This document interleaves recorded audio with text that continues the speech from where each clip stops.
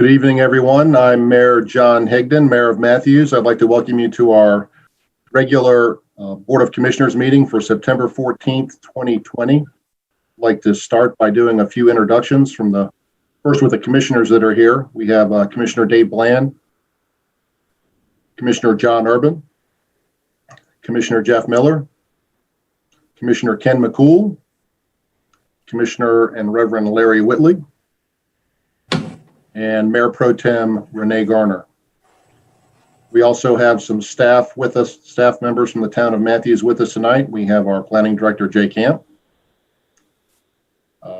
assistant town manager, Becky Hawk, our town attorney, Charles Buckley, town manager, Hazen Blodgett, town clerk, Lori Canapino, our public information coordinator, Maureen Keith, and our Public Works Director, CJ O'Neill. And not sure if Susan Habina Woolard is with us, but she was earlier, but I'll mention her name as well as our transportation planner, engineer, excuse me. Okay, I'd like to start the meeting by reminding everyone that due to Mecklenburg County's COVID-19 phase 2.5 safer at home order, this meeting of the Matthews Board of Commissioners will be conducted remotely using the Zoom virtual meeting platform. The town of Matthews is committed to transparency and robust public participation during these challenging times. I will remind everyone that the mayor and commissioners will vote on each item by a roll call vote, meaning each member will be polled to individually state their vote for the record, and they will also be asked to raise their hand indicating their vote. So with that being said, we'll move on to tonight's invocation with Commissioner Miller.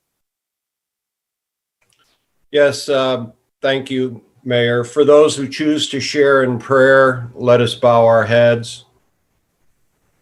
Dear God, you have said that where two or more are gathered in your name, that you will be with them. We ask you to be with us now. Bless us and provide guidance to the Matthews Town Council with the business brought before us tonight. May we prove worthy of the confidence placed in us by our fellow citizens. May we be honest in our actions and make the best decisions not only for today, but for years to come. We thank you for our civilities and freedom. We thank you for our privileges and opportunities. Freedom is not free, so please keep watch over the men and women in the military, the police, and the fire departments as they serve and protect us all, and wrap your comforting arms around those directly and indirectly affected by COVID-19. Amen. Thank you, Commissioner Miller. Now move on to agenda item number 3, the Pledge of Allegiance. I pledge allegiance to the flag of the United States of America and to the republic for which it stands, one nation, under God, indivisible, with liberty and justice for all. Move on to agenda item number 4. We're going to recognize Constitution Week. Lori, do we have our daughters from the American Revolution? Yes, we do. I see them now. Miss Ann Del Vecchio and Susan Hyde Hart. Hello, ladies. So we have a proclamation tonight. Excuse me. Adjust my screen here so I can see it. I'd like to read this proclamation in recognition of Constitution Week 2020.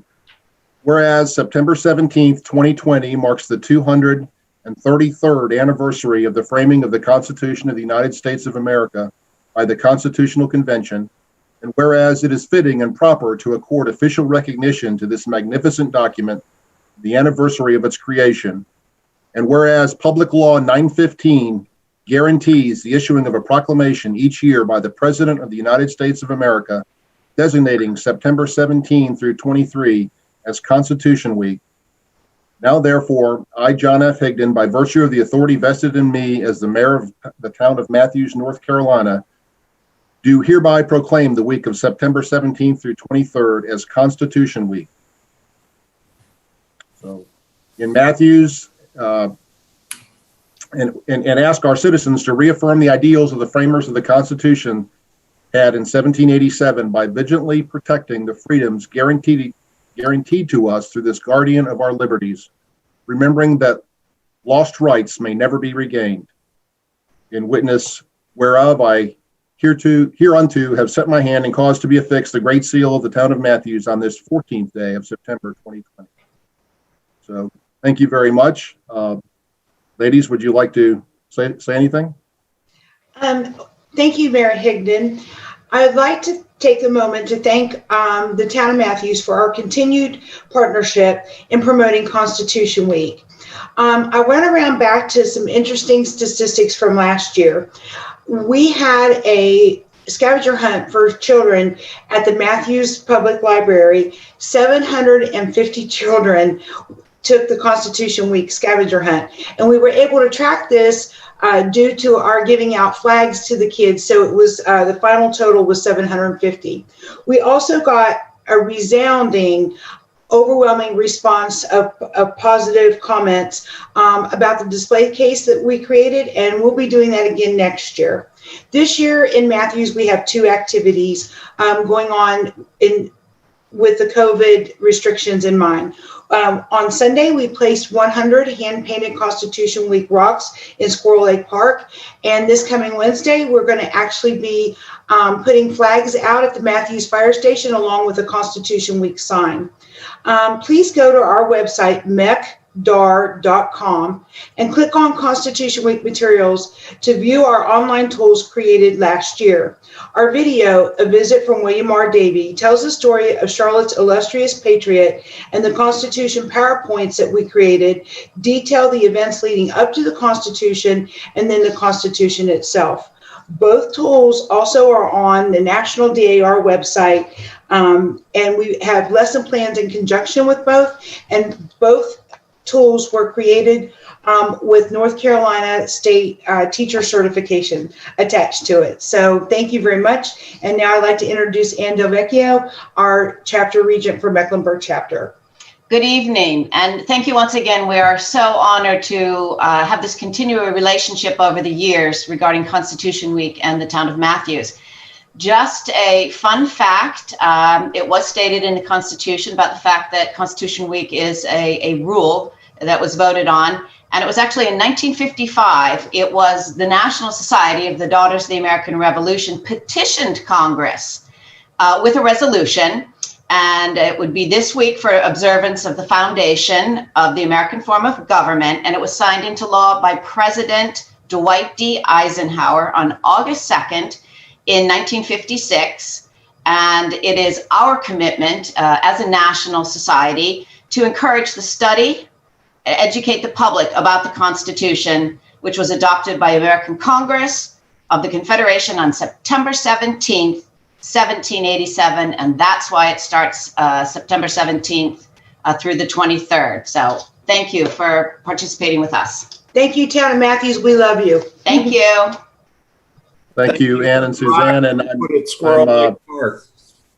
I'm fairly certain that this flag that we just said the Pledge of Allegiance to came from you guys during one of your previous visits. Thank So you. I have it on my desk. So, Yeah. so thank you. Thank you. Thank you very much. We'll move on to agenda item number 5, recognize First Responders Day. And again, we'll, while Jay Camp's getting that ready, I was speaking with Mayor Pro Tem Garner recently, and we were talking about the September 11th anniversary that we just experienced, and how grateful we truly are for all of our first responders, certainly all the ones in New York, but all of our responders all over the world, and on this day, particularly here in Matthews.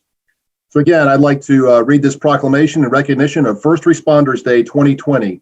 Whereas professionals and volunteers, including law enforcement officers, firefighters, emergency medical services, public works employees, 911 dispatchers, search and rescue teams, and other organizations in the public safety sector come together as first responders to protect and aid the public in the event of an emergency. And whereas first responders are our primary and best defense against all emergencies that threaten our communities. And whereas every day first responders risk their own safety to protect others. And whereas first responders are ready to come to the aid of those in the town of Matthews around the clock. And whereas first responders show courage and selfless concern for others as they carry out their duties. And whereas first responders are highly trained, specialized workers who contribute their excellent skills for the public good, with many first responders providing their services voluntarily. And whereas members of first responder organizations undergo significant education and training and personal sacrifices to achieve the expertise required to provide aid in emergency situations, and whereas first responders maintain safety and order in times of crisis, volunteer in our communities and schools, and are a vital part of every North Carolina community. Now, therefore, I, John F. Higdon, Mayor of Town of Matthews, North Carolina, do hereby proclaim September 11th, 2020 as First Responders Day in the town of Matthews. I urge all citizens to commemorate this day and offer acts of kindness and appreciation for first responders and provide them needed encouragement and support to confront the dangerous and uncertain situations that face them every day. In witness whereof, I hereunto set my hand and cause the seal of the town of Matthews to be affixed this 14th day of September 2020. So again, thank you very much to our first responders. You mean a whole lot to us, and you're greatly, greatly appreciated. Okay, we'll move on.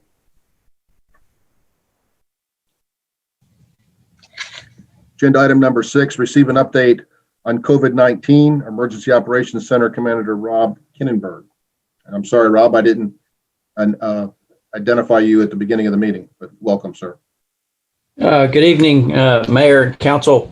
Today marks the 188th day that we have been dealing with COVID.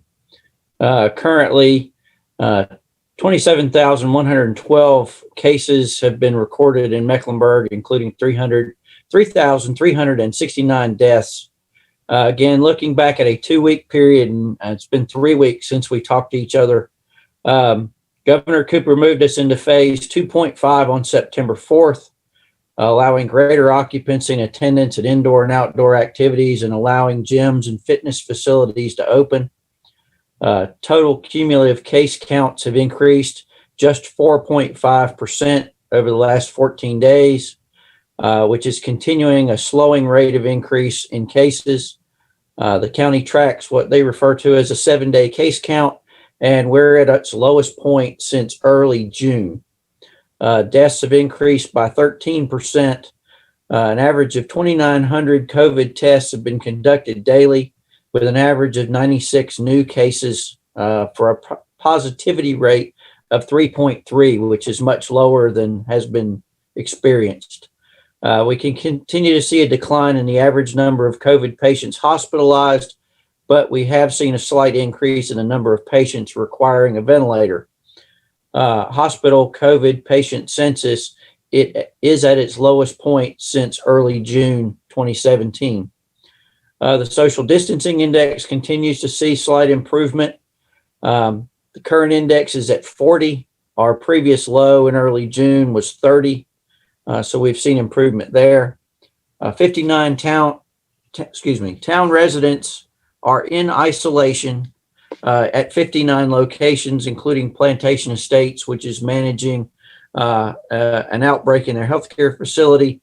They have 43 residents in isolation for precaution measures. We continue to distribute masks to residents, and they have distributed just over 5,000. We're going to be the distribution mechanism for Matthews and the region for the county. Today, we return to pre-COVID first responder dispatch protocols. What that means is we're back to responding to our normal EMS load, which had been reduced early on in COVID to preserve PPE. We continue to monitor the impact of schools and the spread of the virus. And Matthews is finalizing contracts with CMS to implement remote learning sites for children of Matthews residents. The big questions and things we're still dealing with. Again, what's the impact of schools going to be on the local economy? Are recent improvements going to continue? We have seen that bar, restaurant, and social gathering enforcement is difficult, and many of these establishments appear to flaunt the regulations or are hesitant to enforce them. Currently, we are tracking 4 tropical storms in the Atlantic that could impact the Charlotte area. Protests and unrest appear to be on the increase and could impact North Carolina. Protests and unrest appear to be on the increase and are expected to do so through the November election. Election-related activities could be impacted by COVID, but we're still too early to see. Again, just to recap, we have moved into phase 2.5. The governor still hasn't moved us into phase 3, and we still don't know exactly what that looks like. There is some anticipation that will be around the end of October. So that concludes my report. I'll take any questions you might have. Thank you, Chief Kinnenberg. Mayor Pro Tem Garner, you got a question? Have you heard anything about Halloween and recommendations for Halloween? Because I know people are getting excited and wondering what that's going to look like. No, ma'am. We haven't got that far down the road yet. I think people should prepare for a scaled down Halloween, because if we move into phase 3, it will be it will be the day before, so it will be hard to ramp up. Thank you. Welcome. I suspect Renee may live with a few individuals that had an interest in that question. Are there any other comments or questions for Chief Kinnenberg? Seeing none, I'd like to say overall, I'm an optimist, so I heard some good news in your presentation. So hopefully, knock on wood, we're turning the corner, and would like to again, share my great appreciation for those that do socially distance and are being careful to not further spread the pandemic. So thank you. All right, we'll move on. Agenda item number 7. Mr. Manager, are there any items to be added to the agenda? Yes, sir, Mr. Mayor. We'd like to add one item to 14, new business under 14D, which is the reading of a letter from the Arts and Science Council to the town. Okay, so noted. That will be added to item 14D. We'll move on to agenda item number 8. Anything else, Mr. Blodgett? No, sir. Okay, so we'll move on to agenda item 8. Lori, do we have any public comment? I have any public comment? I would like to point out that we do have a number of people that will be speaking for a public hearing, and that will be coming up later in the agenda.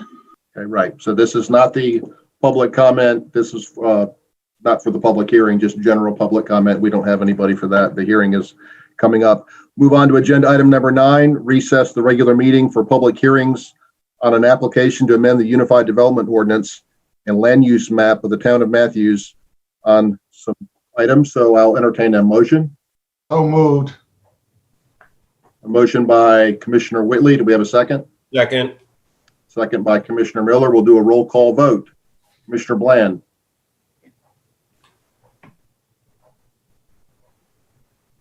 Yes, sorry. Thank you. Commissioner Urban. Yes. Commissioner Whitley. Yes.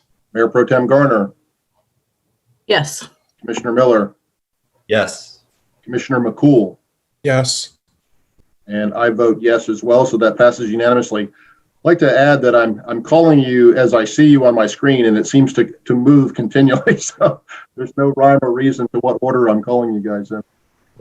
All right, so we now stand ready to have a public hearing. Item A, zoning application 2020, 715 Williams Business Properties, 1700 Weddington Road, R15 to R12 MFCD on that certain property. located at 1100 Weddington Road and further designated as tax parcel 22729-101. Mr. Will, I believe, is going to present. Yes, thank you, Mr. Mayor. Good evening, members of the board. I'm going to go through our pre-public hearing staff analysis. It is as the mayor mentioned, the site is 1700 Weddington Road. The existing zoning is R15 and the proposed zoning is R12 MF.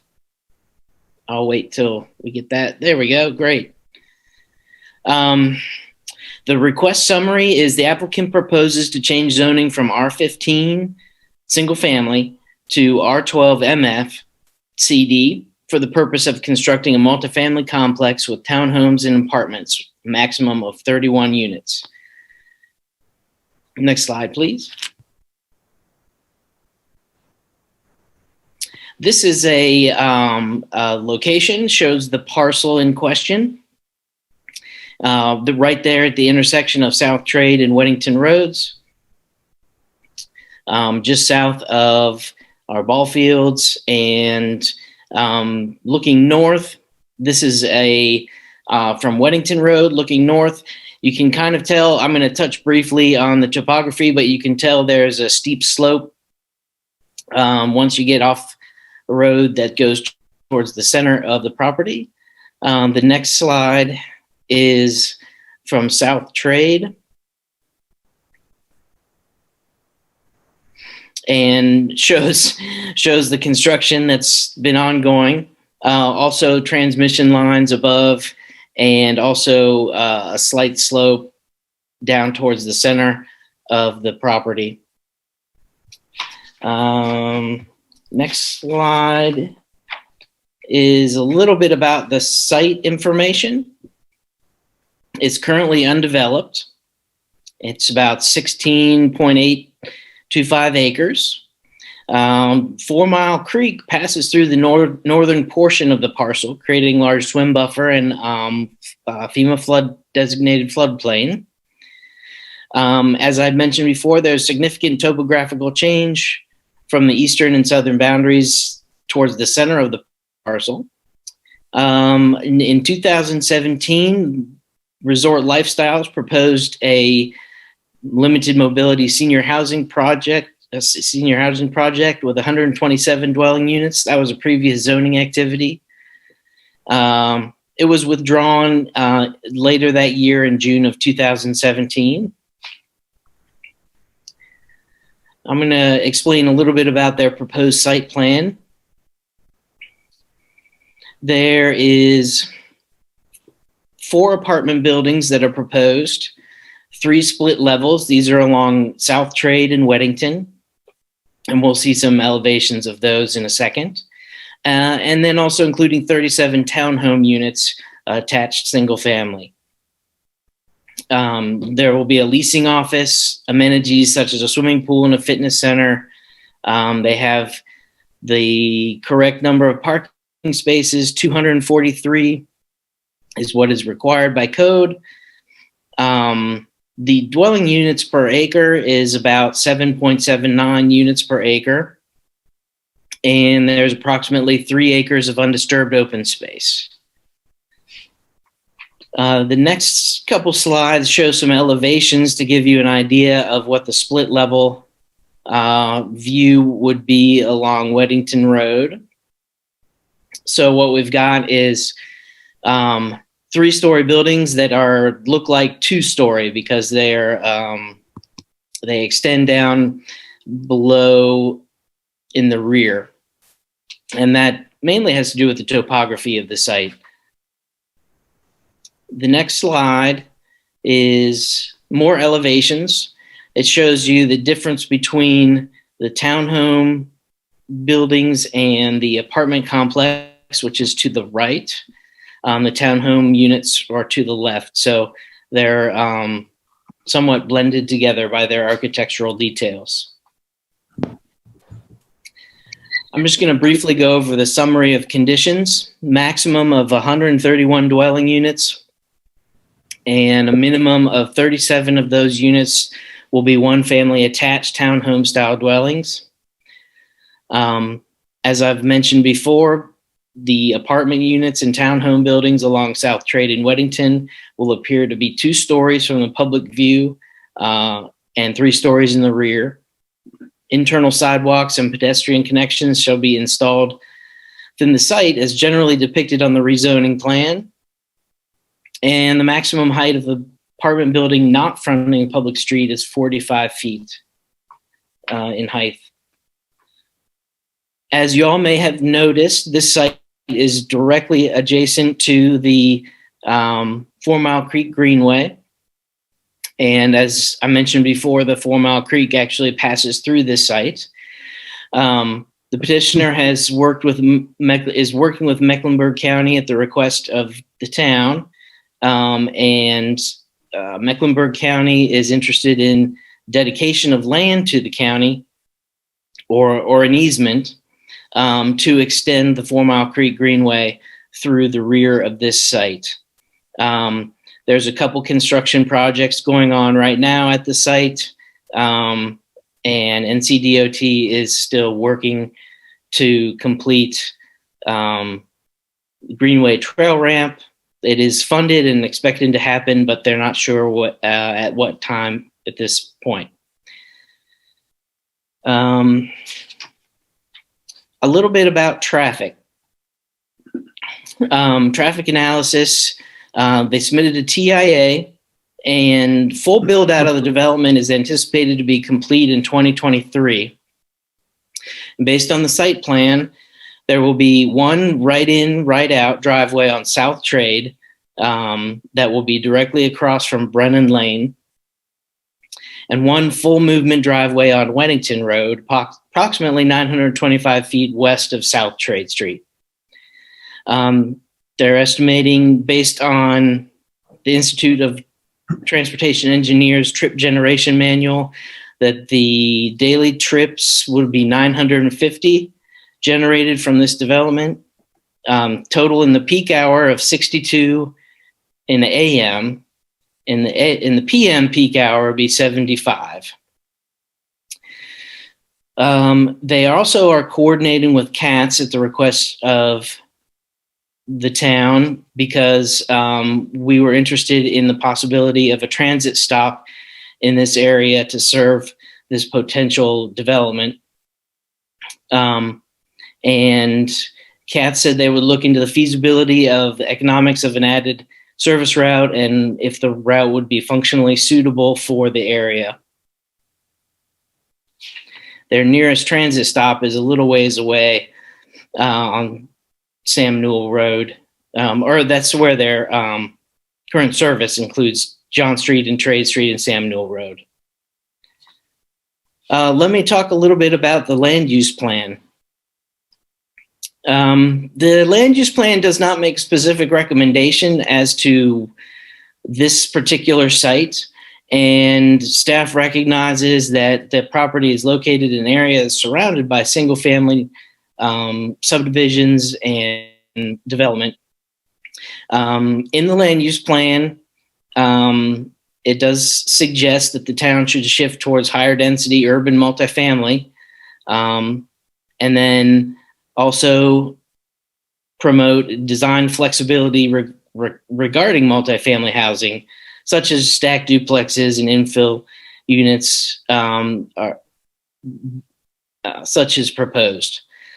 Some of the land use actions are to provide a variety of housing styles, densities, and locations, promote higher density multifamily along thoroughfares, encourage design and construction of alternative style housing and infill development.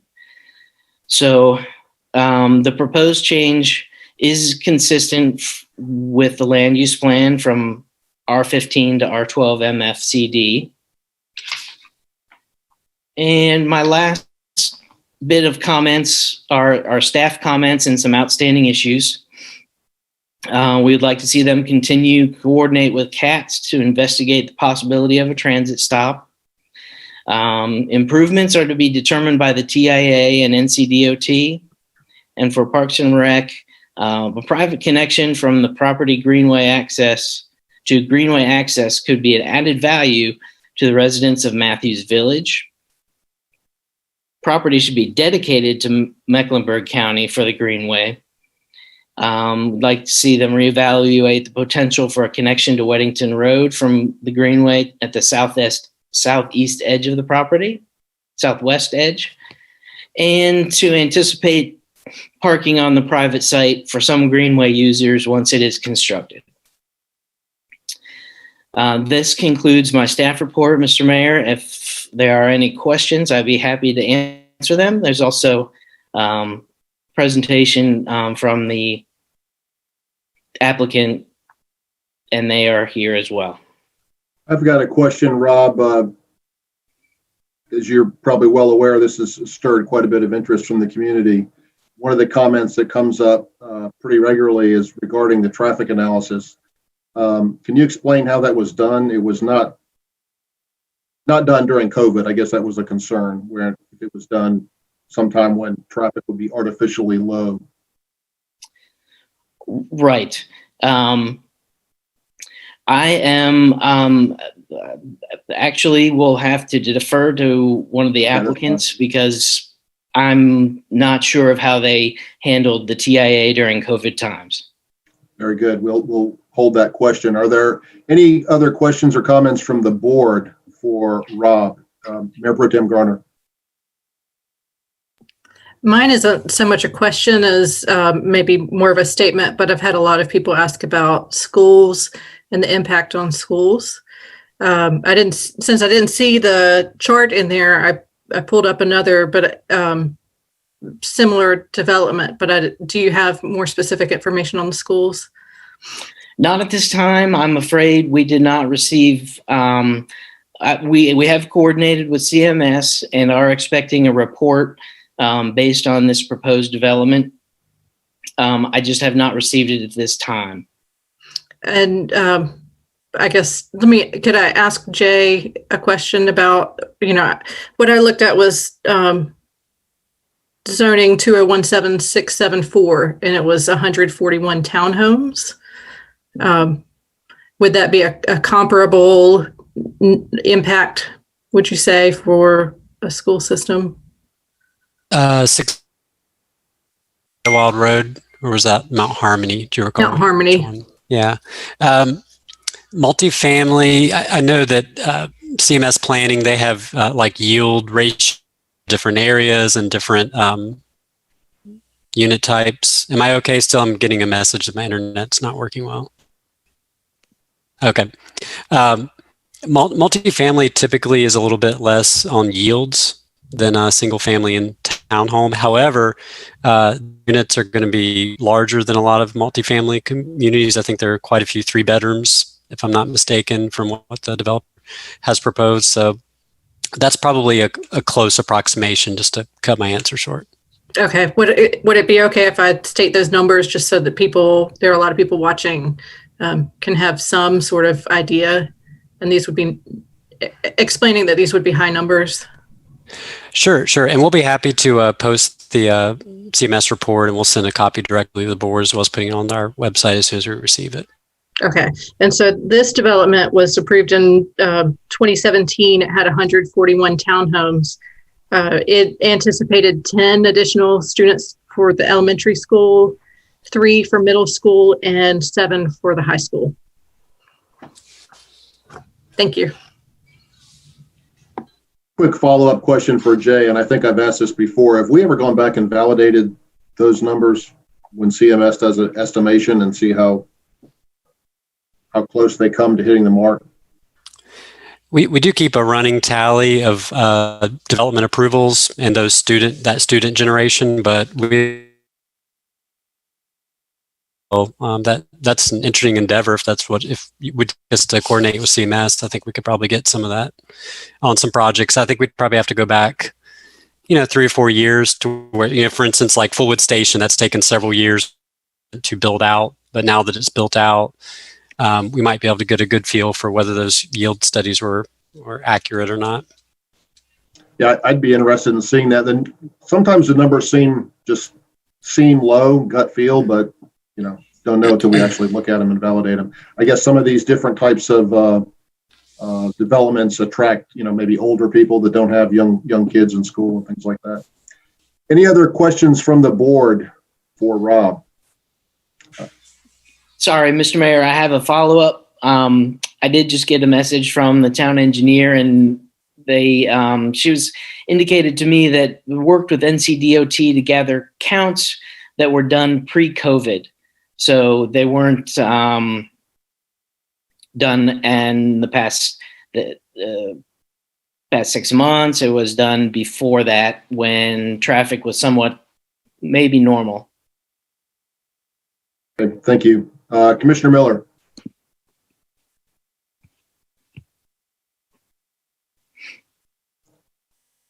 You're on mute, Jeff.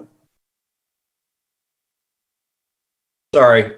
I believe it's true that when the greenway cuts under the bridge, that it's going to curve slightly to the left for topography reasons and connect with the Weddington Road sidewalk system. And that would happen whether or not this development or another development goes in. However, if this development were to go in, we were discussing a further connection to go through their complex down in the lowlands and connect back up further down on Weddington Road. Really, my point is just to mention that there's already going to be a greenway connector. Once the tunnel is built, it'll curve to the left as it comes out and connect to the Weddington Road sidewalk. Okay, thank you. My camera just died on my laptop, so Oh, have to imagine what I look like. All right. Are there any other questions from the board for Rob? Mayor, this is Jay. I'd like to add one last comment, if I could, before we turn it over to the applicant. Sure. I just wanted the board and the community to know that this is a project that staff has really struggled a bit with in our evaluation of it. It's hard to put it in a box and explain it because it's very different from anything else that we've seen so far in Matthews. It's a moderately sized multifamily development. Most of our projects have been 250, 350 units. So this is a smaller project. It has a much higher level of neighborhood neighborhood level design than many of our communities. So almost 30% of the units are townhouses, whereas over at Bainbridge, I think there's maybe 4 townhouses. So they've, I think, done a very good job of designing a project that fits this area. We've seen a lot of proposals over the years here. We've had commercial shopping centers thrown about as ideas, and we've quickly said no, we just don't think that's a good fit. So I just wanted you all know that we're continuing to evaluate it, and happy to answer any questions you have now or later on. Thank you. Thank you, Jay. Before we move on to the applicant, I want to ask if there's anybody in the planning board that has a question for Rob or comment. Okay, I'm not seeing anyone. Rob, who do we have here with the petitioner? We have Mr. John Carmichael, Jack Levinson, Colin Brock, Dylan Turner, and Russell DeVita. Okay. I'm not sure who's Mayor, going to start off. Mayor, you may want to ask questions from the planning board. I did. Oh, sorry, I didn't hear that. Okay, to be clear, anybody from the planning board have a question for Rob? I think we usually start out perhaps with Mr. Carmichael. John, do you want to start things off?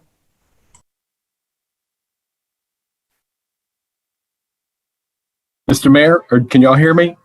Okay, perfect. Thank y'all. Mr. Mayor, Madam Mayor Pro Tem, members of the Board of Commissioners, and members of the Planning Board, I'm John Carmichael, and I'm here with the petitioner, Lapp Person Associates Incorporated. Next slide. Do I? Okay. With me tonight is Jack Levison of the applicant, Colin Brock of Block Design. Colin and his team have prepared the site plan that you'll review tonight. Russell DeVita with FMK Architects. Russell is the project architect and has designed, it would design the buildings and has prepared the elevations that you'll see.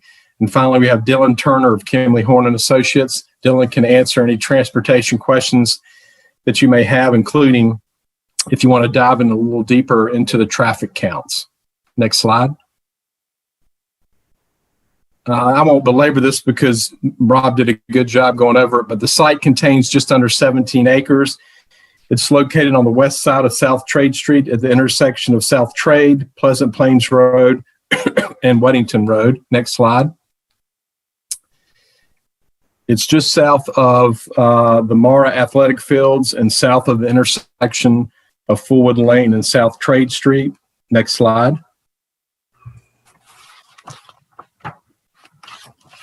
And these are just a series of aerial photographs to give you some context.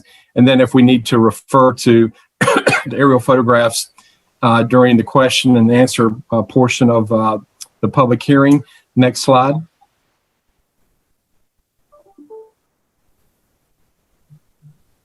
Next slide. And they just zoom in closer, as you can see. Next slide. You can see there's a creek or stream in the western portion of the site and a pond. This is just the zoning map of the town of Matthews, or a portion of that map. The site, as you can see, it's on the left-hand side of the screen. It's currently zoned R15. Parcels to the north and south are also zoned R15. Across South Trade Street, you have R12 and R15 zoning. The athletic fields of Mara, located to the north, are zoned residential institutional, CD. Next slide, please.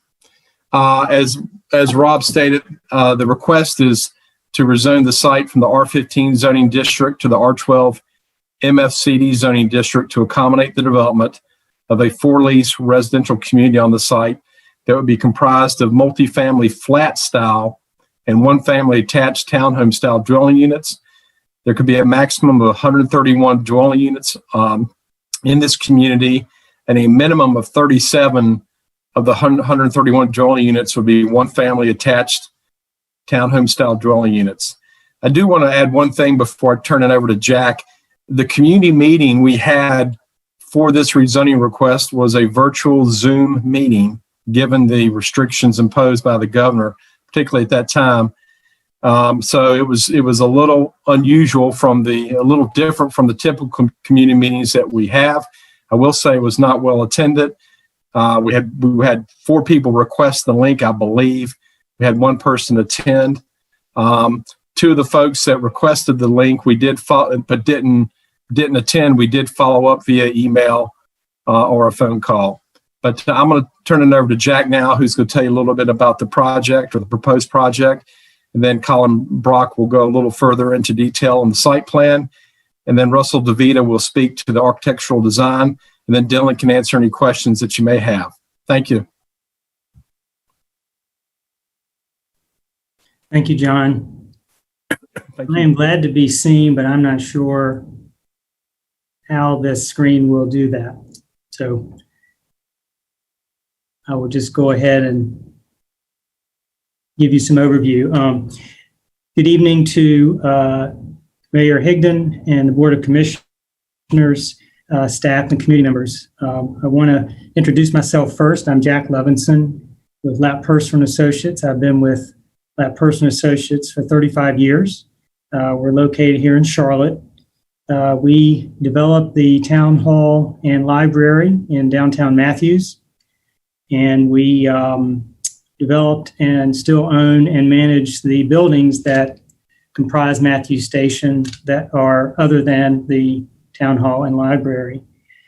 We developed and still own a building fronting Sam Newell and Cruz Park, and we have some other land in Matthews. So the point just I wanted to make is that we're vested in Matthews, and we want sincerely qualitative and sustainable developments. Just a little overview on the site itself before Colin Brock dials in a little more specifically. As Rob Will mentioned earlier, the total land area is about 6.8 acres, and approximately 10 of those acres we are discussing with the Mecklenburg County Park and Rec to dedicate that land to them. And that land area, which you'll see on the site plan, goes to the very rear of the property. And that would include a future ramp that connects the tunnel under South Trade up to South Trade Street. And that is certainly an objective that we would like to do is dedicate that land. The other portion of the 16.8 acres is approximately 6.5, maybe a little bit more acreage that is developable for the townhomes and the flats.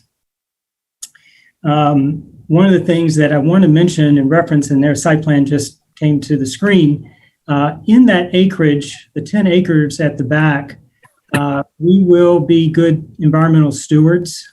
We have met with Habitat and Wildlife Keepers. I met with the president, and his name is Daniel Jacobitz. And with Daniel's guidance, he will help us achieve a North Carolina certified wildlife habitat. We'll have to get rid of invasive plant species such as kudzu and wisteria, put in some barred owl boxes. And also, along with being a good steward for this property, we have met with Debbie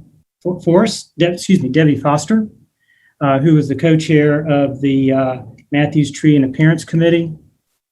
And through her guidance, we will make sure that the plant materials and trees will be the native plants within the project and along the frontage road. I'm going to just mention a couple highlights regarding the actual buildings. Once Colin and Russell have described in more detail in some future slides, I'm happy to talk even more detail. But the project is proposed to be townhomes and flats. To start with the townhomes will have garages that will be designed for two-car parking, side-by-side parking. They will be 2-bed and 3-bed townhomes. And then as far as the flats, that will have the on-surface parking that you see in the site plan. One of the things that we will emphasize and that we're very excited to do is that this residential community will emphasize health and fitness. You'll see through some future slides, open space, pool, fitness both interior space and in the exterior gathering spaces. And of course, the big thing is the greenway. We want to connect to the greenway, and that's certainly a health and fitness aspect that we are excited about. And the final thing I'll mention before Colin takes over to describe more in detail the site plan, and I think Rob Will has referenced this earlier in his report, the scale of the buildings that front South Trade Street and Weddington Road are a 2-story structure. We want to be in a scale that is harmonious with surrounding neighborhoods. And the topographic nature of this site helps us lend to do that. And I just wanted to point that particular aspect out as we're now going to hear more on the site plan. Colin?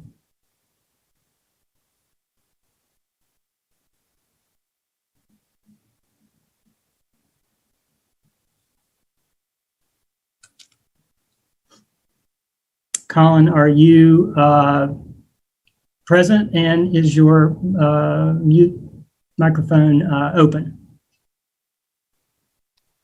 He's present. His microphone is muted.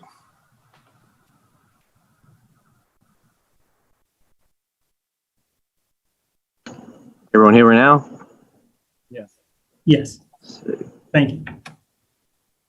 Colin, there's a slide, there's another site plan that's the next slide that has, I think the stream highlighted in blue, if that's preferable for you.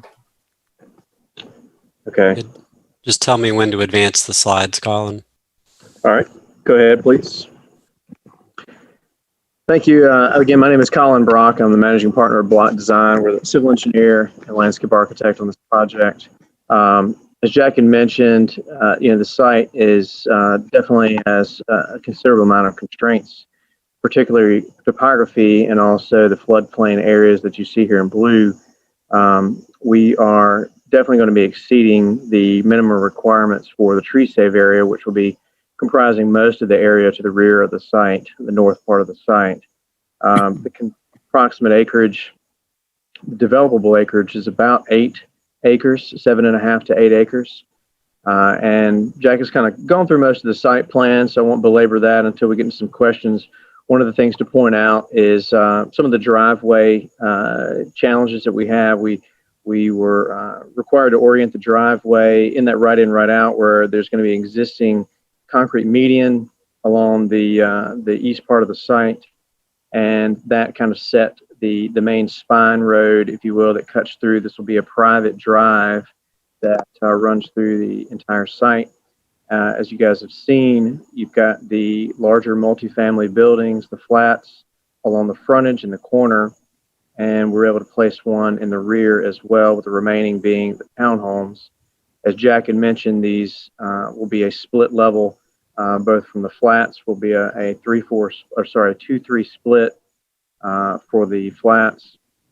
The topography really drops off significantly, with about 25 to 30 feet from basically the floodplain area to the top of the road. So accommodating split levels has helped us kind of creatively address some of the topography challenges that really specifically can be done through a development like this versus maybe a different type of development. Jay had mentioned a commercial development would be very difficult to attain in a site of this size and with the challenges that it faces from a topography standpoint.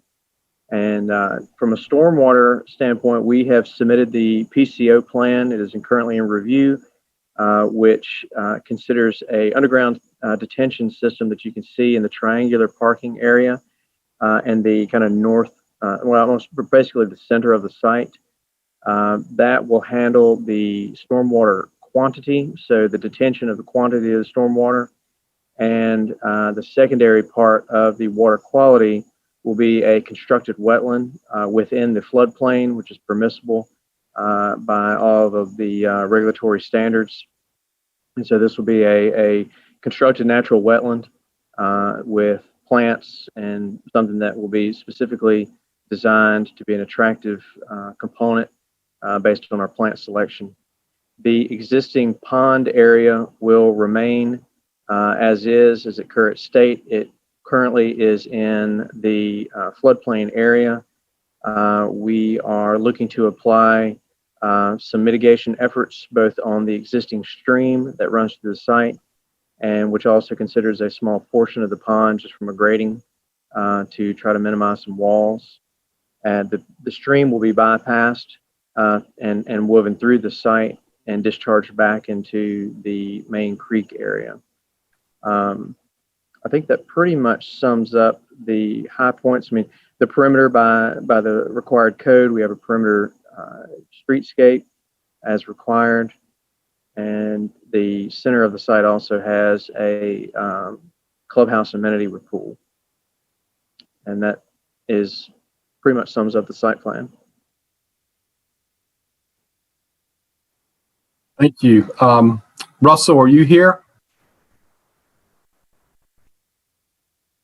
Yes, I'm here. Okay. Jay, can you forward the slide? Please, thank you. So, Jay, thank you, Jay.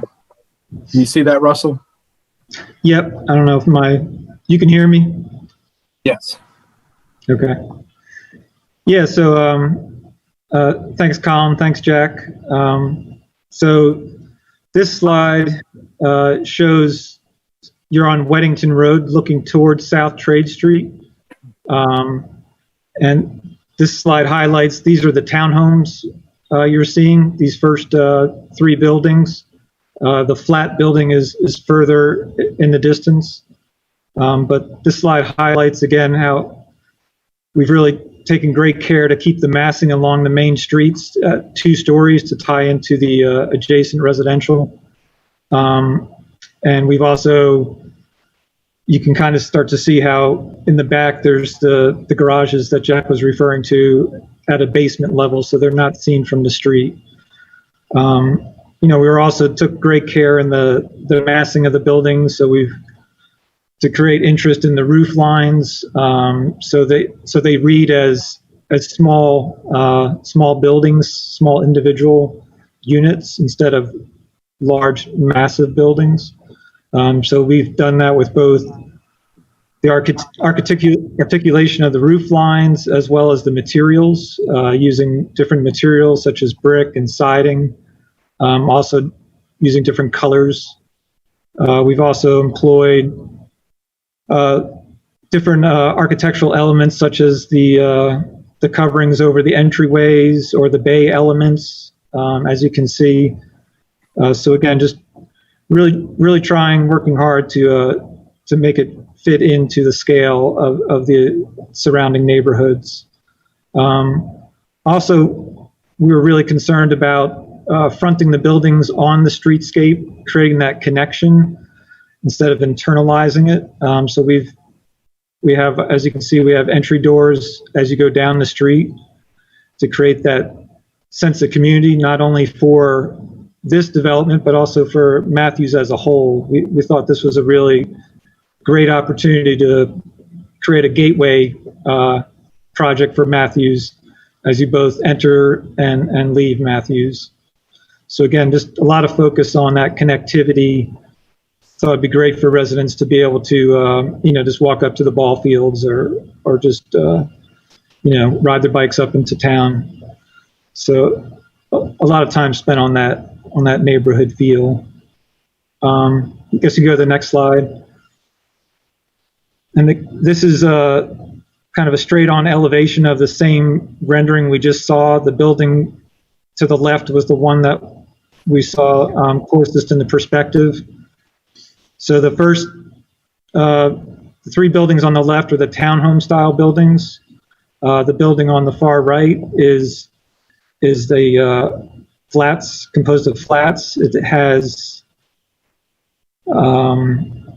basically there's 2 units on the center portion of that building and 1 on each end. And again, we've broken up the roof lines so they read as more single unit buildings, and we've scaled the roof down so it reads at the same scale as the adjacent townhome. So again, just really reinforcing that language and that rhythm along the street to read more like a single family development. Guess we can go to the next slide. And like Jack mentioned and folks mentioned earlier, we've really taken a lot of pains with the planning of this community, so it does have that community feel. And we've kind of highlighted some of those green areas where they can act more like a pocket park, where there's community amenities and gathering spaces that provide that interactive function. I think the next slide has some images of some of those, the feel of some of those spaces. Actually, the image on the top left and the middle bottom image are images from another one of Lab Purser's projects that has done a really great job. It's a pocket park development, but just kind of really highlights those community spaces and those interactive spaces. The other images show kind of what that pocket park amenity could be, and or the greenway kind of connectivity with that image on the bottom left.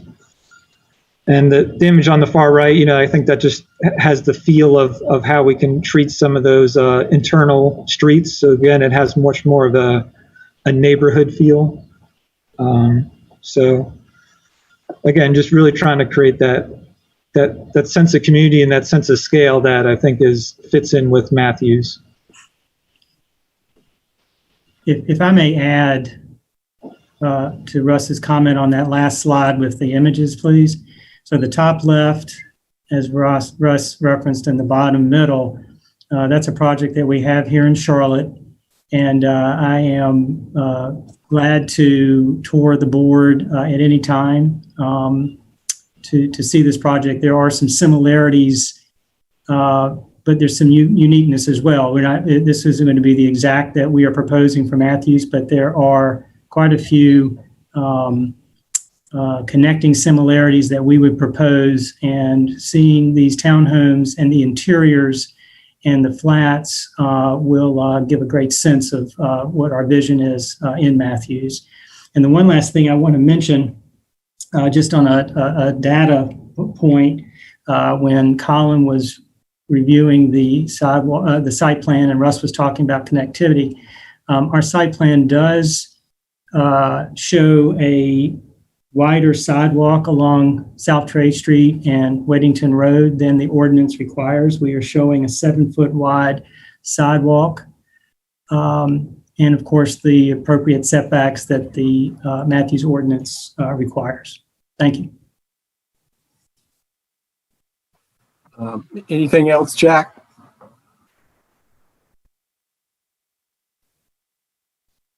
I'll just add as sort of some closing remarks, but we'll now answer questions and what have you. But we will see positive growth in Mecklenburg County, Matthews, and what have you. And with that positive growth, we want to execute, and we know we can execute, a high level of quality development. One that we believe and expect will be community friendly, and we are long-term owners, and that's just the final comments I'll make at this time. Thank you. Thank you all for your consideration. We're happy to answer any questions.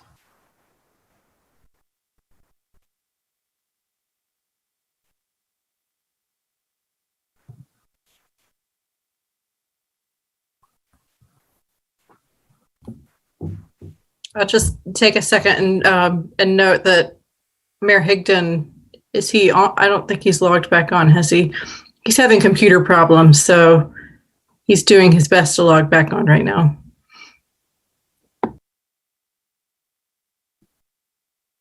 Hey, I'm back. I've been having a lot of computer issues tonight. Can you hear me? Yes. Okay. All right, I've been offline for about the last 2 or 3 minutes, so where are we? Just finished the applicant's presentation, and we were asking if any of the board have questions. We have not heard any questions yet. So, any questions from any of the board? Commissioner McCool. Excuse me. Just for clarification to those in the public, when you say flats in your presentation, you mean essentially apartments, correct?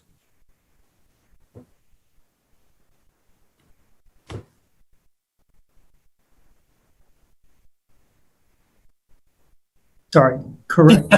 I didn't know who was going to answer that, John or me, correct. Sorry. Thank you. Sorry, Jack. Okay. Any other questions, Commissioner Urban, sir?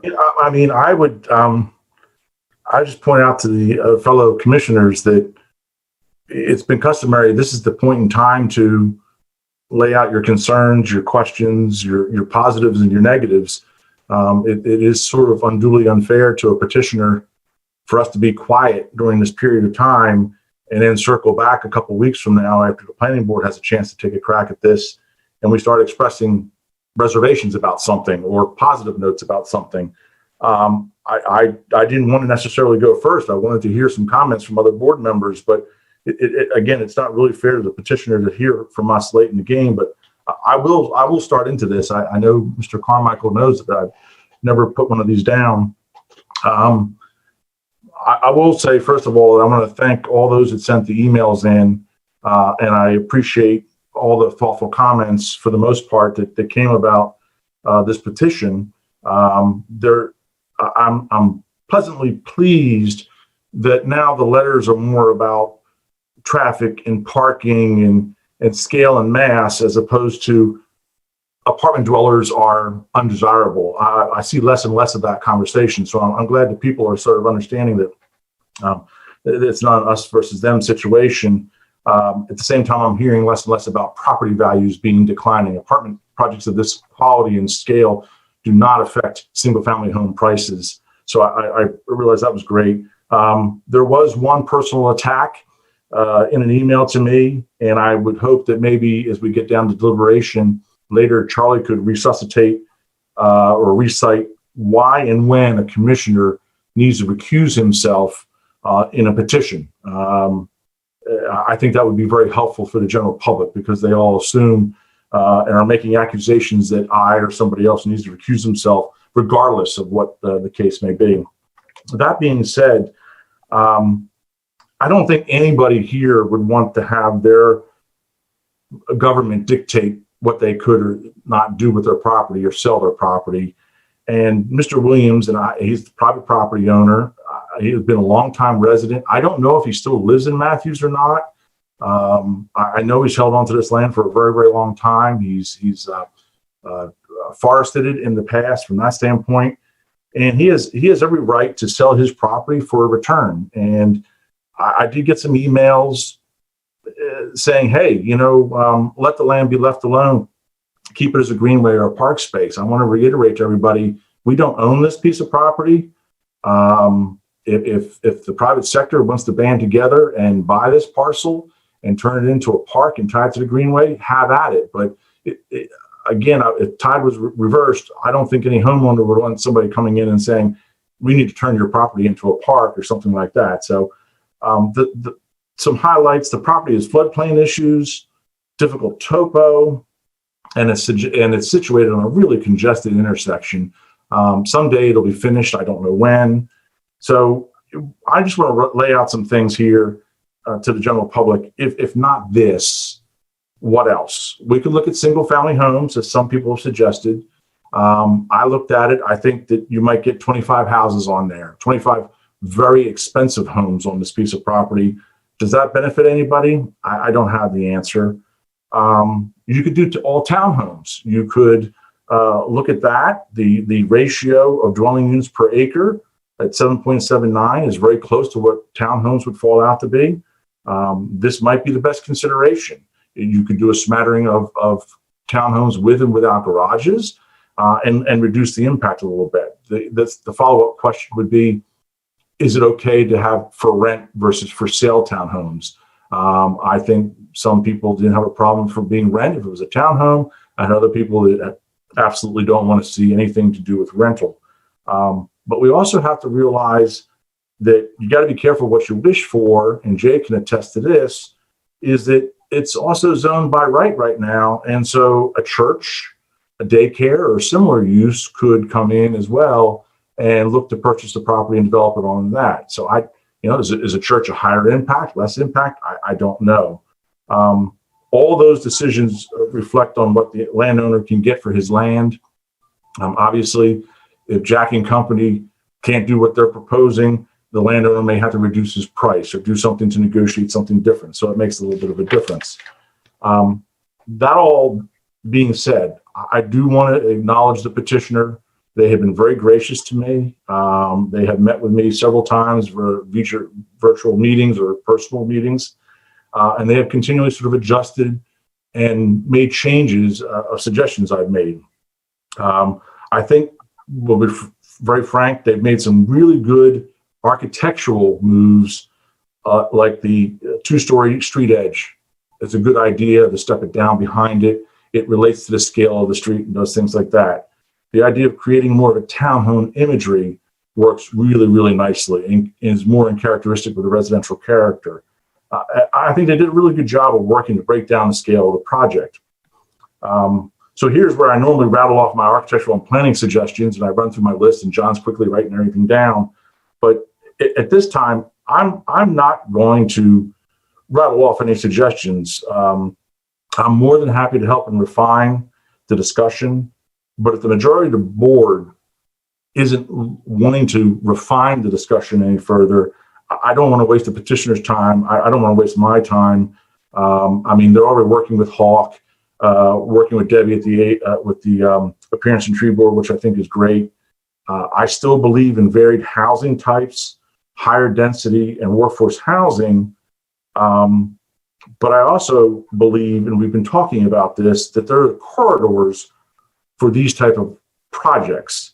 And I still sort of stand by the Highway 74, Monroe Road, parallel road network, everything between there, along the thoroughfares, as Jay pointed out in the land use plan, as being the more appropriate places for a larger apartment type project. So I'm going to leave it at that. I'd rather circle back and sort of respond to some things, but at this stage in the game, I think there would need to be some continued working. I'd rather see it more of a townhome project as a mediator between single family homes and downtown. But I think the petitioner's done a really good job in the first person that's really sort of addressed what's going on that site. Long-winded, I'm sorry. Thank you, Commissioner Urban. Commissioner Bland. Well, I also sort of wanted to echo, I think they've done a lot of work on this and I appreciate it. And I read all of the letters and all of the comments. And I would say the vast majority of them were people that were just opposition because of they want to keep Matthews small town flavor as I do. And I think all the members of the board do.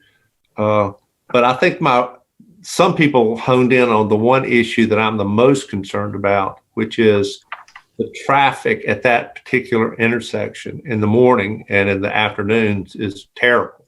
And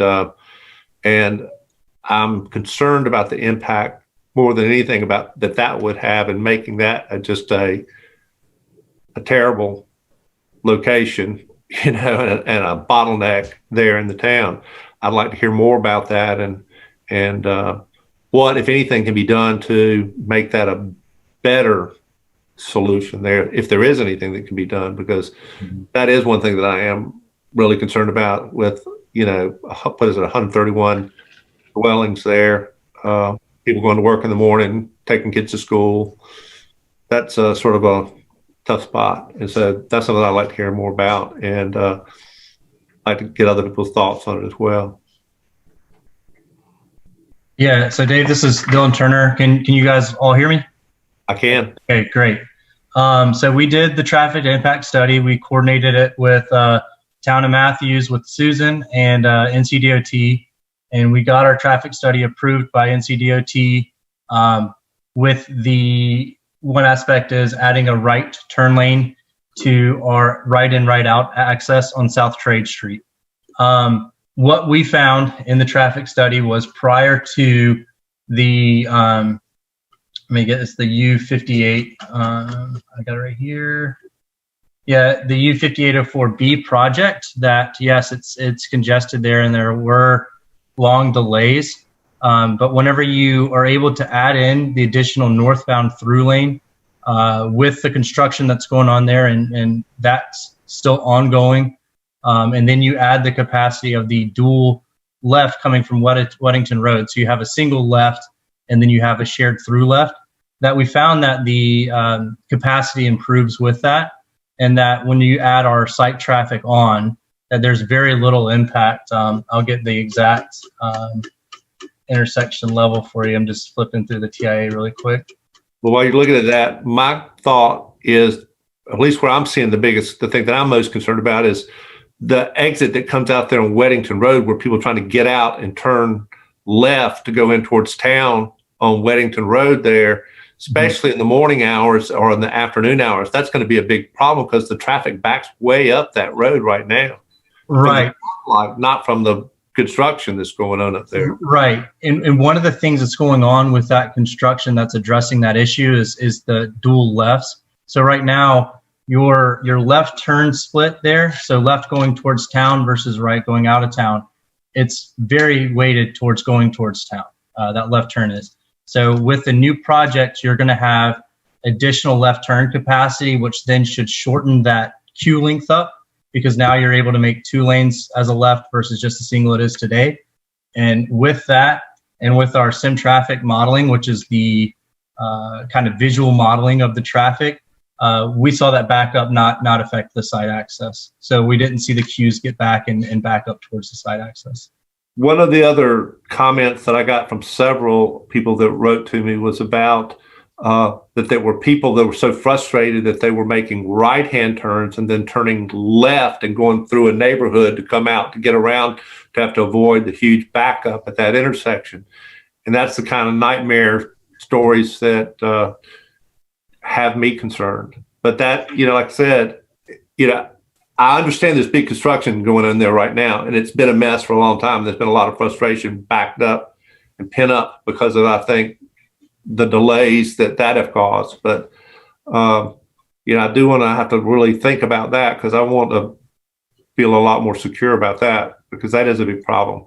And I don't want to create another bottleneck. And if there's a way that we can plan around that and get around that. Is there anything else that you could do that you might think that would facilitate people getting out up there on the Weddington Road exit from this property? Yeah, I mean, so I think that I believe that the upcoming project, so when that project is complete, which should be talking to DOT, talking to Sean Epperson there at DOT, it should be any time now. But I think that whenever you get that capacity of the dual left, so I'll call it dual lefts, but it's a left and a shared left-right, but you get that extra capacity, you get that extra ability to turn left, people will, it's more, you have an easier turn, you have more capacity to make it, so then you're not kind of forced to take the right, whereas I can see now that right turn, there's just not a lot of people making that right turn, so you have less interference with that, but coming up in the future, you have the ease of the dual left. So I believe that project is addressing that issue with the added left turn capacity. And that's what our results show that in the traffic study. All right. Well, thank you. That's the main thing I want to hear more about. Thank you. Other comments from the board? Commissioner Miller. Thank you. I have heartburn over two topics. The first is schools and overcrowding in our schools. The topic of learning cottages, trailers, whatever you choose to call them.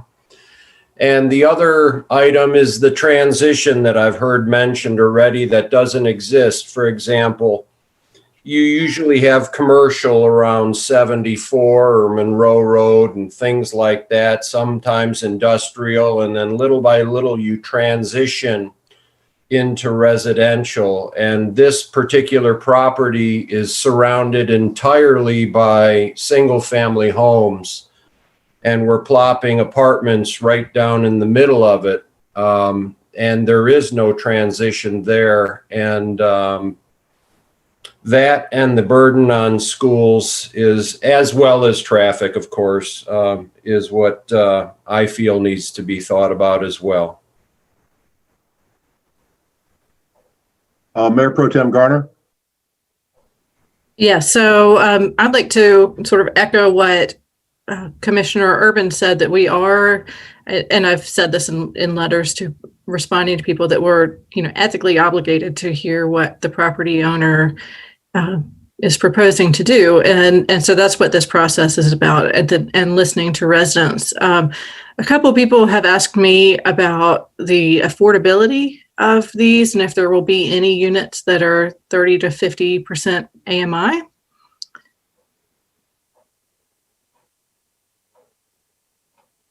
I don't know who from your team wants to answer that, Jack or John? Yes, Mayor Pro Tem Gardner. The units, the townhomes and the flats are intended to be market-based units.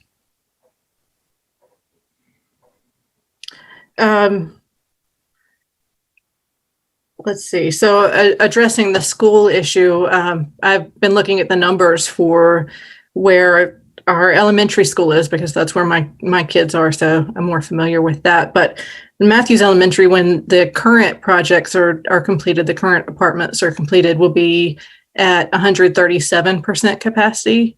And this would add, less than probably 10 more students to it. But there is a concern among parents in the surrounding neighborhoods about what will happen to the schools.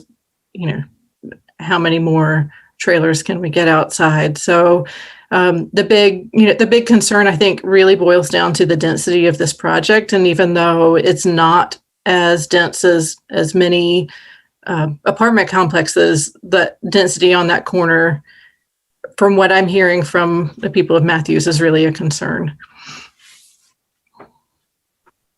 Thank you, Mayor Pro Tem Garner. Let me just echo that. I think at least a few of the petitioners know that I live in the Ashley Creek neighborhood, which is right upstream of this proposed project. And for about 25 years, I worked at Combraco Industries, which is on Matthews Mint Hill Road. And I've shared with previous boards before I was even an elected official that traffic would sometimes back up all the way to Union County on Pleasant Plains in the morning. I couldn't get out of my own neighborhood. And it was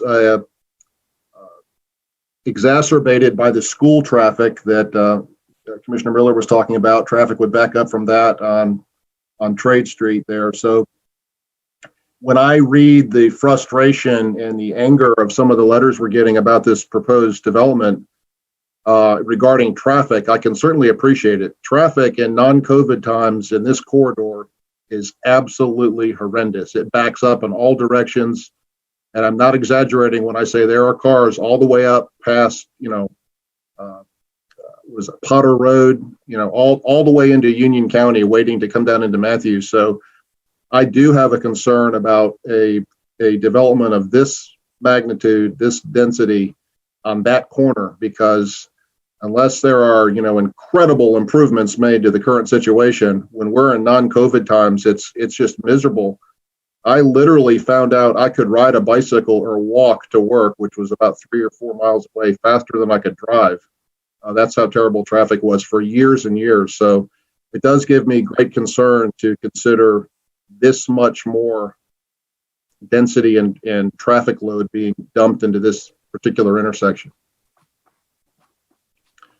Commissioner McCool. I have concerns that echo basically what everyone on the board so far has said. I have real heartburn about schools as well. As Mayor Pro Tem Garner said, Matthews Elementary is going to be at 137% capacity, and even adding 7 more kids, that's 7 more kids who have to go to the lunchroom and find seats in the lunchroom. That's kids who need a classroom. I mean, it may not seem like a huge amount of students, but it still is significant enough to cause more issues at schools. And the traffic thing, I've driven this before COVID, and the traffic's horrible. And the thought of having a significant amount of more cars here is, I can see why, so many people have so much heartburn over this. I can absolutely empathize and see why they feel that way. And those are the 2 things that I have major heartburn with.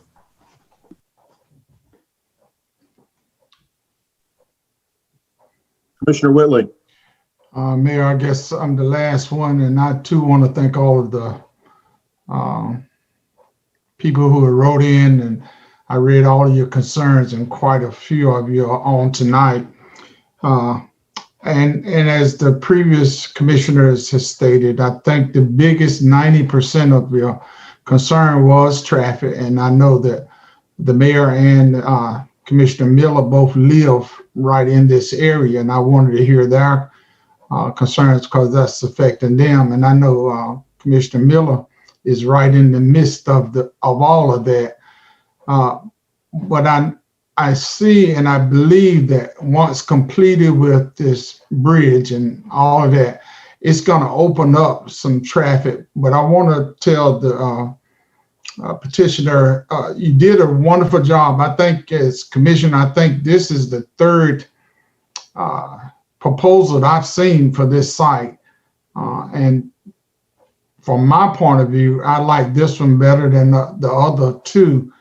And I think it meets some of the requirements that you're looking for and the layout, even though it's in the floodplain, and also for the greenway.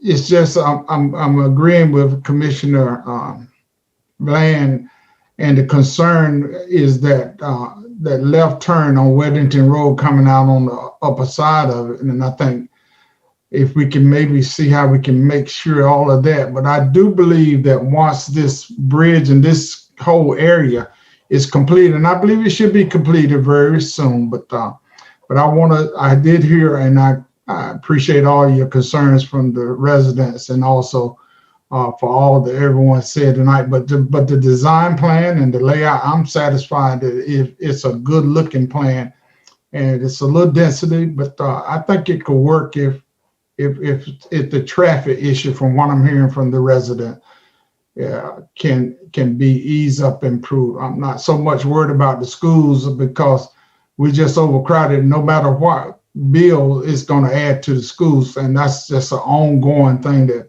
we're just going to have to live with until we can build some more schools. But thank you all for your concerns, and thank you for your design too. Thank you, Mayor. All right. Any other comments from any of the commissioners? How about the planning board? Any comments or questions from the planning board? I can see some of you. Speak up if you have a question or comment. Mr. Foster, do you have a comment? Yeah, just a quick comment. First of all, I'd like to thank the petitioner for what they've done to put together what I think is really a great plan for that type of an area. There's obviously a lot of restrictions based on the floodplain, the shape in the land, the topography, you name it. And I also agree with Commissioner Whitley that this is not the first plan that's been presented for that location. It's by far the best that I've seen. Certainly there are concerns about the traffic. I think a lot of those concerns will be eliminated if the bridge ever gets finished. And certainly the bridge will be finished, I think, before a project such as this, if it were allowed to move forward, would get done. I also live in that area, and I spent several years working my way down Pleasant Plains heading toward Matthews in the morning. And depending on your timing, it could be not too bad, or it could be absolutely nightmarish, bad enough to make you want to turn around and go into Union County and work your way around.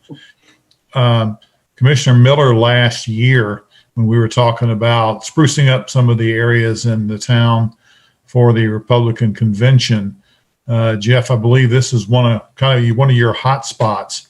It is ugly, and I know some work has been done at that intersection already. I don't think it's finished yet. I think this would make a great gateway into the town of Matthews. I think it's going to have a good look if it goes through, but certainly a lot of concerns about the traffic. I do think a lot of that will be eliminated with the bridge being finished. And I think we need more specific information about the schools, because what we've been talking about as far as additions to Matthews Elementary, that's kind of conjecture at this point. We don't know. And I think we need to take that into consideration also. Thank you, Mike. Are there any other questions or comments from the planning board? And again, I can't see all of you, so if you just speak up if you have a question or comment. Natasha? Yeah, hey, I think reiterating pretty much what everyone else has already said. And then I think someone did mention the comment about being able to cut through the property to skip that light. If you take a right into the property and then go right out onto Weddington, that's a concern I have. And I think, I guess this might be a question for the petitioner, but so it sounds like it could be rental or for purchase. Is that maybe the townhomes or is it all rental? All rental. Jeff's telling me it's all rental. Okay. To me, that doesn't make a huge difference. I was just curious. And then, yeah, again, about the schools, just, overcrowding our schools and especially now, post COVID too, space and be able to spread out and give our children, proper, space so they don't get sick from one another. We don't know what the future holds yet on that front. So that is a concern of mine as well. Thank you. Anyone else? I have a couple questions. The apartments themselves, how many bedrooms are we looking at? I mean, if I'm looking at the number of units, how many units and what are the bedrooms within the apartment style?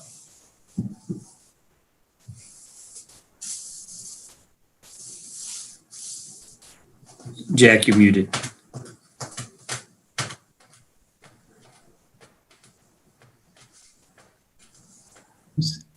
I'm sorry, we have not, can you hear me now? Yes. We have not finalized the unit types with the number of 2 beds or 3 beds or 1 beds. So at this time, I'm going to hold on that answer, but I'm making a note, and I can at a post this meeting, I can get you that answer. The other, I guess my only other concern is the density. And I understand the need to do that within developing, but the reality in that corner, I like quite a few of these. I live in this area. So I guess the biggest issue I probably have is with the pure density of that, within that space, and the fact that we're looking at multi-family dwelling units in a heavily predominantly single family home area, and we just need to take that into consideration. Okay. That's it. Thank you, Mike. Mm-hmm. Anyone else like to make a comment or question from the planning board? All right. Hearing none, we're going to move into comments from the public. We're going to start by having our town clerk, Lori Canapino, read 3 comments that came in. And then we're going to have several, I believe we have at least 10 people signed up that'll speak.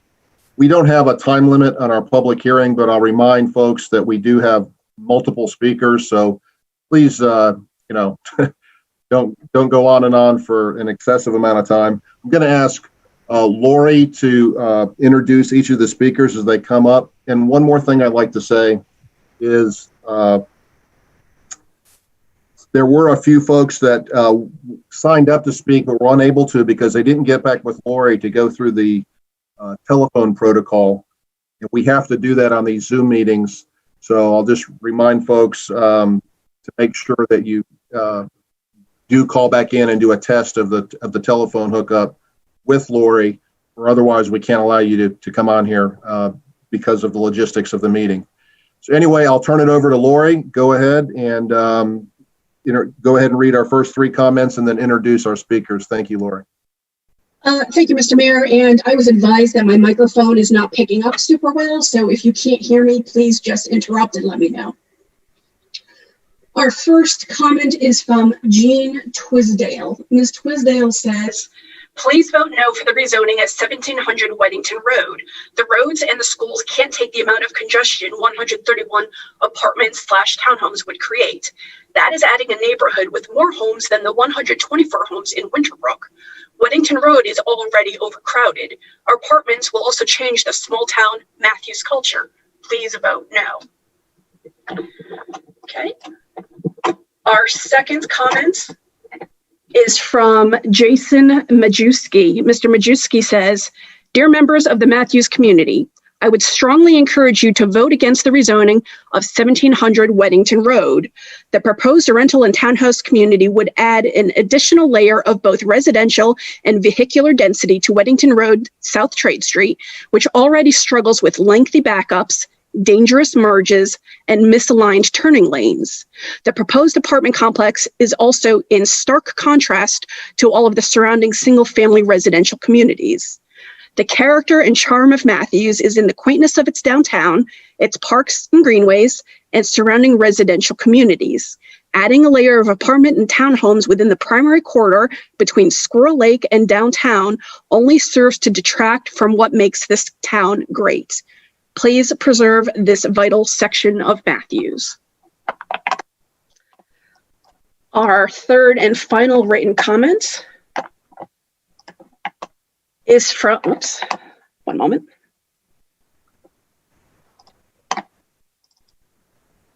Is from Jim Hardzinski. It is a bit longer, so just be prepared.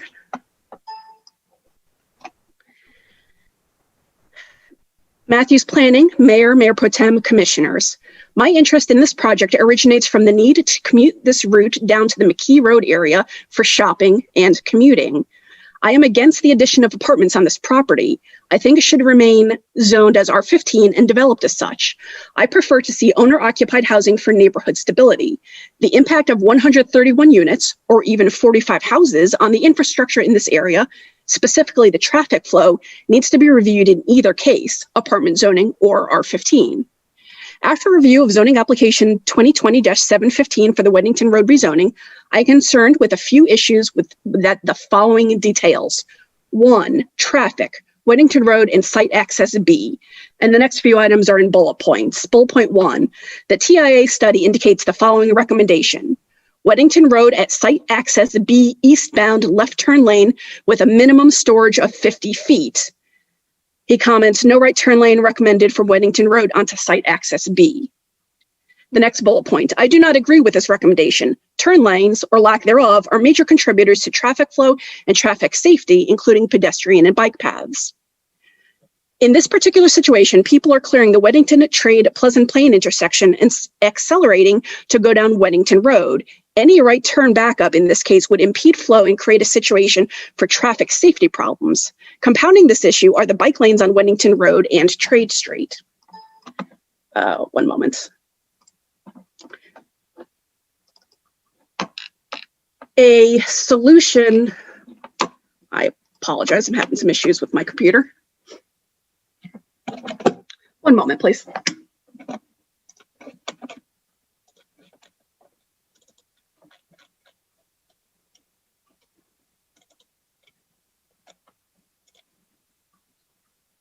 Tonight is the night for bad computers. It is indeed.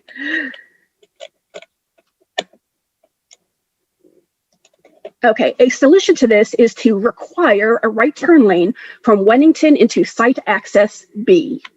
The next item, traffic, Trade Street into site access A.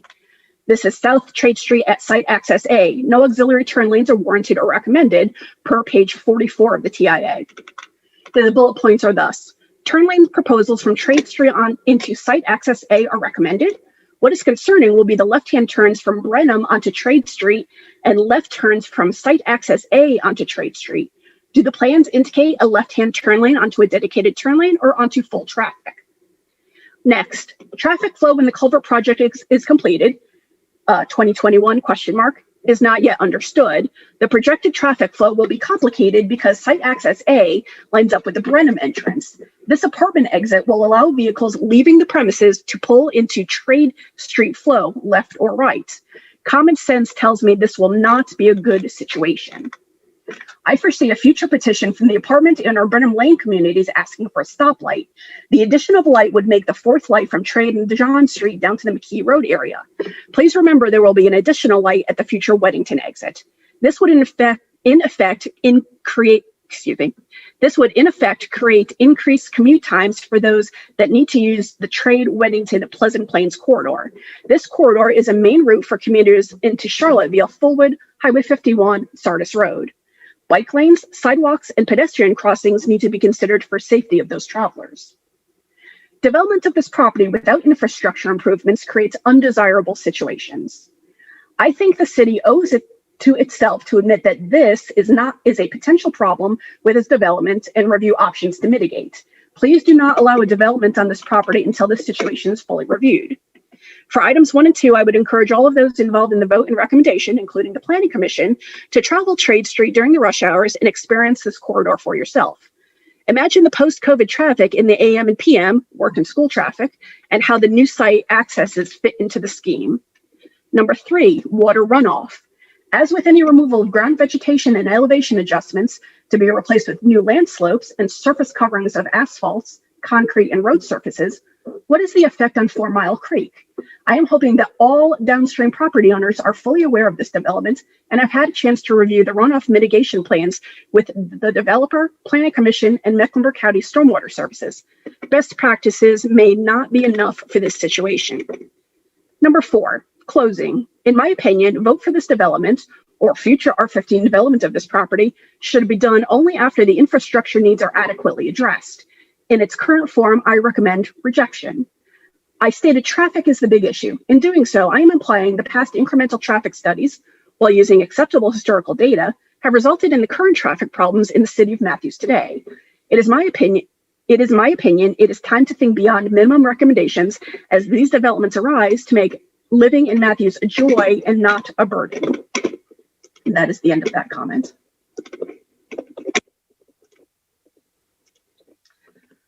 Okay, so we are now going to start bringing in our public speakers. As the mayor mentioned, there are 10 of them. I am going to read off their names in the order in which we're going to call them, just so that they can be prepared. We're going to start with Laura Petrie, move on to Liz Teifer, then Aaron Polsgrove, Linda Lyles, Mike Mattis, Brittany and Blake Gilly, Nick and Hannah Crosby, Lindsay Sawy, Christy and Bill Barkley, and David Krause. There is no time limit on these speakers, as the mayor mentioned previously. Ms. Petrie, are you ready? Yeah, how'd I draw the short straw for first? You may begin when you're ready. Okay, yeah, I'm ready. Can I go ahead? Go ahead. Okay, so I currently live in Hampton Green, which is at the corner of Fullwood and Trade. And as everyone has noted, and I'm sure people after me will note, the traffic is horrific. In its current state, I cannot turn left onto Fullwood because the traffic backs up from the intersection at Trade all the way to 51. I can't get out onto Trade Street because the flow of traffic is constant. Even when the light is red at Fullwood, that right-hand turn lane is nonstop. I have no other way to get out of my development. That is it. And I can't get out now. I mean, COVID, yes, but pre-COVID, I couldn't get out. Those are 2-lane roads.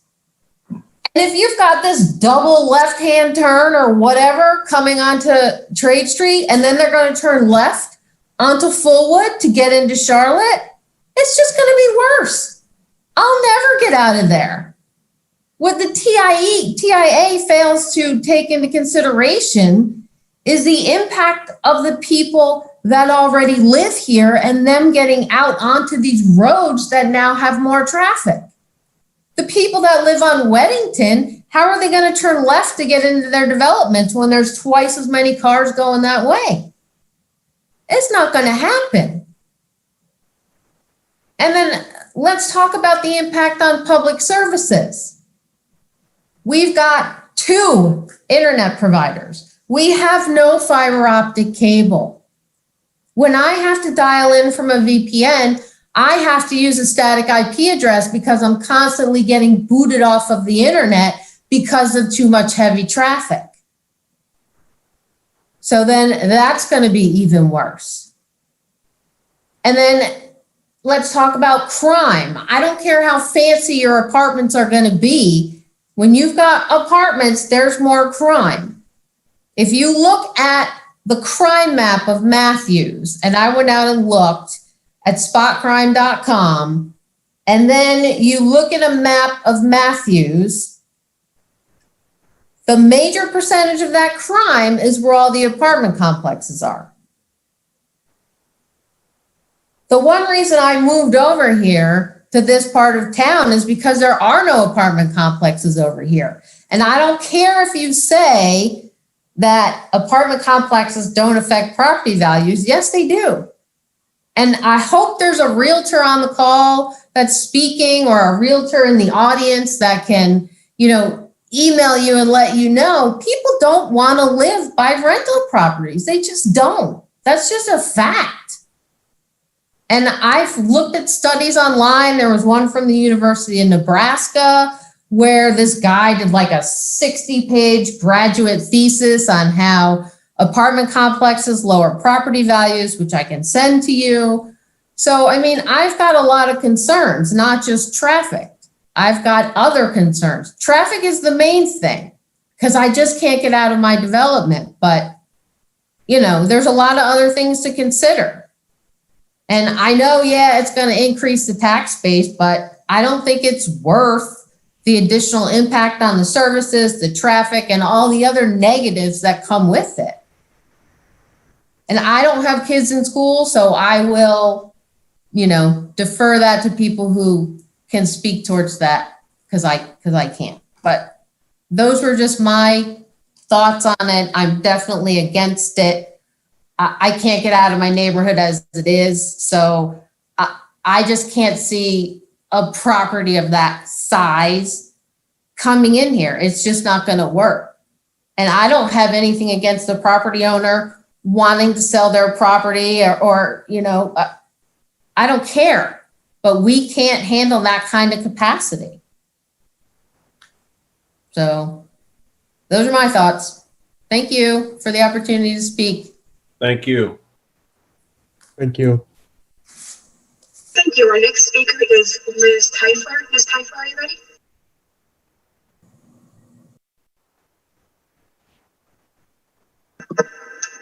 If not, we can move on to the next speaker if Liz comes back before we're done with our public comment. I'm here. Thank you. Please go ahead when you're ready. Yes, thank you. I'm Liz Teifer. This is my husband, Ron Teifer. I also wrote in to the council just to kind of give my thoughts, but and a lot of that was covered. So it's comforting to know that everyone's kind of feeling the same thing here. We live in Courtney, which is right next to the proposed site. You know, we understand that progress is a real thing that's going to happen. And obviously rentals are in demand, as we all know, by the apartment communities popping up all over the perimeter of Matthews. So my feeling is like, well, the lesser of evils is like, okay, well, they should be there, but the perimeter is more, it feels like more of the city, whereas this parcel of land feels like it's right in the middle of our town. And I feel like the town has worked so hard and been so successful at really making it that small town charming feel. Specifically in the last 5-6 years that we really have become a destination. People want to be here. And I just feel like personally that parcel of land could be used better. I would rather see 12 to 15 custom built homes that kind of overlook the creek and could preserve. It would also start with preserving nature in the creek. So I definitely object to it. In the traffic, as everyone has already said, I think that's a commonality. It's horrendous. So we have a hard time getting out, and this would not make it better. I'd rather see 35 cars than 250 cars on the road. So that's my opinion.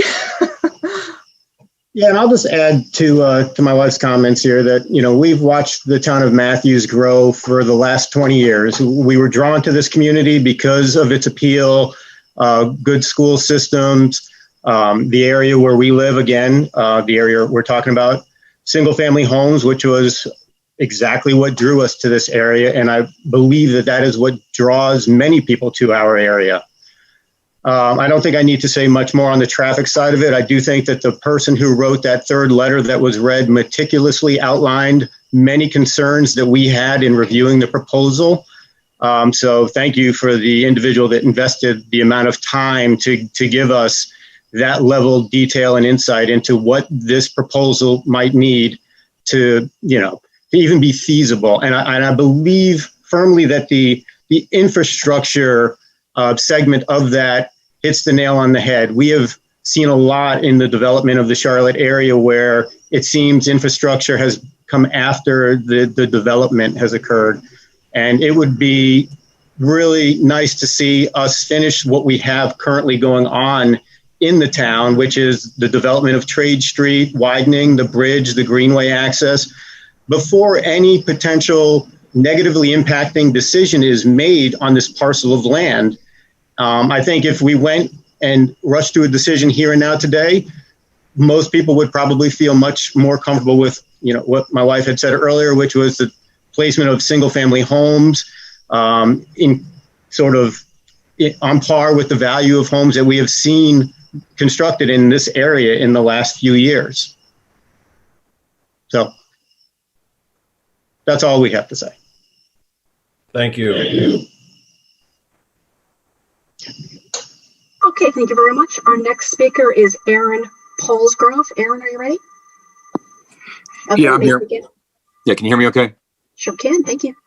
Hey, great. Hey, Mayor Pro Tem, members of the Board of Commission, thank you all so much for your service to our town. We all have families, and, this is a sacrifice for each of you. I'd also like to thank the Planning Board for all of the work that they do to make sure that all of the varied interests and stakeholder groups are heard and listened to when you guys consider important proposals like this one. My initial concern has already been mentioned a lot and acknowledged, the traffic. So that's been acknowledged by several commissioners, the mayor. I think that's been heard. I'm satisfied that you guys have heard us on that concern, and I'm sure it won't be the last time that you hear that concern mentioned again this evening. I originally was planning to attend this call to oppose this rezoning proposal, but after listening to the thoughtful proposal from the petitioner, I actually found myself attracted to many aspects of it. I think my secondary concern is really just the rapid pace at which the green spaces and natural areas in and around Matthews have been consumed for the purposes of development. I'm not anti-development, but I think it has to be done in the right way and within the spirit of which Matthews is organized, and what has attracted many of us to this town to begin with is the small town feel, the neighborhood feel, the greenery. The tragedy that occurred, I think, last year, the Taft Development Group's project there on Monroe Road, where they came in and just raised all of those trees that you used to see as you entered into the town of Matthews along that route. I would hate to see that happen here, but based on what I saw in the proposal, that's not the plan. So I commend again the petitioner for that. I think one thing I would like to see is, I think Commissioner Miller mentioned that there is a plan already to connect the Greenway, the 4 Mile Creek Greenway, through this property along the back of it. And then I guess it sounds like it's going to come up and connect to the sidewalk along Weddington Road.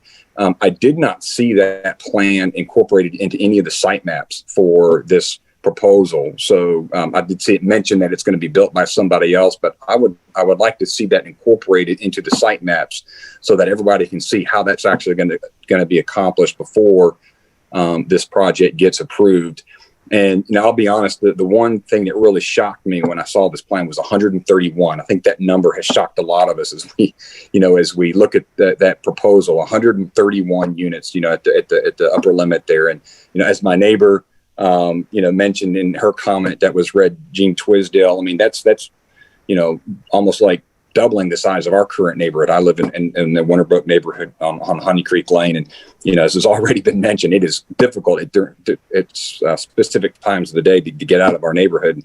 131 more families, living on this road, I think will certainly complicate that. I would love to see that number, cut down by, say, 20%. So, closer to around the 100 plus range, I think would probably maybe alleviate some of those concerns. But I will say that after looking at this, I love the idea of the pocket park in the back, but, would love to see more specifics on how you plan to connect that greenway so that, more people in the town of Matthews can enjoy that space, once it is developed. Lori? That's all my comments. Yes, sir. Two things I'd like to mention is that for clarity purposes, we're not making a decision tonight on this project. We're listening to our citizenry, as is the planning board, and then they will review it. And it's not until October 12th that we would vote. Is that correct? Yes, sir, that's correct. Okay, I just want to make sure that no one's nervous about a vote tonight. And as far as the Greenway connector, it will be built by the County Park and Rec. And from what I saw on some of the site plans, there was a little bit of a red indentation where the bridge was, where it was going to come around and curl I believe, but I just wanted to make those points. Thank you. Thank you, sir. Our next speaker is Linda Lyles. Ms. Lyles, are you ready?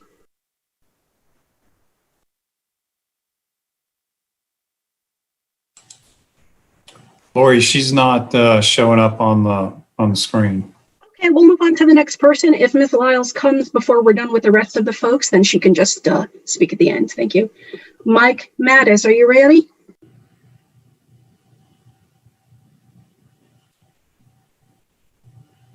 He's not showing either.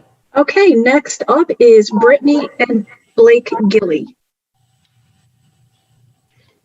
Both Linda and Mike are on the second page of our screen. I can see both of them. Yeah, they're here. They're both on mute, I think, right now, but they're both here. Can you hear me? This is Mike Mattis. Yes. Okay. I'll be brief. A lot of the concerns I wanted to raise have already been touched on, so this will be quick. Thanks for allowing me to share my comments. My name is Mike Mattis. I live in the Courtney neighborhood. You've heard from a couple of my neighbors already. It's the neighborhood right next to the proposed rezoning spot. In our street, Chaffin Lane, it's the last street that you pass as you go south on Trade Street before getting to the proposed property for rezoning. And that I think that's an important point because that street, Chaffin Lane, wasn't mentioned in the traffic study. There was reference to all the other streets nearby, but not ours. But our intersection is not my biggest concern. It is difficult to get out, like another one of our residents shared, but it's not my biggest concern. I just want to talk about some of the assumptions that were made in the traffic study and one of the findings. So about the assumptions, I've heard a lot of people talk about the traffic study, and the traffic study would conclude that we don't have a big problem if this rezoning went through. But my biggest concern is because of the state's stay-at-home orders, the actual traffic counts weren't done. So instead, we're using data from as far back as 2004 in that traffic study. And that's used to model the traffic flows today. And to compensate for that 16-year-old data that we're basing our conclusions on, there was a growth rate applied. It was around, it was 0.5% from 2004 to 2016. And that's far less than Charlotte's growth rate.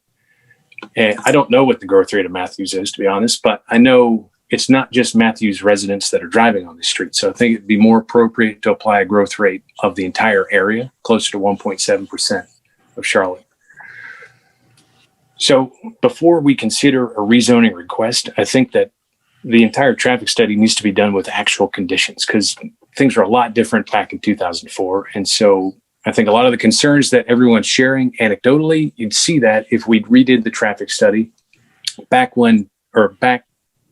after we go back from the shutdown due to COVID.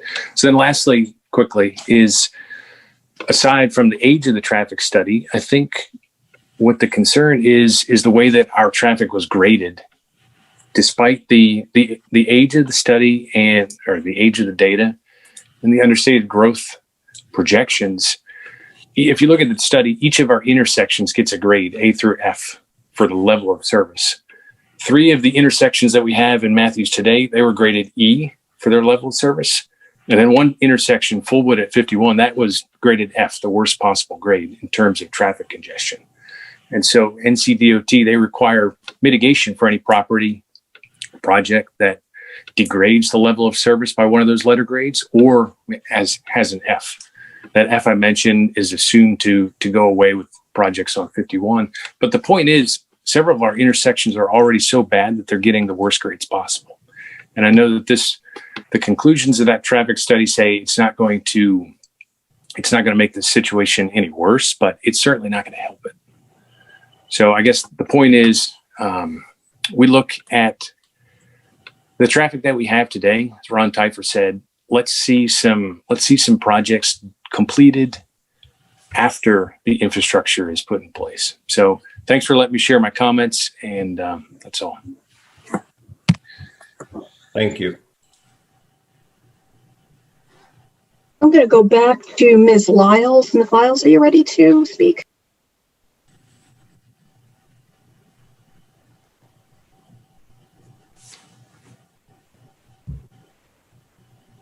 We'll give Ms. Lyles just another moment to unmute if she's able to.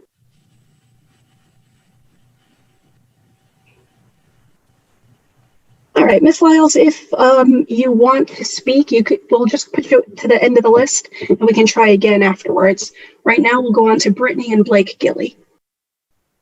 Hi, good evening. Thank you for your time. Blake and I just recently moved to the Courtney neighborhood, which backs up to the proposed area for rezoning, and moved here with our very young daughter. And so one of the things that really drew us to the community was the small town feel.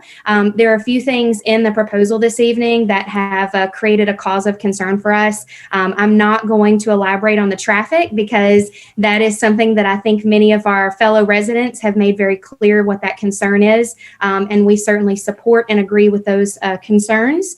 But I do think there are a couple other things that were mentioned this evening and even prior to this that were worrisome for us, which is, of course, the small town feel. And while I do think that, there was a lot of effort made to create a nice, facade for this proposed development, it really does, by bringing in this many units into that small area surrounded by single family homes and nature, is a concern of what that does for the community. Another concern, of course, would be the schools, which are already noted to be over capacity. And even though the numbers, whether or not those be, accurate estimates of what that would add to the school system, especially based off of the higher number of 3-bedroom units and townhome units, I would guess that those averages are probably lower than what they really would be of what they're estimating, is a concern given the fact that we have a small daughter who's going to be entering the school system in just a few years.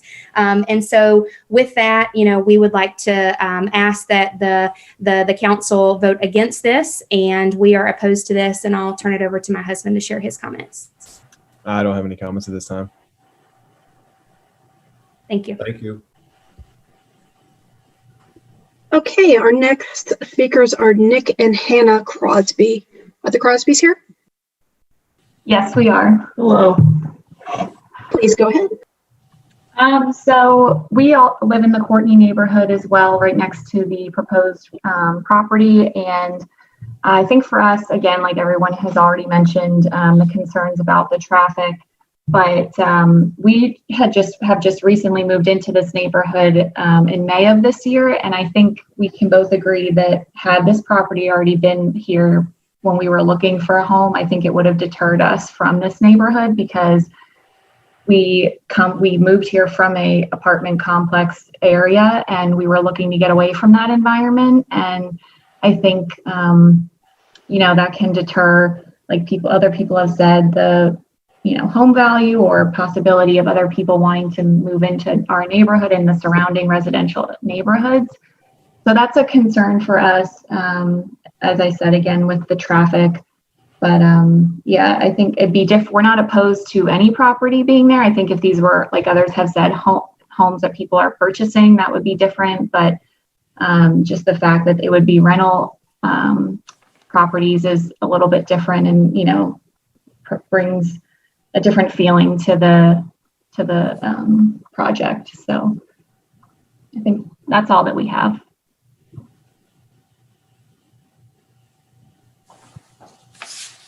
Thank you. Our next speaker is Lindsay Soy. Lindsay, are you ready? Hey, yeah, I'm ready. Please go ahead. Okay. Well, thanks for allowing us all to speak on this Zoom meeting. Pretty much everything that has been mentioned so far is, regarding traffic, schools bursting at the seams, adding more cars to that corner, honestly makes me nauseous. I live in the Courtney neighborhood and I've lived here for about 4.5 years. And since I've moved here, there has been traffic in front of our house. First, they changed our exit to, we have a single lane leading up to Mara in order for us to even make a left-hand turn out of our neighborhood, which the light still doesn't work correctly. So can't really get out that way quickly. Can't make a right because I'm always stuck in traffic from construction from the project that is never ending. And then to think that on the corner of that piece of land is going to be this gigantic apartment complex, it doesn't even make sense. I understand that change is going to happen. Progress is going to happen. Houses, it's going to be developed at some point. I just think that this is not the answer. I mean, it looks great. It's nice. It's pretty.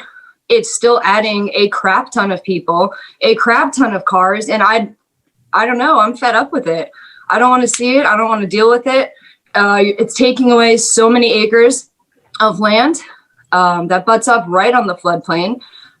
There's so much natural wildlife back there. There's so many animals. I don't know. I don't want it there. I don't like it. I mean, to think also what was brought up is that there's going to be 2 left-hand turn lanes on Weddington turning on to Trade Street, if I think I heard that correctly. I didn't hear anybody mention when that was going to happen. But no one's, even with 2 left-hand lanes, nobody's going to let them out. I mean, traffic backs up so far. No one's going to let somebody go in front of them. It's just going to be a cluster. There's cars everywhere now. How can we add more? I mean, I just don't think this is the right buildings for this particular piece of land. I think it just needs to be reevaluated, and we need to be realistic. Okay, maybe it can't be a park. Maybe it can't, maybe it can't stay, like a forest forever, but like, let's not be cramming that many people into this little space. I'm concerned for pedestrian crossings there.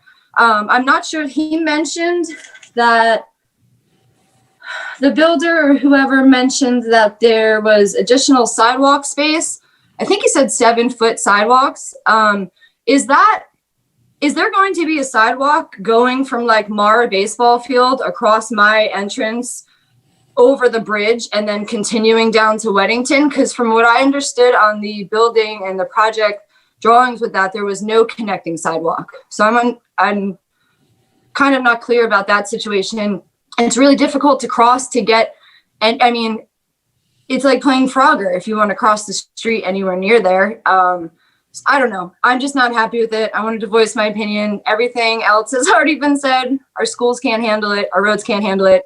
We need to address those issues first before adding more mess on top of the mess we already have. So that's about it. Thanks for listening to me. Appreciate it. Thank you. Thanks.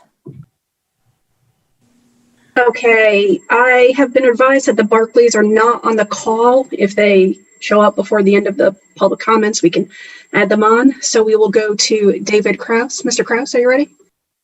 I am. Please go ahead. First off, I have to explain my smile. I've been the HOA president of the Courtney subdivision for many, many years. And I've recently passed that baton to a much younger generation. And I am thrilled what I've just been hearing. Some great young folks stepping up to the plate and championing our homes.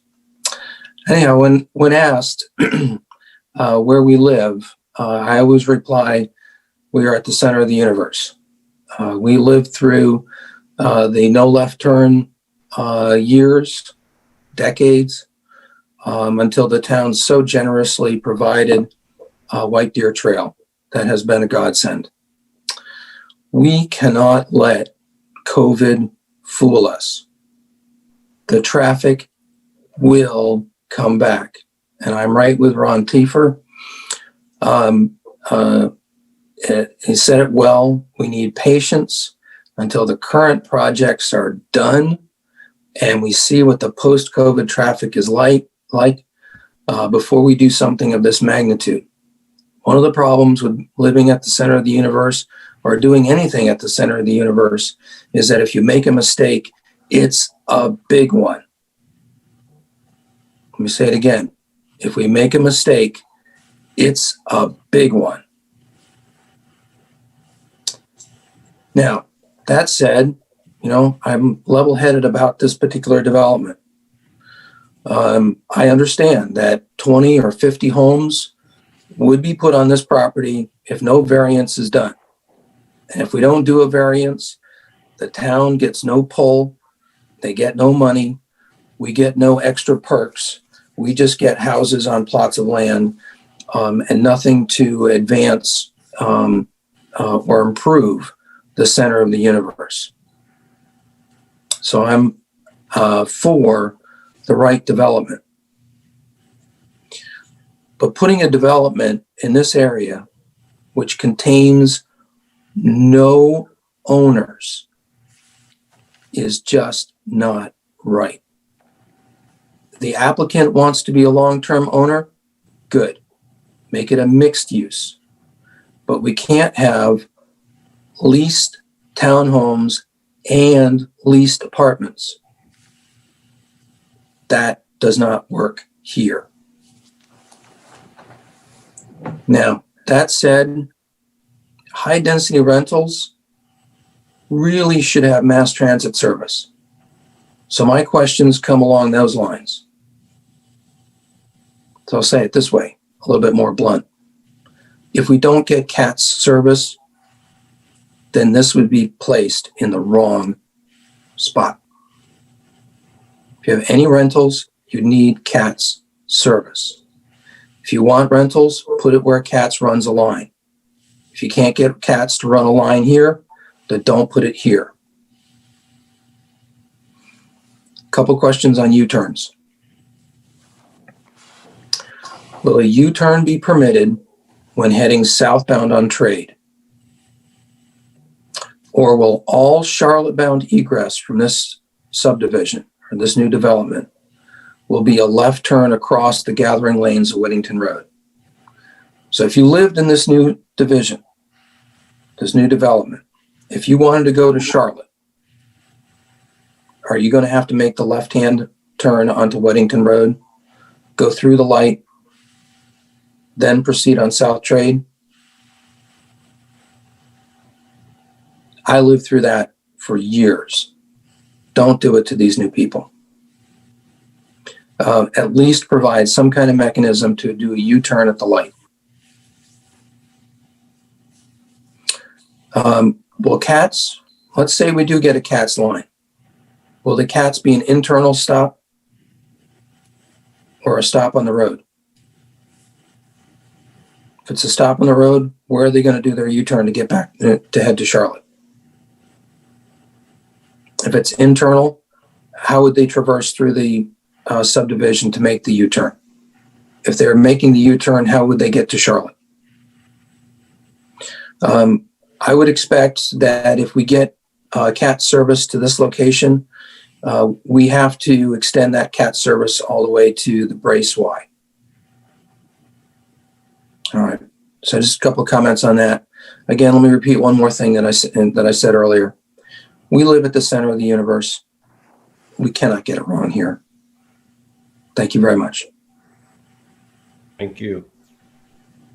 Lori, have the Barclays come online? 1 moment, let me check. Or Maureen, could you tell me if the Barclays are available? No, they are not here. Ms. Lyles, are you available to speak? Is your microphone working?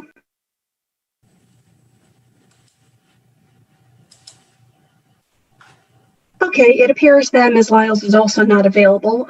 You folks can submit written comments as we discussed previously for those who were not able to speak who had signed up tonight. Okay, I'd like to remind the public that you also have 24 hours to submit comments by email, anybody, not just those that didn't get to speak tonight, to matthews@matthewsnc.gov or by phone at 704-708-1222. I'd now like to give the petitioners the opportunity to respond to any of the comments that were made if they choose to. Mayor Higdon, is Debbie or Laurie, is Debbie Olmsted? I think she signed up to speak. She had not signed up to speak, but I believe she's part of your representative group. Is that correct? Yeah, I had sent an email asking if she could speak. But if she is here, she can speak as part of your group. Yes. Oh, perfect. Okay. Miss Olmsted, are you there?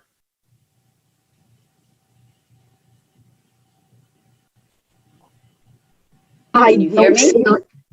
Hello. Yes, ma'am, we can hear you. Good. Thank you. Good evening, all. My name again is Deborah Williams Olmsted, and I am the member manager here at Williams Business Properties in Matthews. And I just want to speak a little bit on behalf of myself and my father, Bob Williams. And yes, Mr. Urban, he is still living in Matthews at 85 at his residence on Bubbling Well Road. First of all, I think that Matthews is a great and unique place to live and work. And as a Matthews native, let me say that again, native of 50 years, all I want to do is to continue to see this town thrive. My family, we currently own multiple buildings in the town of Matthews, and we have helped this small town grow in so many ways. When Pete Fandano, my realtor, came to me and told me that Lat Purser was interested in my family property, I knew it was a Hey, great, did you want to great address opportunity. any of the comments that they There are commercial projects in Matthews with the Matthews Station and office buildings on Cruise Road. They're highly recognized for all their residential projects. And I just thought working with another family-owned and operated business who also has this town's best interest, and I know y'all know that, in mind, gives me confidence that they will provide a well-thought-out and quality project will benefit our community. I think the maintenance of the rental townhomes and the apartments will be maintained very, very well, probably more than some of the residential neighborhoods. It would be a gateway again to the town of Matthews. And I agree with Mr. Urban as well. If not this project, we have to sell this property. What project? I asked the neighbors. There will be a project. There will be something on this property, and it is going to increase in the traffic in our schools, but that's progress. Thank you. Thank you all.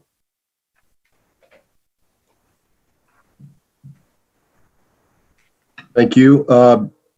John, you want to address some of the other comments or questions that were brought up? I think, we appreciate all the comments, Mayor Higdon. We understand what the concerns are, and then, but we don't have anything to add to the presentation at this time. But thank you.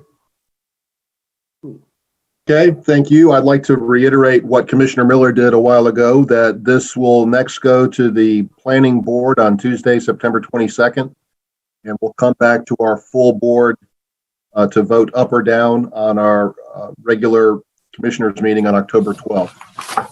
So thank you all for participating, and I would now entertain a motion to reconvene our regular meeting. So move. Motion by Commissioner Miller. We have a second. Second by Commissioner McCool. Roll call vote. Commissioner Bland? Yes. Commissioner McCool? Yes. Commissioner Whitley? Yes. Commissioner Urban? Yes. Mayor Pro Tem Garner? Yes. Commissioner Miller? Yes. And I vote yes, and I'm raising my hand in the pitch black darkness here.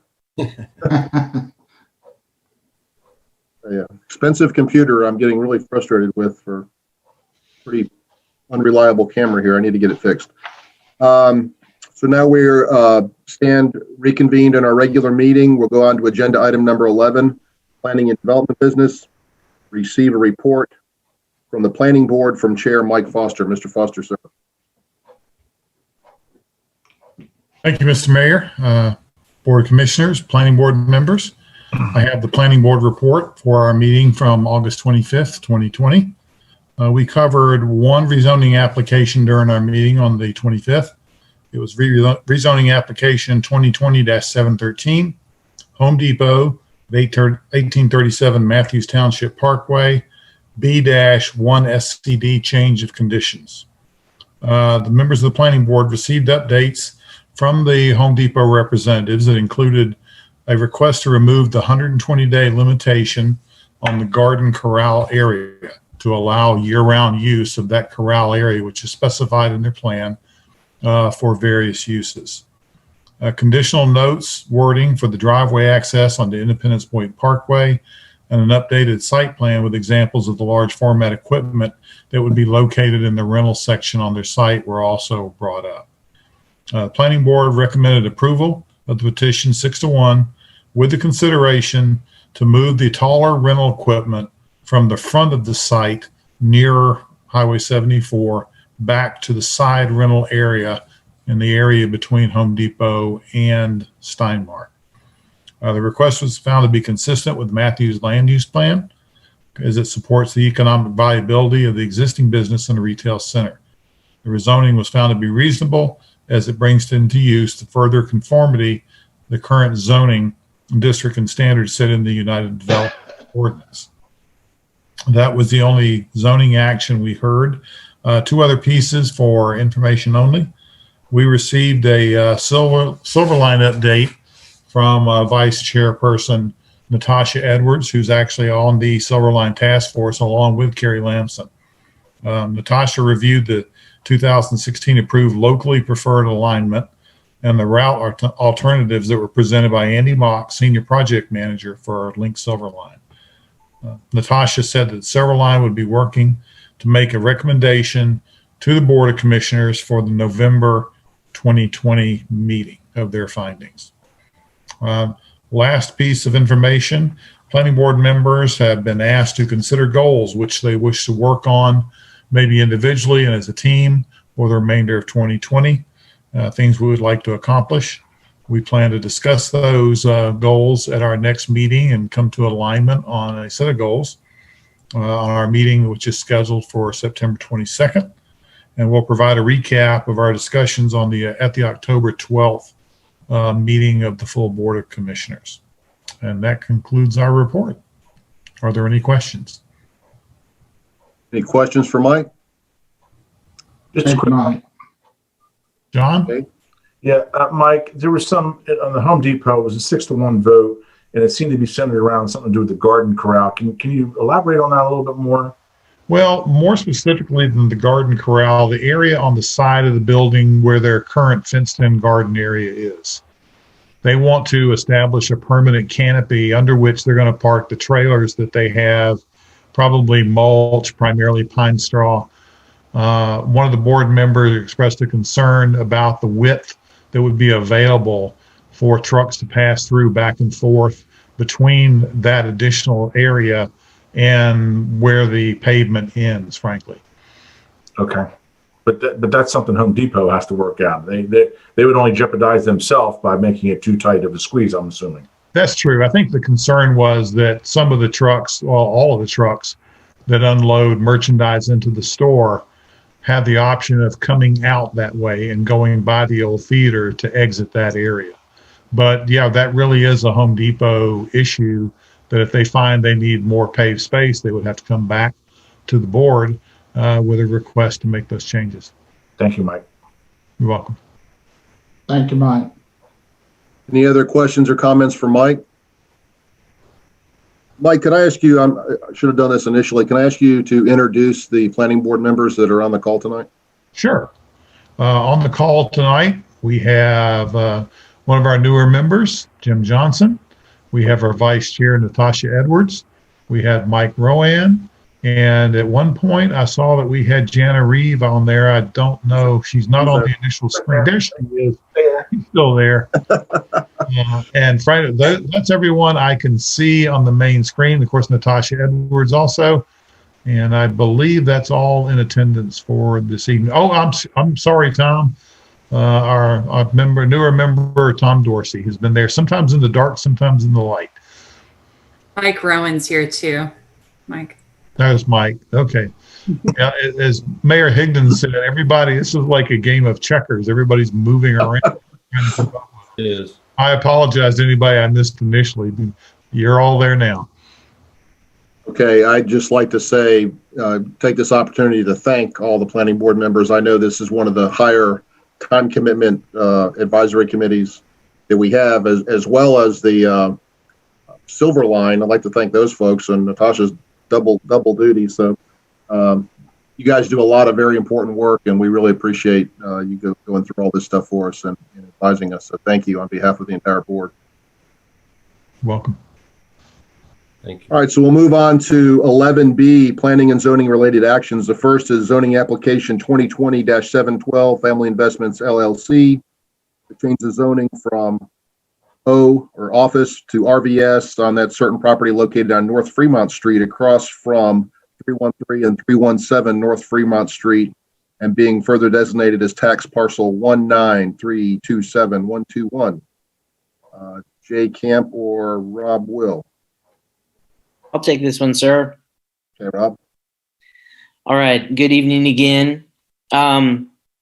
The applicant has requested another 1 month deferral to further address stormwater drainage and parking issues that were raised at the public hearing and by the planning board and at the planning board meeting. So recommended action is to defer final zoning action 1 month until the October 12th regular meeting to give the applicant time to address these concerns raised by staff and at the public hearing. Okay, Commissioner Miller. If it's all right, I will make the motion to defer this zoning action 1 month to the October 12th regular meeting, giving the applicant time to address concerns raised by staff at the public hearing. I'll second that. Okay, we have a motion made by Commissioner Miller, a second by Commissioner Whitley. We'll take a roll call vote. Commissioner Bland? Yes. Commissioner Urban? Yes. Commissioner Miller? Yes. Commissioner Whitley? Yes. Mayor Pro Tem Garner? Yes. Commissioner McCool? Yes. And I vote yes as well, so that passes unanimously. We'll take this up at our October 12th meeting.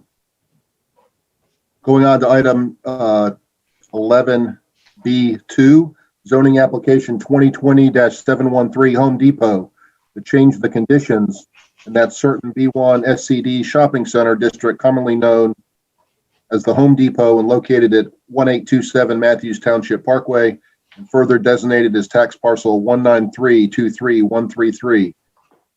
Mr. Holman, I believe, is going to handle this one. Thank you, Mayor. So as mentioned during the planning board update, Home Depot did change to request that 120-day limit be removed from the garden corral. In addition to that, they've also agreed to some language regarding the driveway on the future Independence Point Parkway. They've added a note to the conditional notes regarding the movable planters. That reads as the movable planters will have a minimum height of 2 feet. There'll be a minimum of 3 feet in length. And then the maximum gap in between planters will be 2 feet.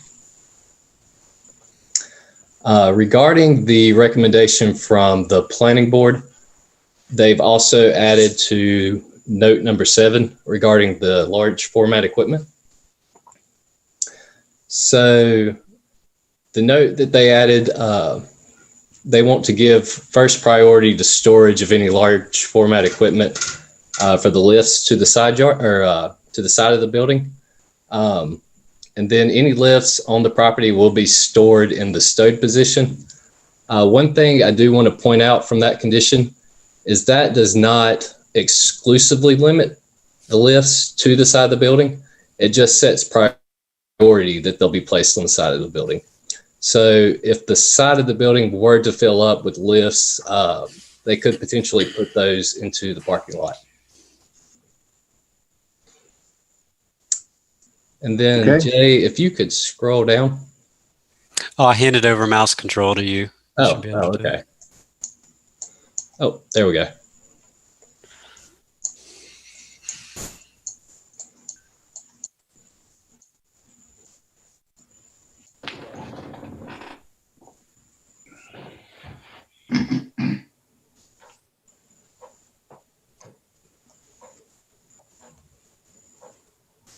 So Home Depot did provide some examples of the large format equipment, such as the trailers that would be stored on site,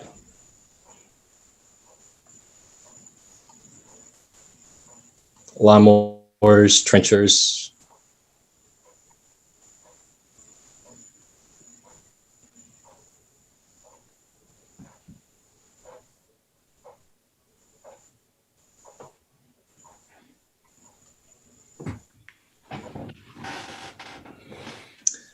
And then these are some examples of the lifts, as well as an example of the boom lifts specifically stored in the stowed position versus the upright position. That concludes the update. If there are any questions for me, I'd be happy to answer those. And then the applicant is available as well.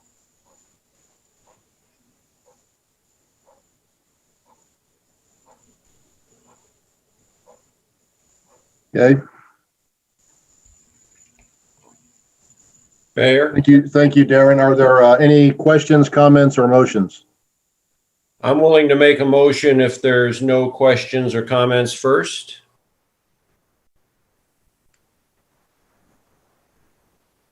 Hearing nothing, I'll make a motion to approve rezoning application 2020-713, citing that it's consistent because the changes in conditions are consistent with the Matthews land use plan, and it supports the economic viability of the business already there in a retail center, and that it's reasonable in that the rezoning brings the use into further conformity with the current zoning district and standards set in the UDO. I'll second that.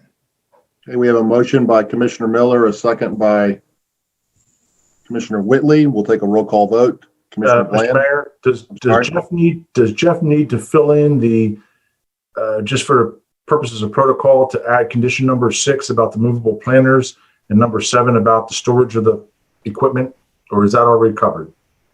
Charlie? You're on mute, sir. Charlie. Muted. They need to be included since they were added after the board meeting before. Okay. Just include those as additional conditions to the petition. I'm not remembering how to define them other than I think it was a note 6 and 7 or something. It's about the planters and stowing the boom lifts, is that correct? Note number 6, Jeff, was planters 2 foot in height, 3 foot in length with a gap of 2 feet. Note number 7 is priority of storage large format equipment, and that the raised lifts will be in stored position. To include notes number 6 and 7, and that all the large format equipment would be stored in the stowed position. I'll amend that, my second with that as well. Okay, thank you, Commissioner Urban, for that clarification. We'll do a roll call vote. Commissioner Bland? Yes. Commissioner Urban? Yes. Commissioner Miller? Yes. Commissioner Whitley? Yes. Mayor Pro Tem Garner? Yes. And Commissioner McCool? Yes. How come you always sit on the bottom, Ken? I don't know. I vote yes as well, so that passes unanimously. Thank you. We'll go on to 11B3, site plan approval for 1935 Rice Road, mixed use. And Commissioner Urban has asked to recuse himself. Is that correct, sir? Yes, that is correct. My firm has been consulting with the petitioner on that site development. Okay, so we will consider this site plan approval without Commissioner Urban, who has been recused. All right, Jay and or Rob, who's going to take this one?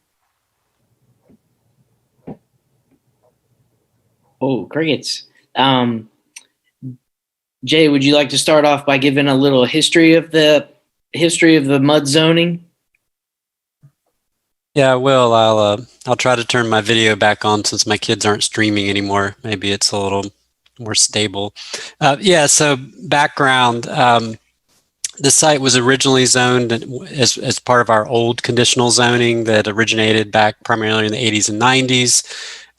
We worked with the property owner, I want to say, gosh, maybe about 8 years ago now, 8 or 9 years ago, to rezone this property to the mud category. It came in along with, which I'm not sure if the movie theater is still in operation or not, but the parcel with the movie theater across Rice Road Extension. The staff did recommend the mud zoning. There's a list of conditional uses. But that obviously is part of our long ongoing process to remove all of the old conditional properties from the town zoning map. So the property's had the mud zoning for several years now, and this is really our first proposal that we've received. since that zoning went into effect. You'll all probably recall that there's been a defunct daycare facility on the site for the better part of a decade or more now. I've lost track of how long it's been vacant, but that's about all I have in terms of history, unless you can add anything else, Rob. But other than that, I'll turn it over to you. Okay, no, that sounds good. Thank you. I wanted to just touch on some of the site plan elements. As Jay mentioned, there is an existing daycare facility. It's being planned on being removed. Size of the site is 8.24 acres. The permitted uses in this MUD district are general office, medical, dental, and optical offices, laboratories, clinics, financial institutions, and multifamily. However, in this proposal, no multifamily is proposed.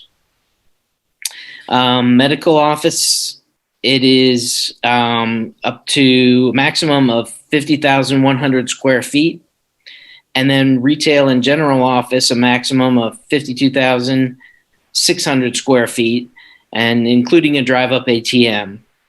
There's a total of 299 parking spaces, which is the required number. All parking is internal to the site, and it's surrounded by the buildings.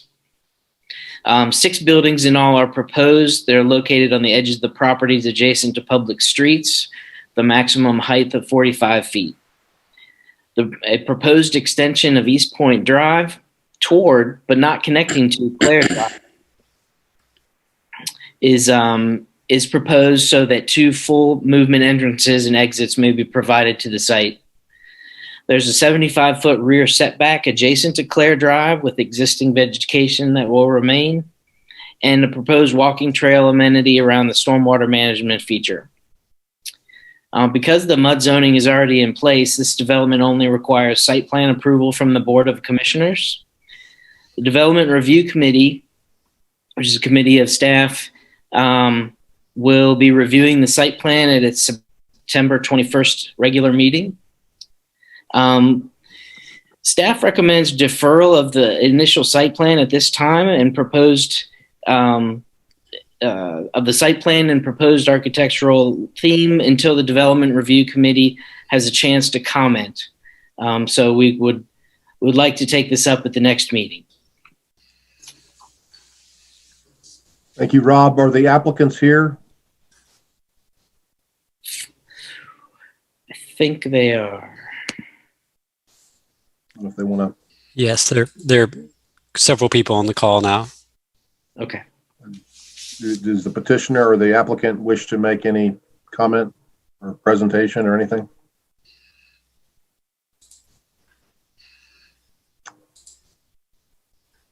Hearing nothing, I will assume not. So I would. Mayor, Mr. Carmichael wishes to speak, I believe. Okay, go ahead, John.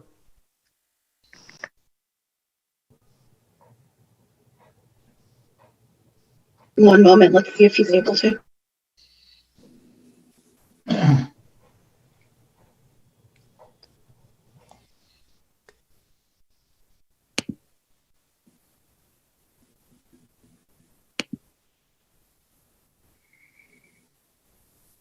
John, you're muted. You're on mute. Can you hear me now? Yes. Thank y'all so much. I apologize. Thank you, Mayor, members of the Board of Commissioners, and members of the Planning Board. I'll be brief. Rob did a good job going through the development. We do have a PowerPoint presentation if that's able to come up. But with me tonight is Yuri, and I'm going to mispronounce this, but Yuri Van Steen. He's with Alita Properties, LLC. They would be the developer.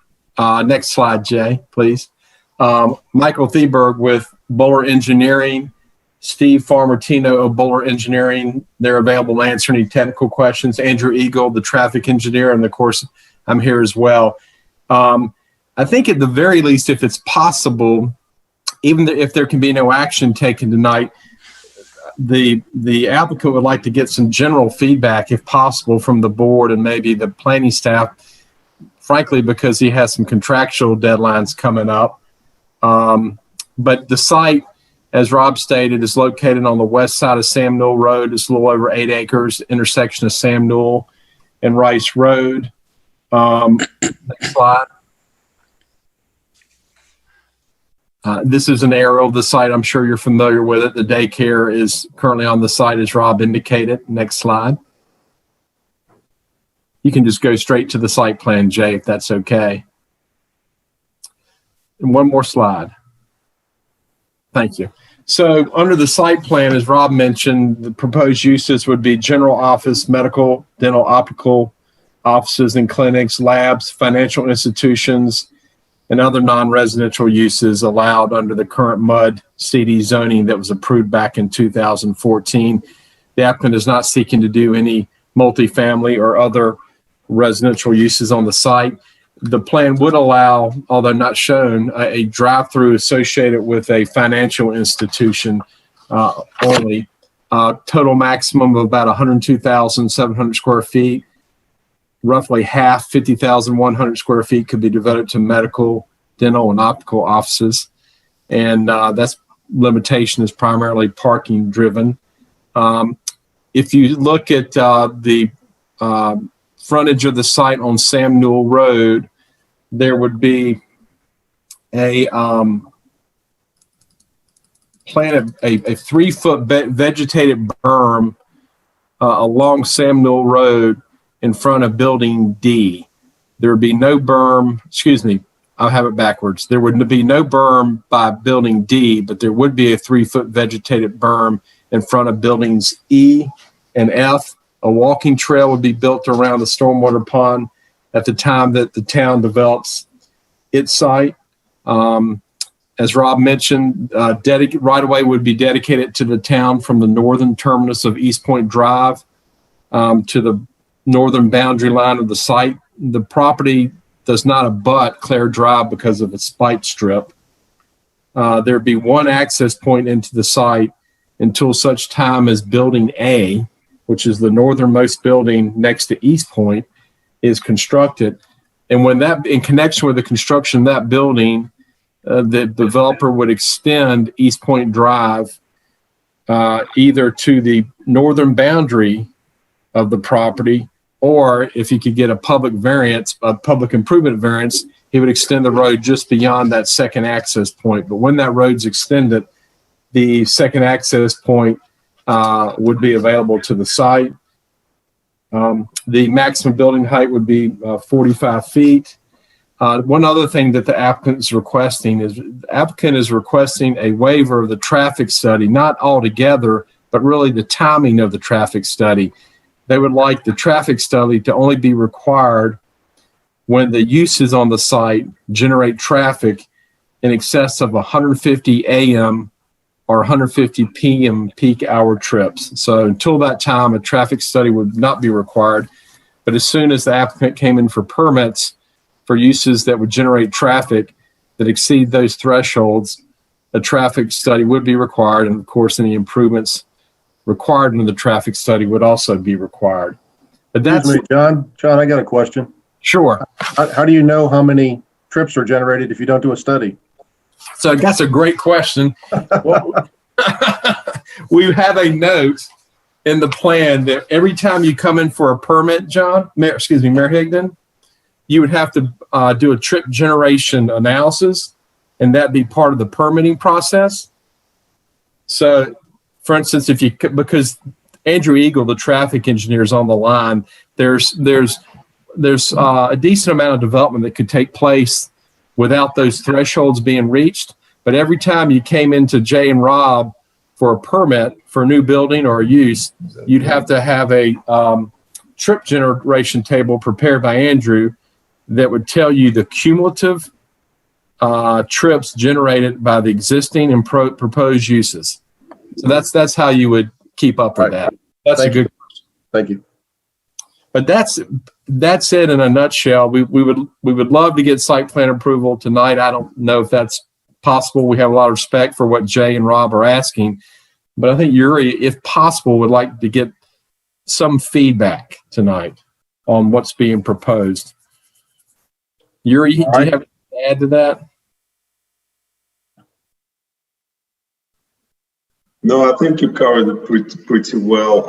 I would suggest to give opportunity for Andrew to answer a question related to traffic, and maybe Michael can add a few comments as well related to the plan. Is Andrew available? Yeah, this is Andrew Eagle. I'm the traffic engineer.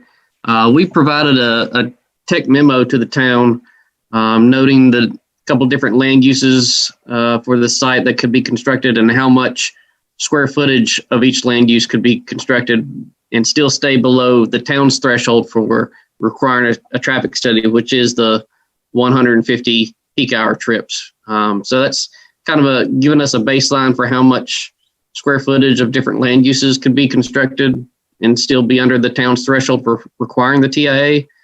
And as John mentioned, if we go past that for the various permits that we'll need, we can supply additional information as the site is kind of built up over time to make sure we're either staying below those thresholds, or if the trip gen shows we're going to be past it, then we'll do a TIA at that time.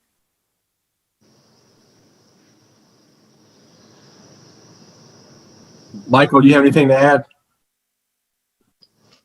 Sure, John, and good evening, everyone. Thanks for your time. I just want to add that the drive through the ATM that was mentioned was tentatively located in the site off of one of the drive aisles. It's proposed as a remote drive through in the parking lot.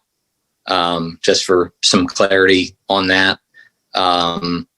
Also, there was some good, there was a good amount of thought put into the future projects by DOT that will affect Rice Road and Sam Newell as it relates to the 74 widening. We're trying to work with the town and DOT on the timing of those projects. That's part of the conversation and discussion on trying to make sure the TIA is done at the right time when there's, as much information as possible available. And also want to point out that we are, open to, getting connectivity out to I believe there's a trail that's proposed along Sam Newell as part of that DOT project. And just not quite sure on the exact location we would connect yet. So there's not anything shown on the plan. But we did definitely want to make that connection, for the area and for the increased foot traffic that would bring. And like John said, I'm happy to also answer any other questions on the layout or use mix that might come up, and appreciate your time. Any questions or comments from the board? There, I have a question. I'm looking at the entrance from East Point Drive. John, I think I heard you say that once the proposed existing road extension is completed, the upper entrance will be the one used. Is that correct? Thank you, Commissioner Whitley. So what I meant to say, if I didn't say it, is initially there would be one entrance here where Jay's cursor is.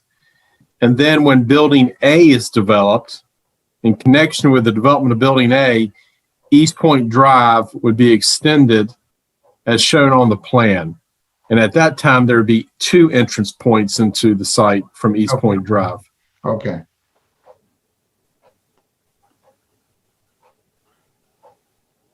Because the project will be phased. Right, Yuri? He said yes. So what are you proposing to build first? D, E, and F? Yuri, do you have a sense of what would be first?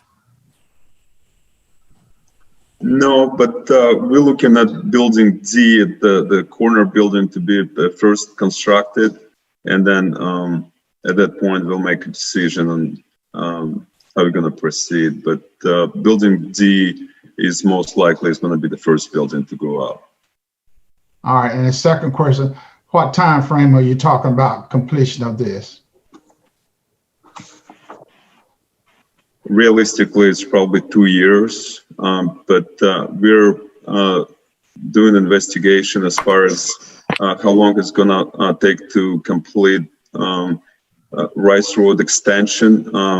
I guess one thing that wasn't mentioned here is that the connection does not exist right now from Rice Road extension to Sam Newell, and part of widening of Independence, that road will be complete, and traffic light will be on that intersection according to the plan.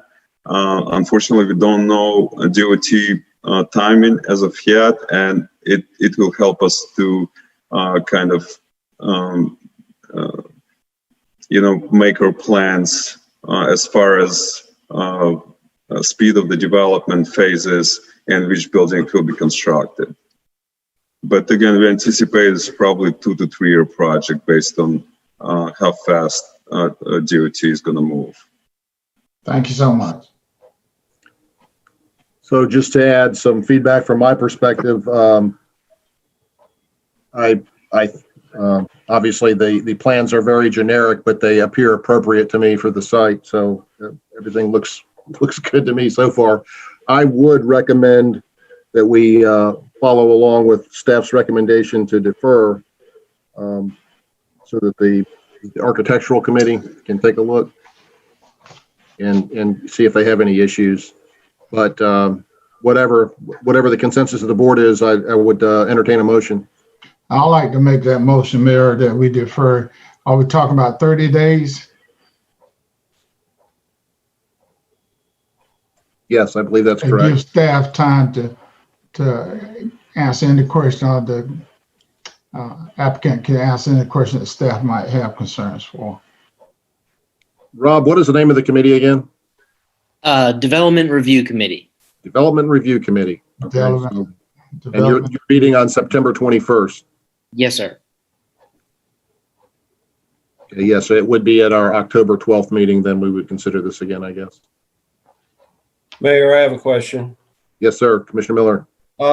This is a MUD conditional mixed-use development. However, it's conditional, so that would, to me, it doesn't sound like they can build anything by right, but it has to come before us, correct?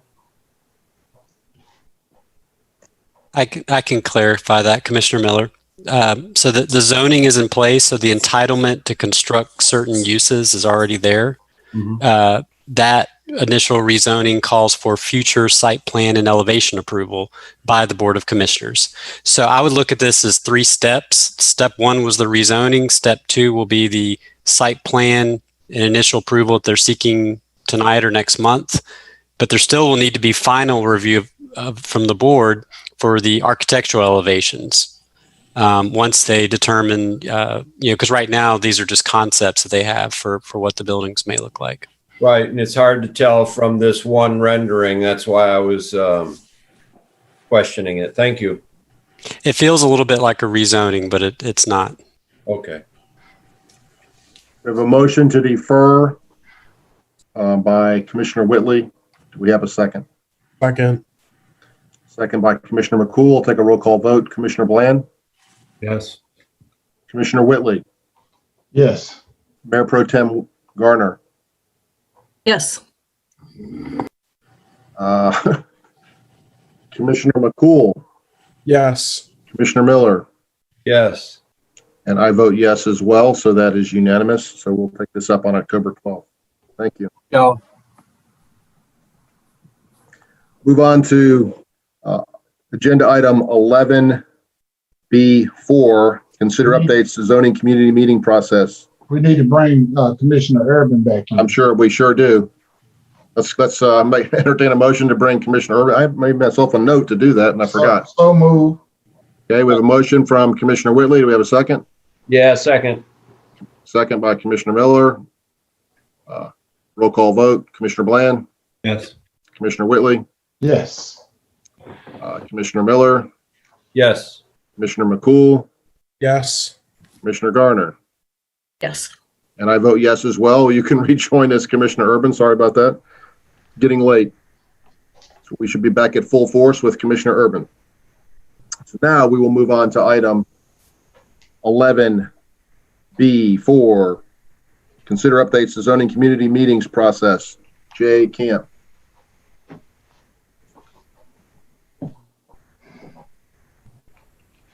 All right, bear with me. Let me pull my item up.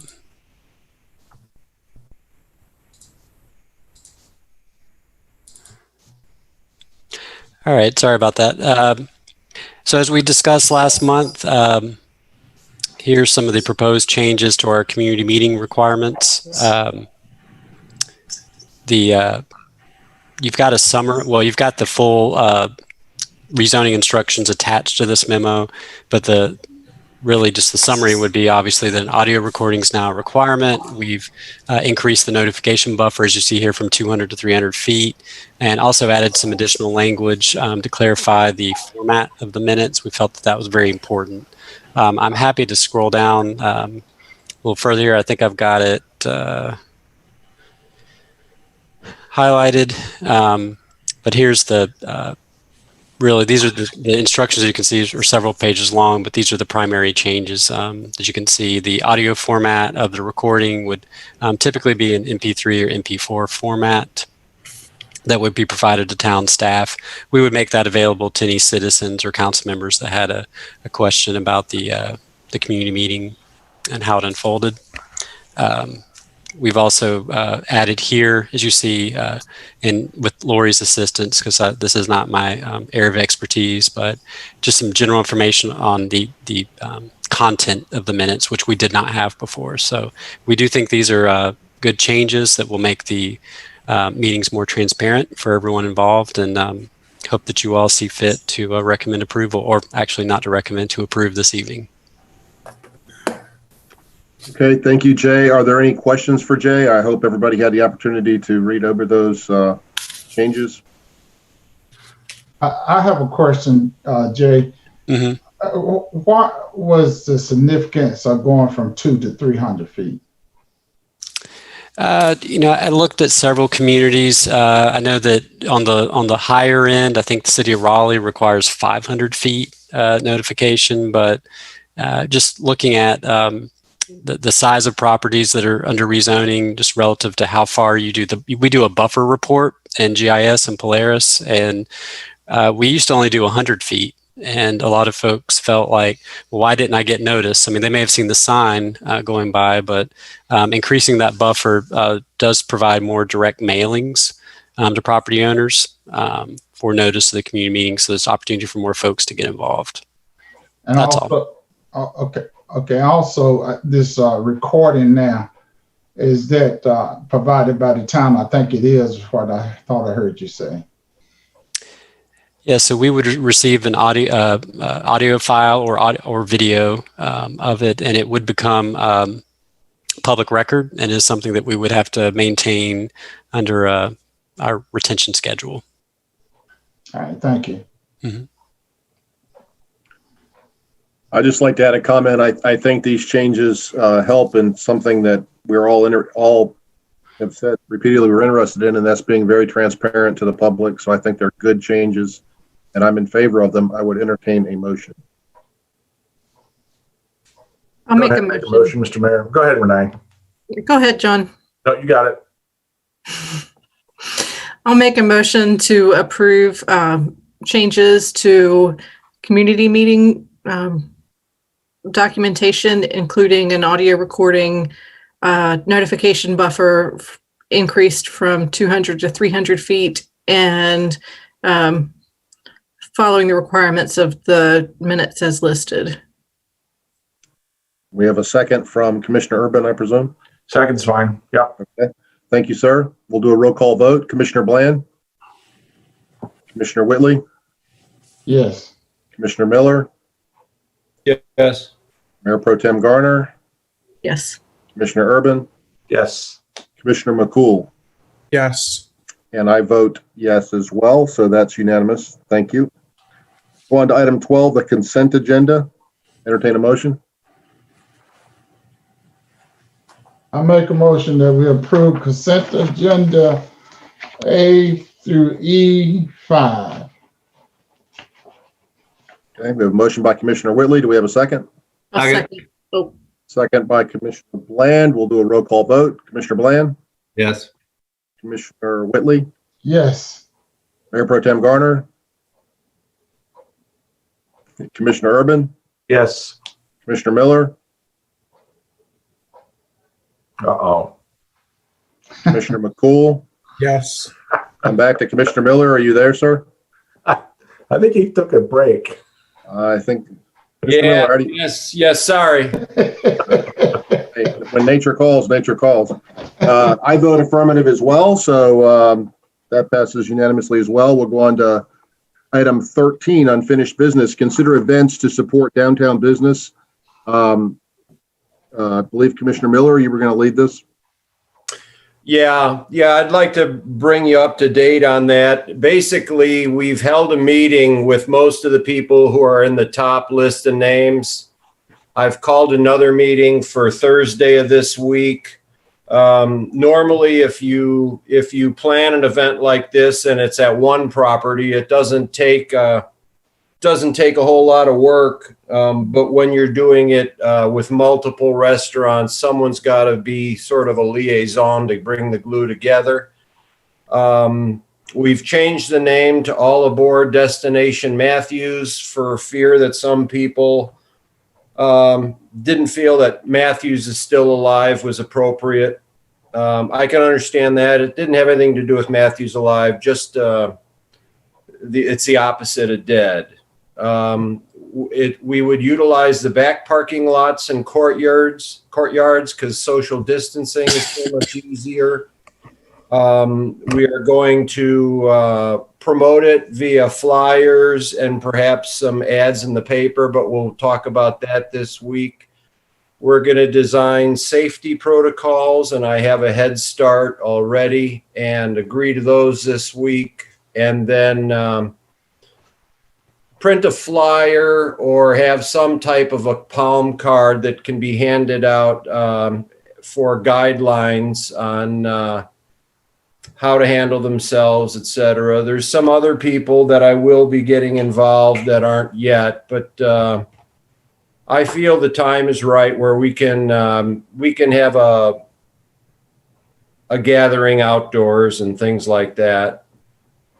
Can you scroll up in case I want to refer to that in case I miss anything there? So the dates, it would start on the 17th, and then there'd be a Halloween, a Veterans Day or weekend. Of course, we have other holidays through New Year's Eve, and I just want to create a little bit of vitality downtown. I think it's starting to get it back already, but this is something that I feel could be done safely and would help our downtown businesses. Does anyone have any questions? I don't so much have a question, Jeff, as a concern. In watching the news and North Carolina in particular, we've now just entered back into the yellow, which is a good thing, and we are headed holding things down. And so I'm seeing what you and these restaurants are requesting or asking is to have parties. I mean, that's just the bottom line. If you're going to be close the street off, drink, and have a DJ and people come, I have a strong concern with Matthews as being going the wrong direction when we have already been in a good place and being safe. Now, I see those restaurants that was listed, and I ride through there constantly, and a majority of them are back to doing business, not full, but business, and I can see them sitting outside. But I really have a concern for health issue because in my younger days, when you had a party, people drink, then you're going to have some problems. And I see now that people don't wear masks. A lot of people still think this is a hoax, but 195,000 deaths is not a hoax. Somebody has lost a loved one to some serious illnesses. I think we have done a good job, and the only one restaurant I think now that all of our concern is the bar there on the end that cannot open back up.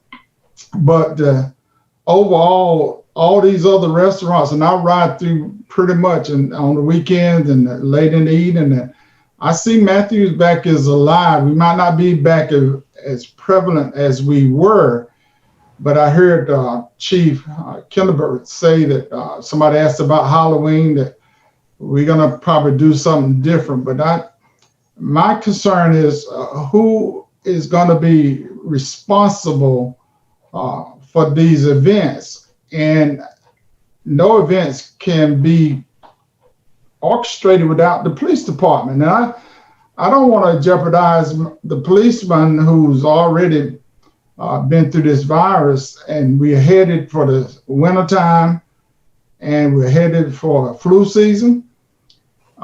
I strongly oppose. I really would, Jeff. And I know you well enough to know that your heart and your intent is to try to give us back. But I have great concern for health issues for the whole town of Matthews and its citizens. Okay. Well, we are requiring masks unless you're eating or drinking or seated with a family member or your own close friends that you probably came with. Things like that, like at your supper table, etc.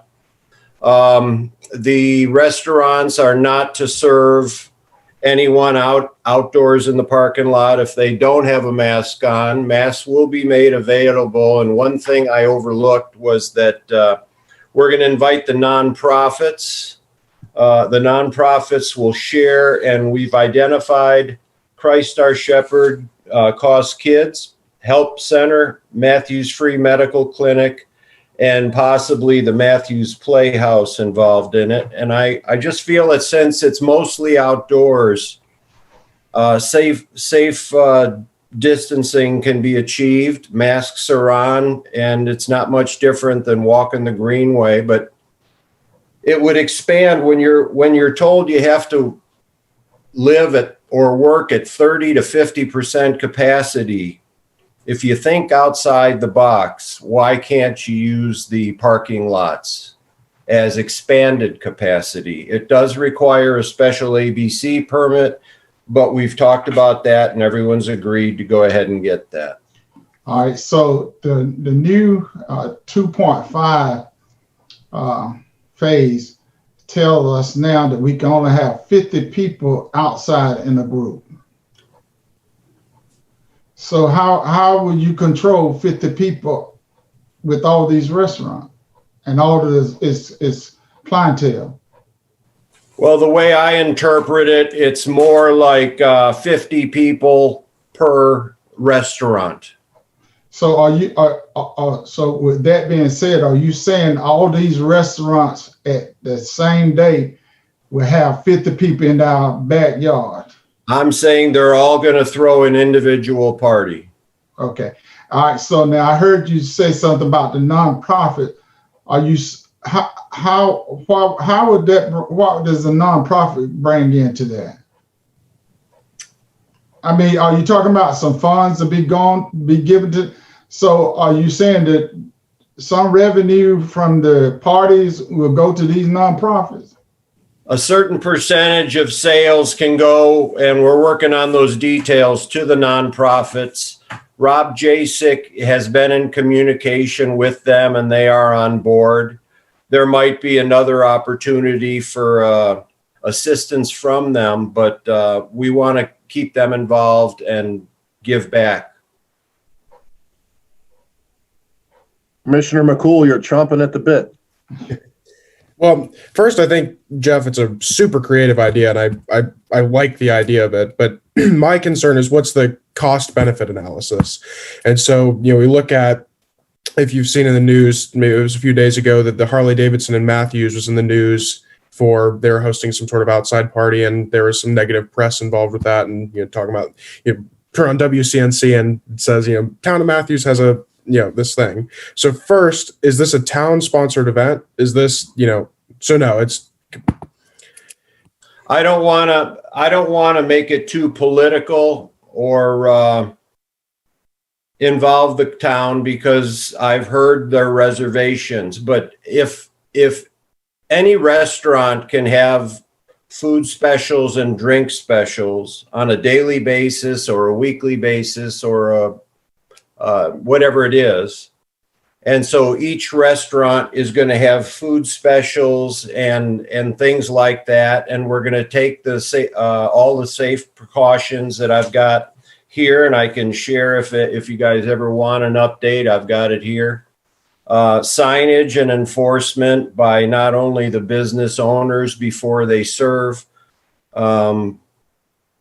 I've talked to Mark Tefano at Post 235. They're willing to work the perimeter for crowd control. I understand that some other towns are doing it where they close down our equivalent of Trade Street. I'm not asking to close down Trade Street, and when I asked to close down an alley, people were tentative and afraid. So we won't close down the alley either. I guess my other concern is, say we do this, what's the benefit? Like, how much are these businesses going to benefit where they're not already benefiting? I mean, I can just see that, if I was a small business and owned a restaurant, and I hosted this event and there's a massive outbreak, I'm not so sure I'd want that negative press for my business. So I guess maybe I'd be more interested in hearing from them and seeing what their thought process is and what they think the benefits are for them. Their thought process, it's long overdue, and that the town has canceled all of its events since St. Patty's Day through the foreseeable future. And it would be increased sales to them. They're all on board. And as I say, there are other towns doing this where they're closing down a street and having a similar issue. Jeff, is there any ask of the town at all? Not really. No. You're telling us what the intention of the businesses are. I'm telling you what the intention of the businesses are, and asking for feedback. As I say, I've talked out some details with every one of the business owners as well as Post 235. I've spoken briefly and would involve more the police department and making sure what their concerns are, etc. Nowadays, if people are gonna drink like that, they generally Uber. And it's downtown Matthews, and Ubers are easily available there. So there's not much of an ask from the town. Honestly, for fear that the town won't cooperate or help out in any way due to safety concerns. But not everyone in town shares those same concerns. Everyone has a different opinion, and we're not forcing anyone to come. We're just allowing a bigger dining room in the parking lot where you can socially distance, and you're more than 6 feet apart. So I don't understand the problem. Well, Mayor Pro Tem Garner, did you have a comment? I guess my initial question was, why are we discussing this during a town meeting? Just to find out what our role is in this. So this is just an informative explanation about something that you plan to do. As a commissioner, you don't see that showing that it represents the town, being one of the organizers. Not really. I took the term commissioner off my name in here, and when I manage this project, the couple emails I send out, I do from my home email. I'm doing it as a businessman, as a member of the Chamber of Commerce, as a former restaurateur, and it started as an email concerning Rob Jasek and his split up from Seaboard. And when I did some research, I found out that some of the places are really hurting, particularly Stumptown Station. And I just feel for the small businessman, and I want to help him. Well, I think we all agree that Stumptown Station is in a bad place, and it's unfortunate. And and we all wonder what we can do to help them. I'm concerned that there would be any sort of connection to the town, making it look like it's a town-approved event. I would be really uncomfortable with that. I also heard you say that everybody, and I know you were speaking just generally or broadly, but that everybody is on board with this. But I've had people reach out to me and say that they're not sure it's a good idea. And as much as you wear masks, is everybody going to wear gloves? Is there going to be hand sanitizer on every table, shared surfaces? I mean, there's just so much contact. And I honestly, walking through downtown, don't see tables spaced as 6 feet. I'm not sure I could feel confident that businesses would put tables out there at 6 feet apart. And then you have one table going over to another one. I would be really concerned that this would become more of a party and less about supporting businesses when, EDAC is working really hard to support local businesses. This to me feels more like a reopen party than it does a support small businesses party. Okay. Any other comments for Jeff? Hazen, do you have a comment? I'm sure. Yeah, I think we all know Jeff's heart's in the right spot. I like the role I sit in is this regulatory role of the COVID, right? And we're in 2.5 and, it's 50 people outside.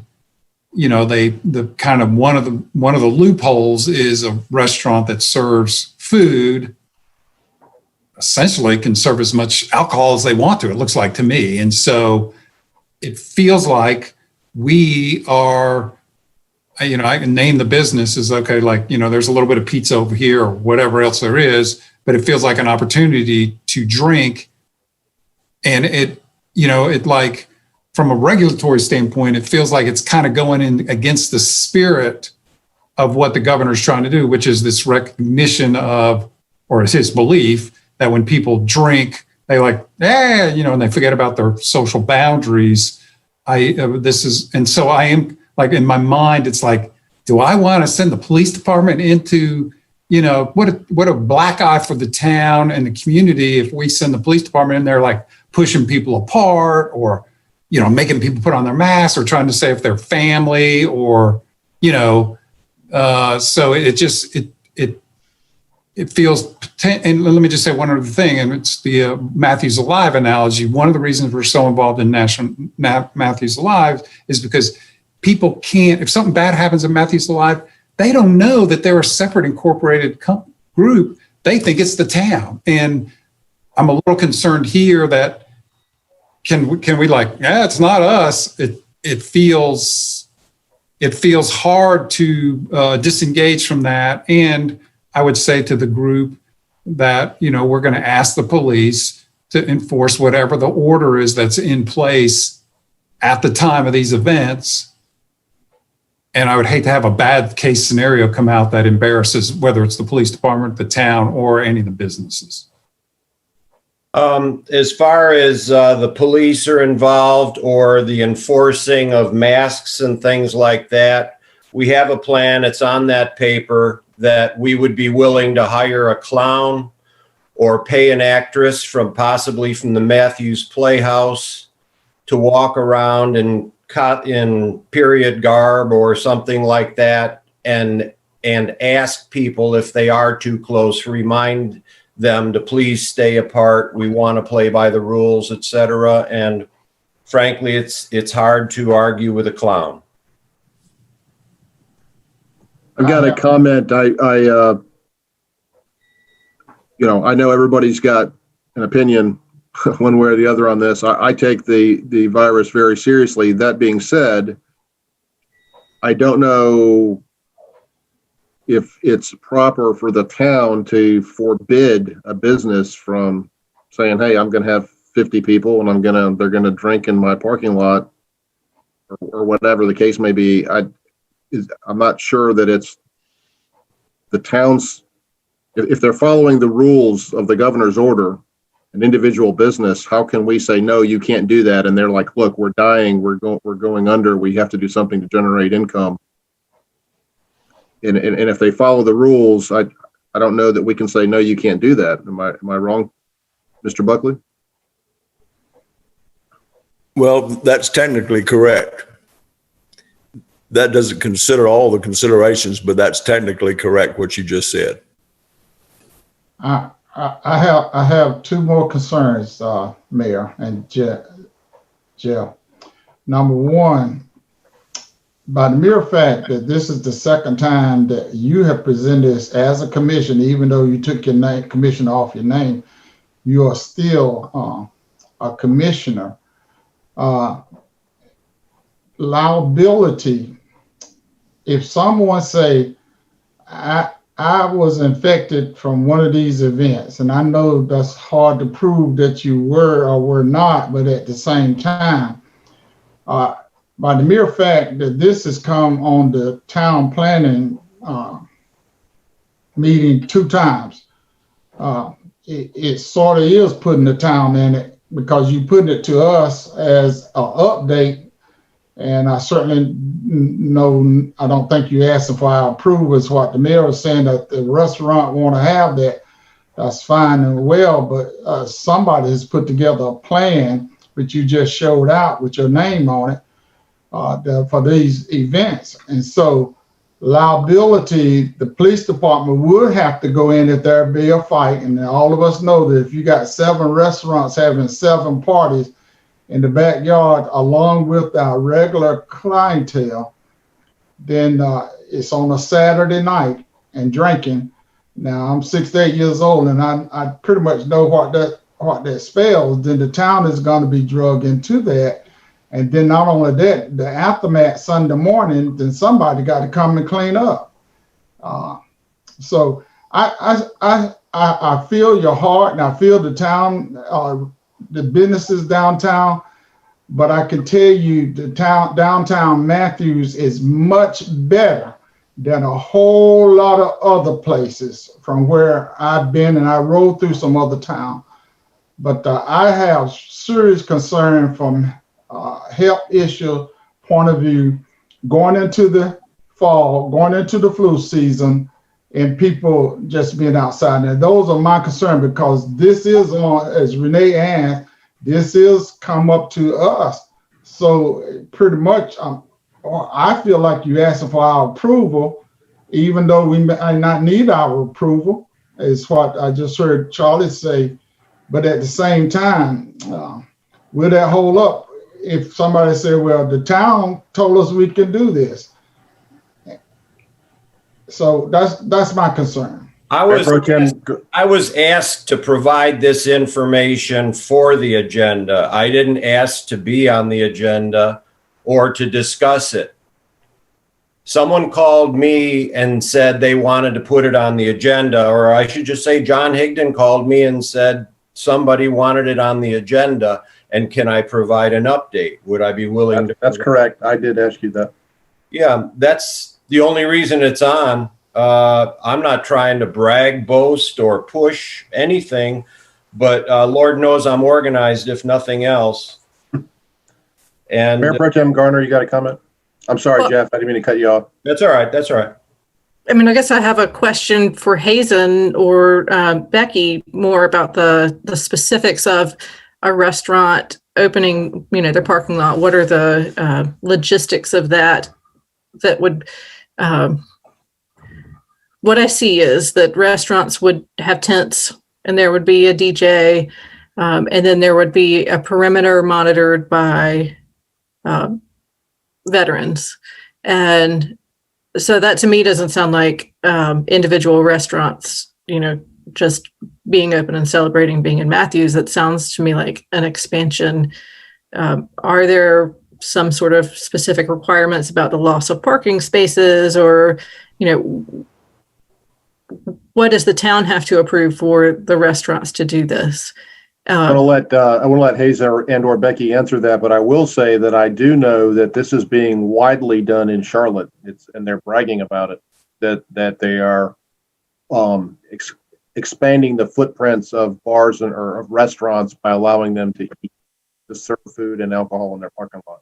They've got a whole program in Charlotte that's doing that. I think there's a nuance there too, where when you have a strip of restaurants doing it side by side, it's a different scenario than like what we offered for restaurants to move into parking spaces out front, which, we have had a discussion about giving more space to restaurants. This goes beyond that. And so I do want to note the specifics. So what is the town's role in one restaurant, not all of them, but one restaurant? So there is an ABC permit that's regulated by the state of North Carolina and not us. Jay, do you know from a zoning, because we have talked about this, out on the parking lot, and we like the idea. I would say, I think when we envisioned it, it was about restaurants and food, and there's a glass of wine or there's beer. I mean, the way I feel, this does feel like a party, right? And maybe it's, so I guess with that, Jay, do you have any specifics about parking lot regulations and doing stuff outside? Yeah, I mean, it feels a little bit different than the program we put together a month or two ago. And by the way, we did have, if you've been by Bonefish Grill, they were the first restaurant that took advantage of the resolution that the board passed that allows I think that was up to a 25% reduction in on-site parking requirements via that requirement. So that's the only one we've had so far. But yeah, you would still, unless it was part of that specific phase 2 resolution the board required, that would be the only way they could do this. And if we do move into phase 3, that the board would have to modify, or I guess, Charlie, that would be that resolution. I'm not sure how we would handle it. The current resolution only applies to phase 2. So if we're in phase 2.5, is that still phase 2? That's still phase 2, yeah. Okay. On to 3. Gotcha. Commissioner Miller. Let me finish up my point before. Sure. Sorry, I was trying to answer your question. Yeah, no, I appreciate that. My point was that we're not preventing businesses from flourishing, or whatever the definition of flourishing under COVID is, from trying to regain losses. We have methods in place to do that. This goes beyond that. So we have provided some tools for restaurants to expand their footprint in ways. And to your point, Mayor Higdon, we're not stopping them from profiting by saying that we're uncomfortable with this. Commissioner Miller. Stephen Pye applied for that permit for the portrait gallery because, as some of you may know, the portrait gallery has long tables and it's not conducive to social distancing. After all the applications and things, he told me he was approved for one table right outside next to the hood of a car, and that it wasn't worth the application process. Now, maybe that is a unique situation given the location of Portrait Gallery. We know where it abuts. However, we're also talking about the courtyard and patio of Seaboard. We're talking about the courtyard, which is already used. We're talking about the courtyard of the new Carolina Beer Temple, formerly Temple Mojo or Mojo Bicycles, the courtyard that has the AstroTurf, which is already used. And the parking lot at O'Malley's has already been used a number of times on St. Patty's Day and things like that. As Jay mentioned, it is a different ABC permit. But it's also private property.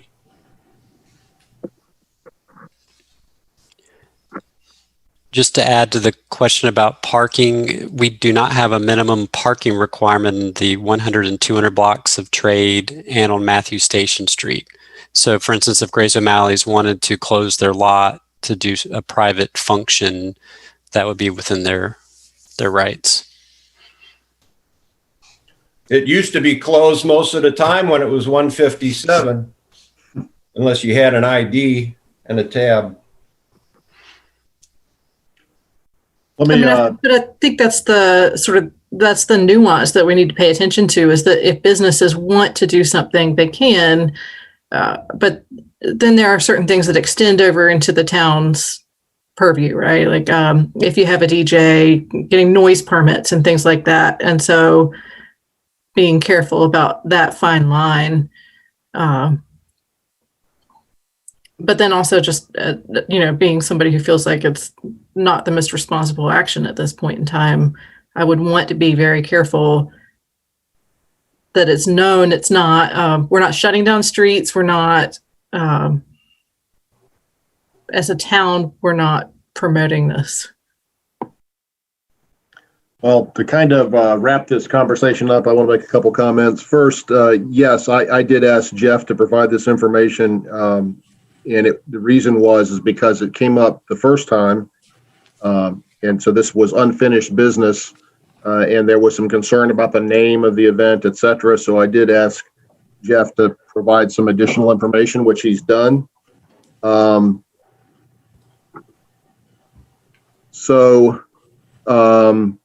Just lost my train of thought. Oh, I know what it is. Jeff, just kind of brainstorming while we're all talking here.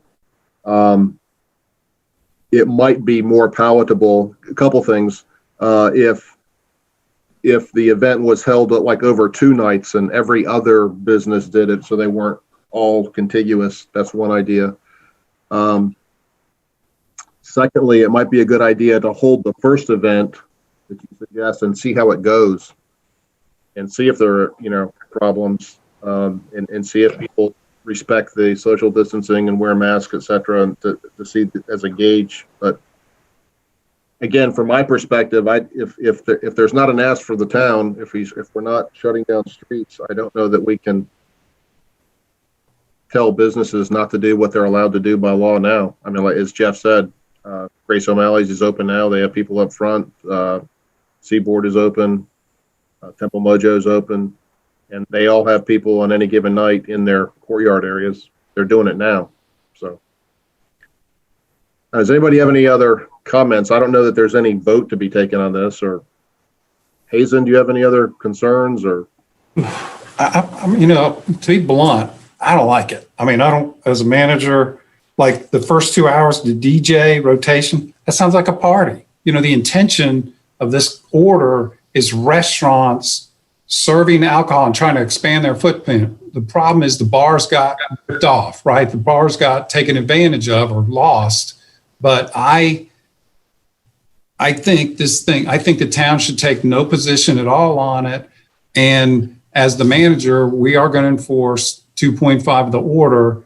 I just hope we don't have a confrontation. I hope nobody loses. I hope none of the businesses lose. I hope the police department doesn't lose. I hope the town's reputation doesn't lose. I do too. Hey, Mayor, I got one question to Charlie. Okay. Charlie, as our town attorney, do you see any feedback or comeback on the town that this is a town event? Commissioner, anytime anybody wants to sue the town, it may do so. The problem is this wouldn't be a governmental function. There would be no governmental immunity if we are brought in and there's a tortuous act that we have to answer to. There is a potential that we would have to be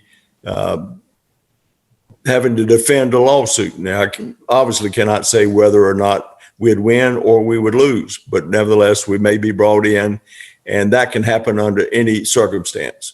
Okay. And with that being said, Charlie, I tried to make sure we cover all aspects, being now that the mayor and one of the commissioners are pretty much pushing, if I can use that word, or at least endorsing this to come. Where did that bring the town in light? Doesn't bring the town in anymore, whether they were or were not. Okay. To be clear, I'm not pushing it. I have no position. That might have been the wrong word for me to use. But I'm in Hazen's camp. I think the town should just take no position on it. I don't think we should condemn it, and I don't think we should approve of it. I think we just take no position and let the businesses do what they want. Let me just remind you, and you touched on it a little bit ago, but the ABC guidelines were expanded for phase 2 to allow expansion of restaurants. Also, Jay has pointed out that in the 100, 200 block of Trade Street, there are no parking requirements on the businesses. And that's enough said. Okay. Thank you, Charlie. All right. So I don't think there's going to be any motion for any type of action on this one. I do want to say that during my mayor's report, which hopefully will happen before midnight, I hope to have some good news for people like our friend Bob Klein. I think we have some good news regarding some of these businesses that have been hurt by COVID, and I'll go over that during my mayor's report. Let's move on to new business. Item A, consider connect and budget ordinance amendment for repairs. I'm sorry, contract, can't read.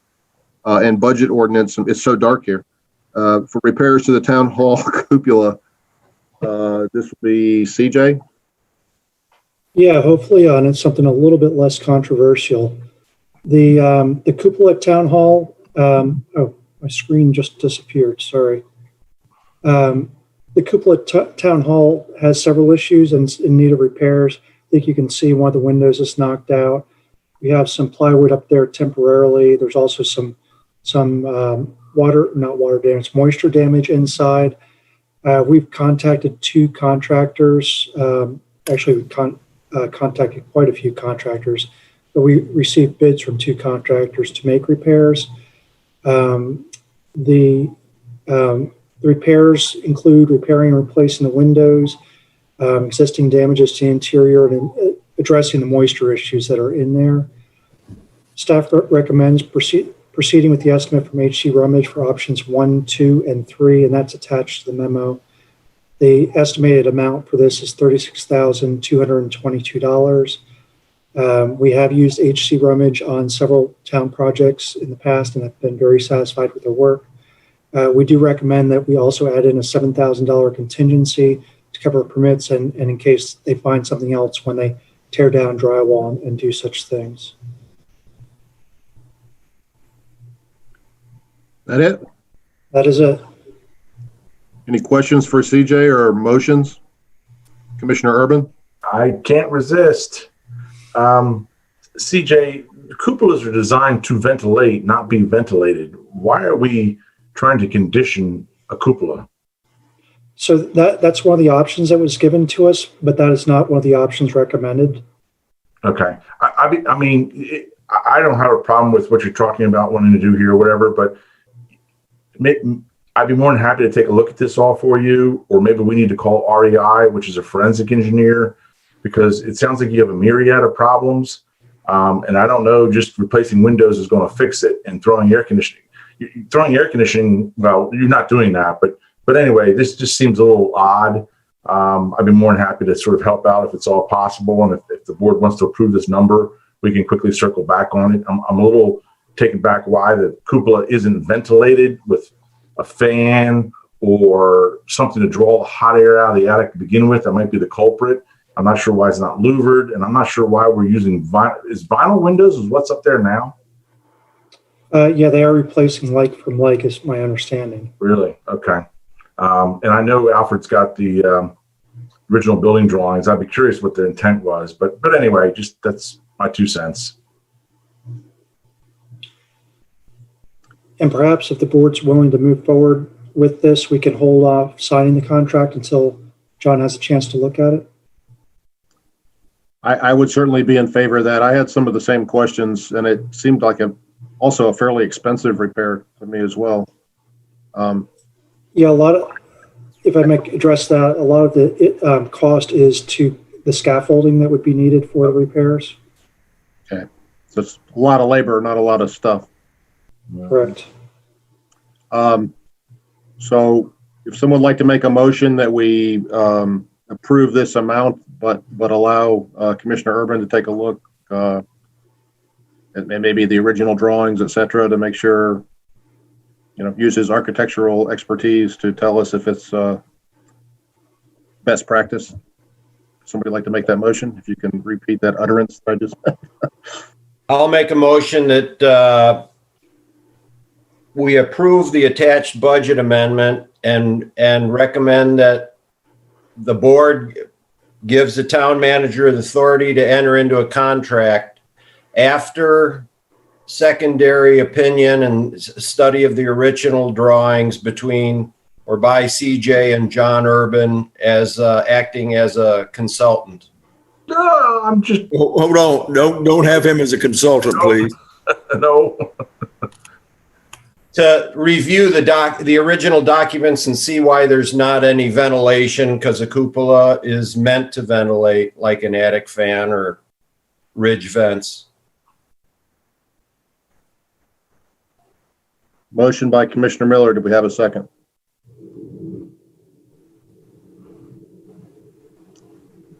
I'll second that. I think I got a second by the silent Dave Bland over there. So, okay, so we have a. Excuse me for 1 second.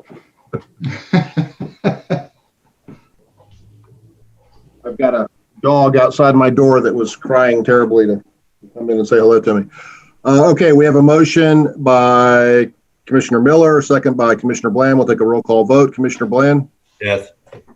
Commissioner Whitley? Yes. Mayor Pro Tem Garner? Yes. Commissioner Urban? Yeah. Commissioner McCool? You changed places. Commissioner Miller? Yes. And I vote yes as well. And thank you, Commissioner Urban, for agreeing to do that review. We appreciate it. Item 14B, consider revision in personnel policy for election day leave. Who's going to present this? Hazen? Sir, so this idea was actually thought up by Commissioner McCool, and the board has some options here. The idea is to encourage employees to vote on election day, and the way to do that is provide them with paid time off. There's really a number of options, but one of the options is the whole day off. Another one would be like a half a day, which is 4 hours. Third option could be two hours, and then really kind of at the discretion of the supervisor, whether to do that over lunch or at the end of the day or beginning of the day. And of course, the fourth option is not do this, right? So no paid time off for employees. We thought about it as staff, and we'd recommend 2 hours of leave, schedule at the discretion of the employee in consultation with the supervisor, and that would take an amendment to the personnel policy that we would bring back to the board at the September 28th meeting. If you mind, I add kind of some of my reasoning why I came up with this. Sure, Commissioner McCool.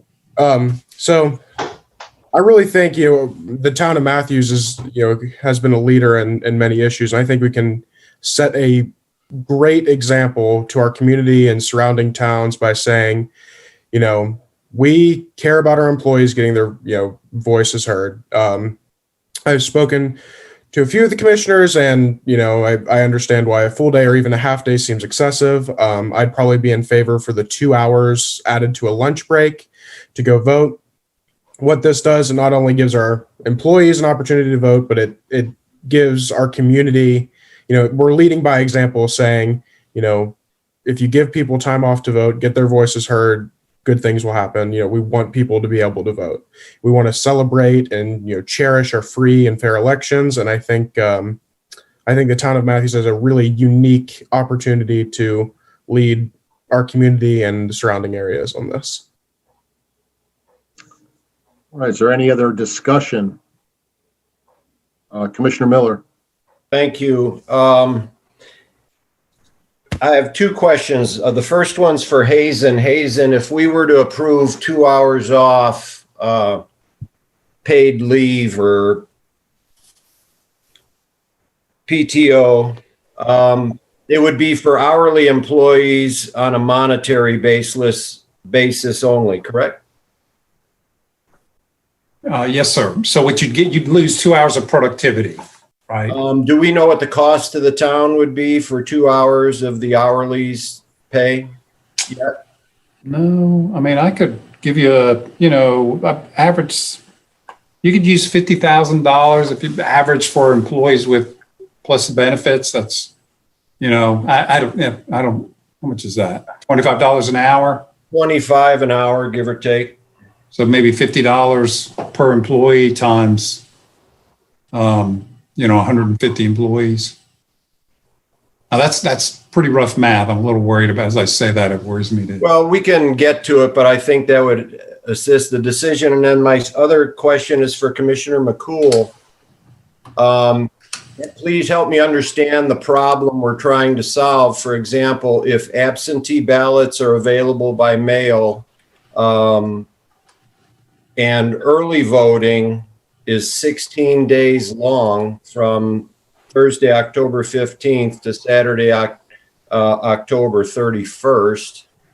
And the polling places are open 13 hours on election day, 6:30 in the morning to 7:30 p.m. at night.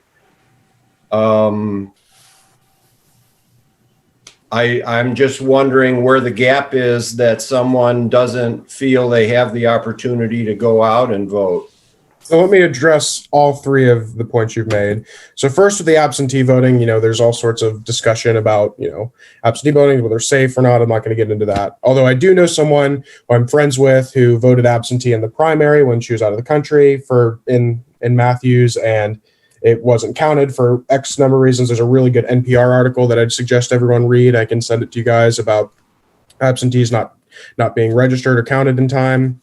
Then to address the early voting piece is, these people are still working every day, so they're not going to have that time off to early vote if they're still working. So it's that same dichotomy there. And then also on election day, I'm thinking about the single mother or the single father who, when they have to, be with their child before they go to work, and they have to be with the child after their work, and they may not have the opportunity to vote after, when they're at home. So this gives them an opportunity during the workday when they have, no home responsibilities to go get their voices heard. And frankly, this is, a great way for us to say, we care about our elections. We care about people getting their voices heard. We care about having equity for all in voting. I think it would be a big win for us at our town. Okay, thank you. And also, Corbett, it says, calls us now to have two voting places, Matthews Elementary and Butler High School here in Matthews. So if someone was close to those areas, they could slip into one or the other and be able to do that with 2 hours and a lunch. I think that's good. Commissioner Urban. Yeah, I commend Commissioner McCool for coming up with the idea. I personally am critical of him using the press or the media as the vehicle to bring policy to the town. It reminds me of something a politician in Raleigh or Washington would do. I got an idea. You run to the press and float it out there. Which I just never experienced that in the town of Matthews from that standpoint. I've always sort of respected going to the mayor. I have an idea, and then the board discussing it and talking about it and floating it. I've never run out to the press or have heard anybody run out to the press to float policy ideas out there. Let me address that. That was a little disconcerting. To learn the news about this, not from Maureen or the mayor, but to learn from SOC. Well, I emailed every single commissioner a complete release on what I was saying before anything went out to anyone else. Jen, did you go to the press, or did the press come to you? Trust came to me. Well, why did they come to you? I put it out on my social media. Well, then that had been before you announced it to us. I sent every single commissioner an email before that went out on any of my platforms. Well, I was uncomfortable with that from that position. I'm just saying, just not something we've done in the past. That's fine. You're a commissioner. You can do what you want to do. But I think floating policy ideas out to there. I don't check my emails all the time with the town. I have a business to run here. From that standpoint, that's hey, it's done and over with. That's fine. But I'm just trying to express my opinion from that standpoint. Okay. Mayor Pro Tem Garner. Yeah, I have a couple thoughts on this. I know that I've been to planning conferences in the past, not but when I was on the board, where commissioners have talked about election day being a holiday because most of our polling places are in schools, and commissioners in the past haven't felt comfortable with voters going to the polls with kids in school. So that's not a new idea exclusive to Ken. I applaud him for coming up with it this year and for being flexible enough in his thought with it that 2 hours would be enough.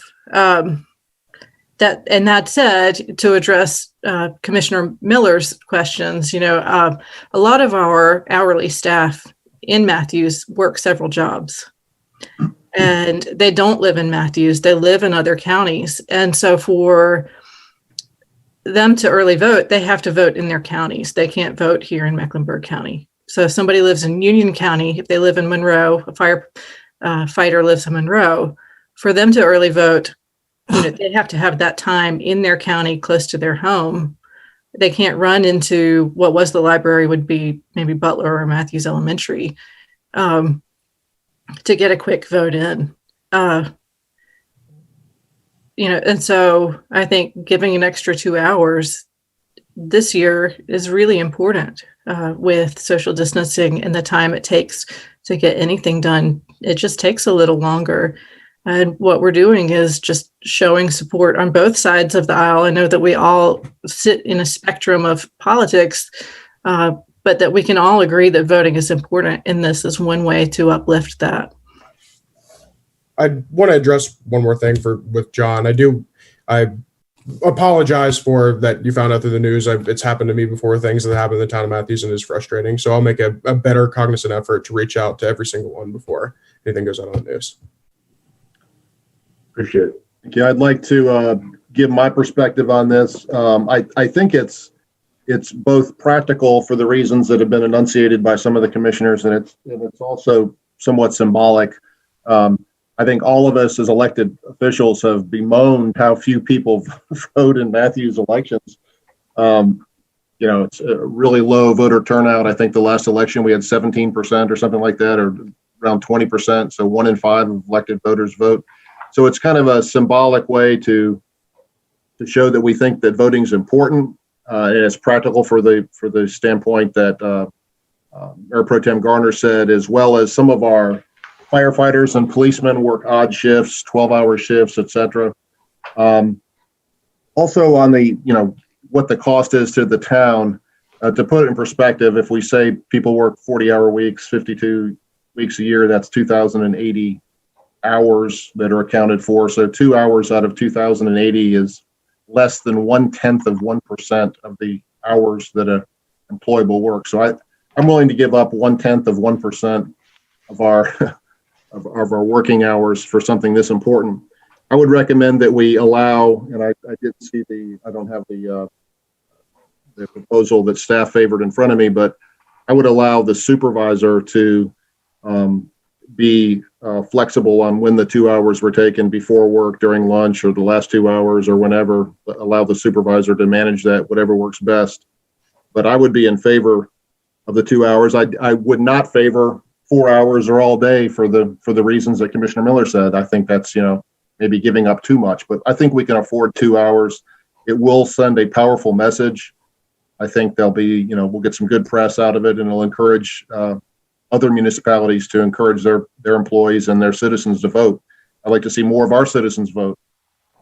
So I think it's a good thing. I support it.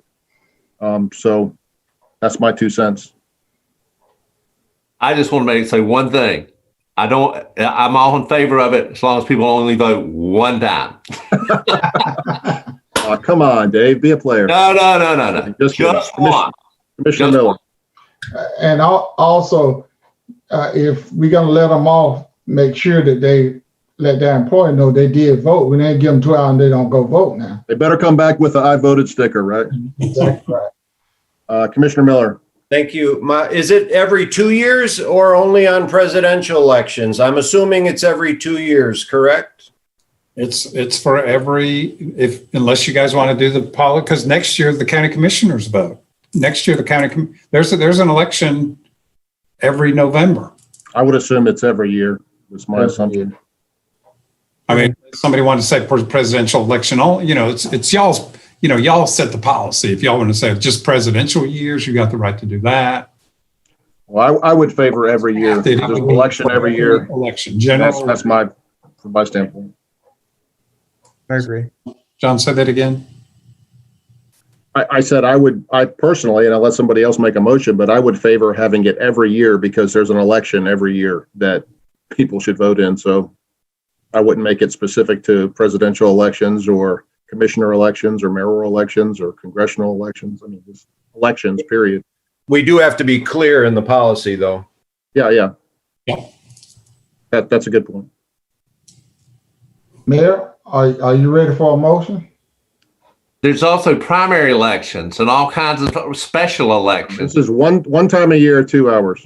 One time a year. One time a year. Only vote one time. First Tuesday in November.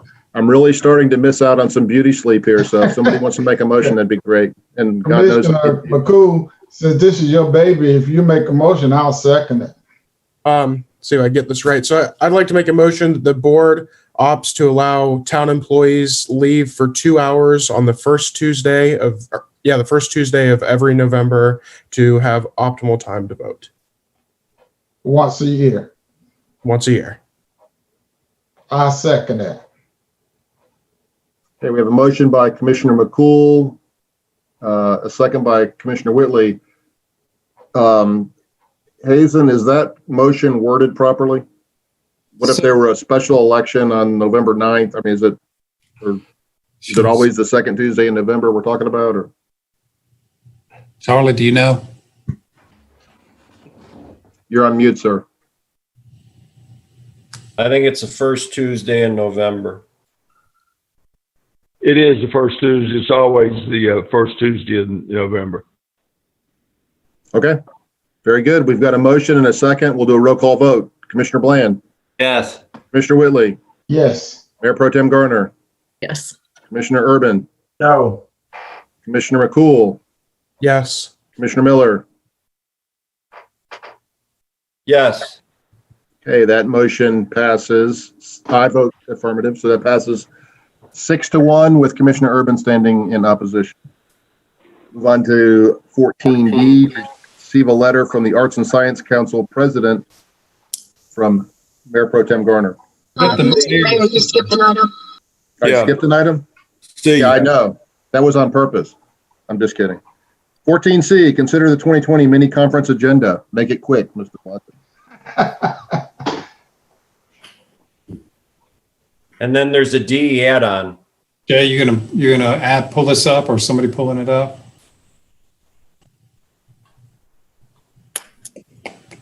This is going to be like a book, I think. Yeah. Yeah, so here's what, I guess everybody read it. It's not that complicated, but, this whole notion to think strategically. Last year's budget was tough on everybody. We're a growing community, high expectation from our citizenry, we're relatively prosperous. So we talked about this mini conference that would talk to the board about the service needs today, what we think service needs are going to be in 10 years, and then some kind of incremental, how do we get there from here in 1, 3, and 5 year increments. We'd estimate the town's population in 2030. We do some kind of projection about tax base in 2030. Then we want the department heads to show what they think their needs are going to be in these increments. And then some examples, it's not an all-inclusive list, but things we've talked about before, like the paving budget to meet recommended standards. We've talked about this property for the third station, construction and staffing at third station. Off the top of my head, I can think about staffing for public works and facility maintenance. Talked about the human resources information system, pay, the comp plan, that's come up tonight, but Jay will touch on that. Greenways and trails are, continue to be hot, very highly used parks, kind of competitive salaries and benefits. And we just wanted to see if the board was comfortable with that kind of structure. Because it's y'all's conference. It really is y'all's conference. It's not supposed to be staff's conference. Well, I have a comment. I think perhaps 10 years is too long of a horizon to look at. I would maybe look only out 5 years, because 10 years almost seems like, who knows? I mean, I don't know how accurate we can be. I like the 1, 3, and 5, but I'm not sure 10 is achievable. Yeah, if we were asked in 2015 what our life would be like in 5 years in 2020, we'd all been wrong. If I can just speak to that for a moment, I think the intention with the 10-year isn't to necessarily be perfectly all-inclusive of where we expect to be in 10 years, so much as if there are significant projects that we know are coming closer to that 10-year horizon, to at least put them on the board's radar screen that we know that they're coming. Okay. Any other comments? If we're, it looks like we're putting some high dollar items on here. Roads, which we may not want to use a bond for, but the fire station and things like that, I think we need to revisit this whole bond conversation, because it takes plus or minus 6 months to get this thing in gear and up and running. That means you got to start mobilizing in April of next year for the next election cycle. So I would suggest we get that on there. It's a good point. Any other comments? And I certainly don't object to the 10 years. I mean, it's just work for staff is what I was thinking. So if you guys are willing to do it, have at it. I mean, that's Maybe we'll hold it until we get a little bit further in the planning phases, and then if we need to lop it off, we can. Carrie has a 70-year plan, just so. Yeah, and I know, and on the Charlotte Regional Transportation Planning Organization, they go out like 50 years, and it's like, really? I mean, but it's good to, I guess, project, but it's kind of, I don't know how accurate those projections are sometimes. So do we need a motion on this? No, I just wanted to, if we're off base, please tell us. That's really the key here. If y'all would like to take this conference in a different direction, we are open to that. Because it's, I mean, how big of a chunk of the conference is this going to be? Probably the whole thing. Seriously? We could have a third mini conference if, and we always have 5:30 meetings too. Yeah, I wasn't being facetious. I mean, if this is going to seriously impact, I mean, we're already going to have a ton of stuff to do. If this is going to maybe knock out several other things that we wanted to discuss, I don't know that I would be in favor of it at the conference. Isn't the whole purpose of having this meeting is so that we can discuss? We didn't know where we're going to be with the pandemic, and that's why we needed to have this in the middle of the year, so that is there going to be money there for us to give people raises and stuff? I thought that's what we're going to be looking at on this thing. I mean, not just let's see what else we can think of to talk about. That seems like we're doing too much of that, So that's just my opinion. I mean, we got serious issues to talk about, like paying our employees. Let's talk about it, But we have a planning conference once a year so that we can plan, way ahead and do that. But I think this is killing we're throwing a ton of stones to just kill one bird. So let's just, anyway, it's getting late. Well, and what at the budget, we talking about raises for employees. Right. 6 months in December. And we may want to make it to the 1st of January just because we'll have more revenue data. But whatever the motion was to bring it back to you guys on employee raises. And that's really just one piece of the puzzle. Let me just give you a quick example of the 17, and if I haven't said this already, list of 17 towns, the police officers are now third from the bottom in starting pay, right? So that's just, and now I don't know what firefighters are, and I don't know what public works or anybody else, but that's just one little example. That's something we have to think about long-term as an organization.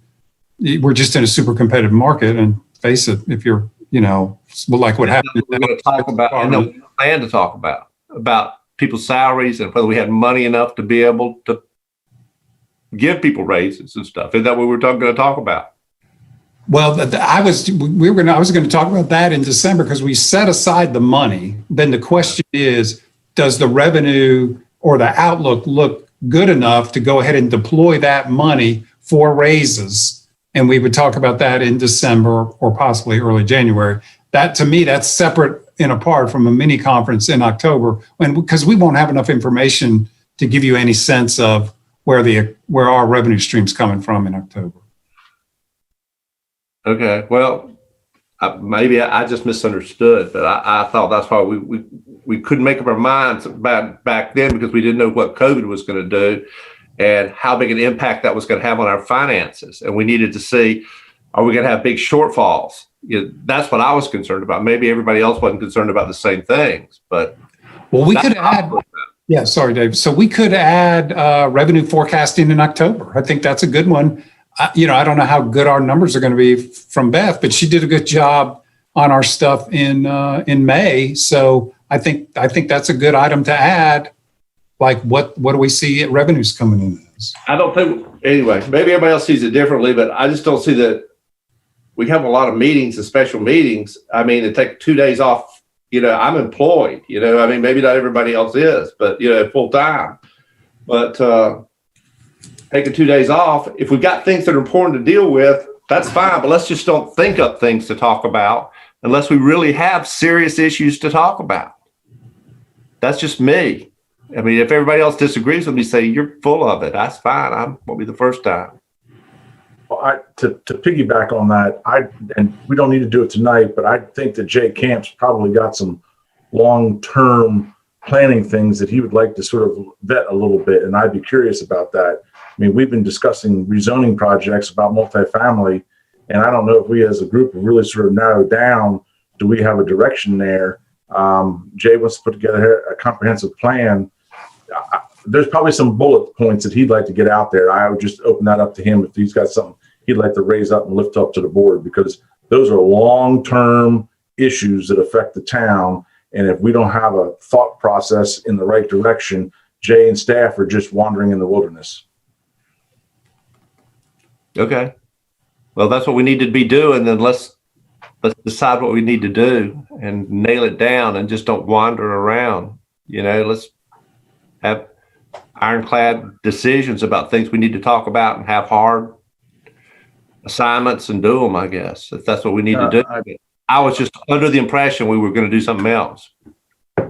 I'd like to see the entire agenda again. I think every week we say, let's add that to the October mini planning conference. Let's add that. Let's add that. My gosh, we must have way more than we could possibly talk about at this point right now. So we're going to have to prioritize, I think, what we want to talk about. That's a good idea. If you guys want to send ideas or start generating some ideas, we'll start fleshing out the agenda and then we'll get it back to y'all. Well, maybe. Yeah, in all seriousness, we've been mentioning things, over the last several months. So let's talk about that. Let's talk about that. And getting to be a pretty comprehensive list. Okay, well, let me just tell you how I'm encapsulating this. So I haven't heard like total embracing of what we put to you guys, but it sounds like it's in the lack of, no, don't do that, do this as a consensus. I'm going to leave the stuff as is. We'll add to it. And then y'all can, you know, if somebody says, well, I just don't want to, let's pull that out. I want to talk about that maybe at the regular planning conference. That's fine. You just know that all this stuff takes time. You know, we can't make these decisions. We got to make them a month plus in advance so staff can start working on it. Right. Okay. Can I go on to item 14D? Commissioner McCool. I just want to clarify something I said in B. There was a dialogue between reporters and I, but that was only after I reached out to I wanted to clarify that one more time before there's any miscommunication between what I said and what was represented. Noted. All right.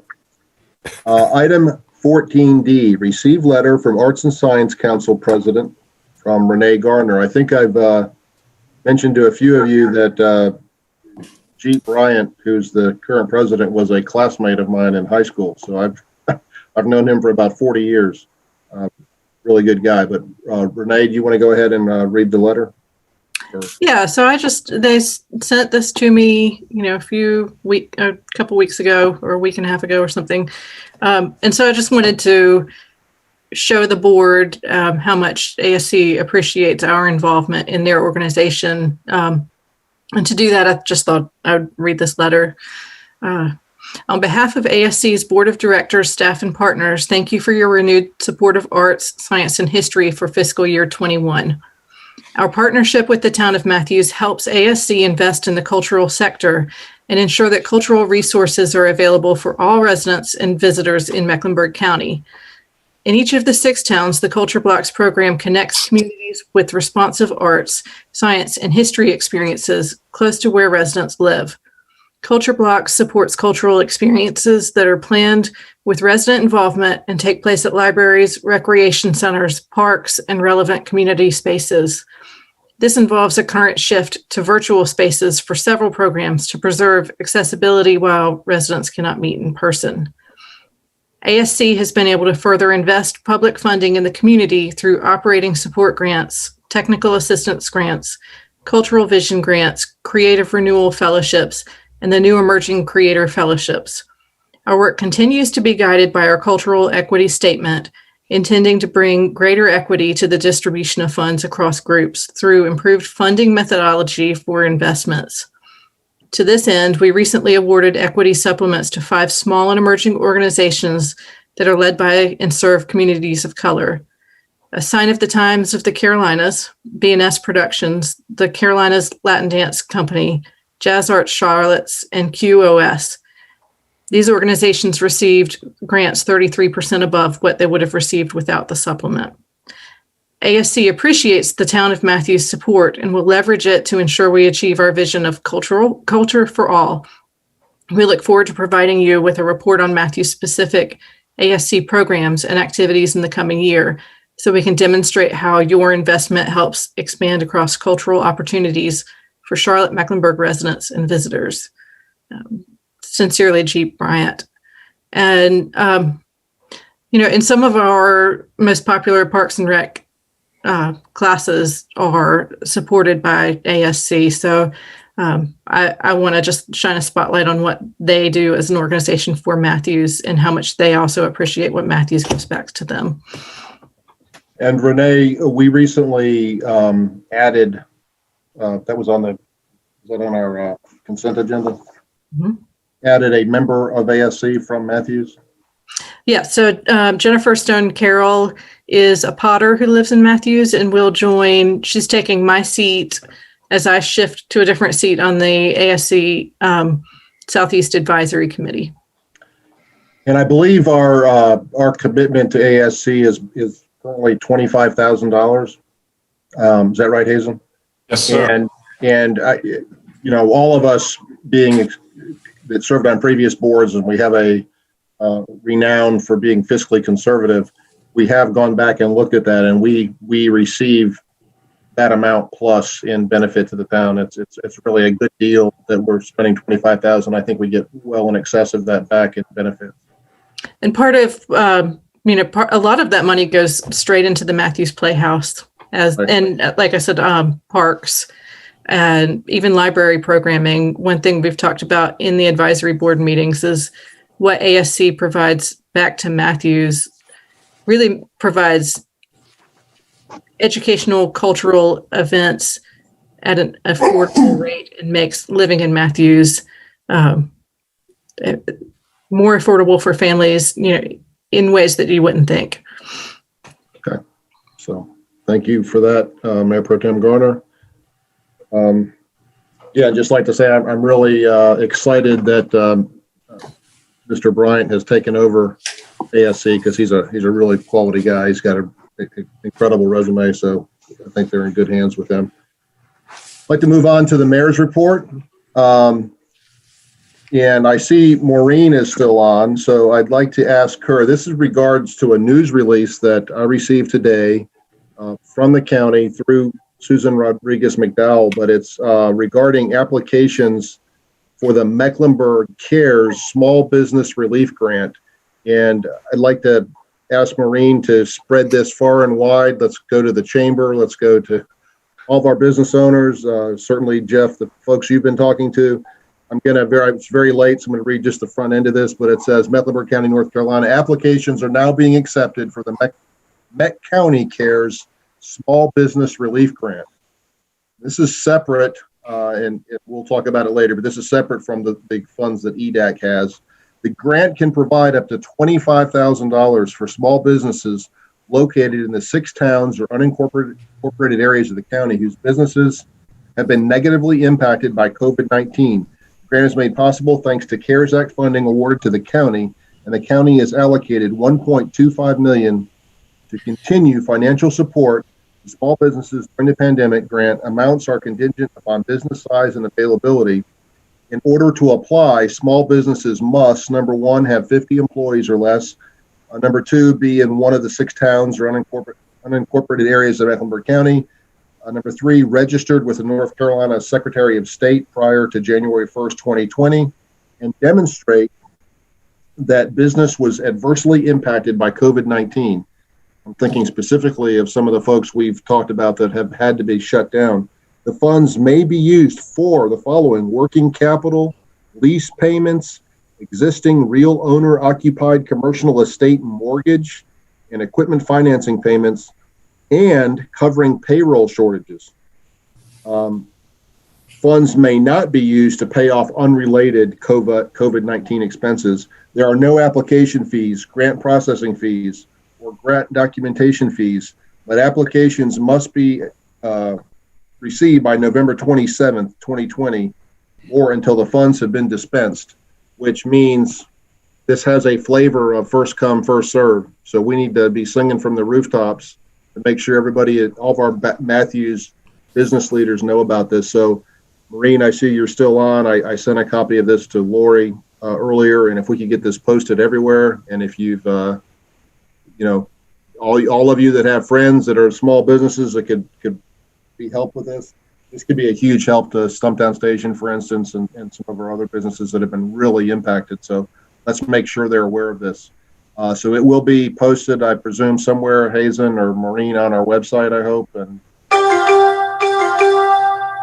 yes, it will be. Thank you so much, Maureen. So again, just make sure folks know this. I think it's going to be very, very popular, and they're going to probably run out of funds real quick. So let's make sure that our businesses get in there and get their applications in as soon as possible, like tomorrow. That's all I've got for the mayor's report. Do we have an attorney's report? No report, Mayor. Are you sure? You don't want to read a legal book to us or something? I'm looking at the menu for what dinner will be tonight. Yeah. Haven't had it yet. Mr. Blodgett, we have a town manager report. No report. I will entertain a motion to adjourn. You guys don't know, but I've been in my PJs for the last 2 hours. Move we adjourn. Okay, I have a motion from Commissioner Bland. Second from Commissioner Cool. We'll do a roll call vote. Commissioner Bland. Yes. Commissioner Whitley. Yes. Commissioner Urban, Yes. Commissioner Miller, Mayor Pro Tem Garner, Yes. Commissioner McCool, Yes. and I vote yes as well. Good night, and thank you for hanging on to the bitter end. Love you guys. Stay safe.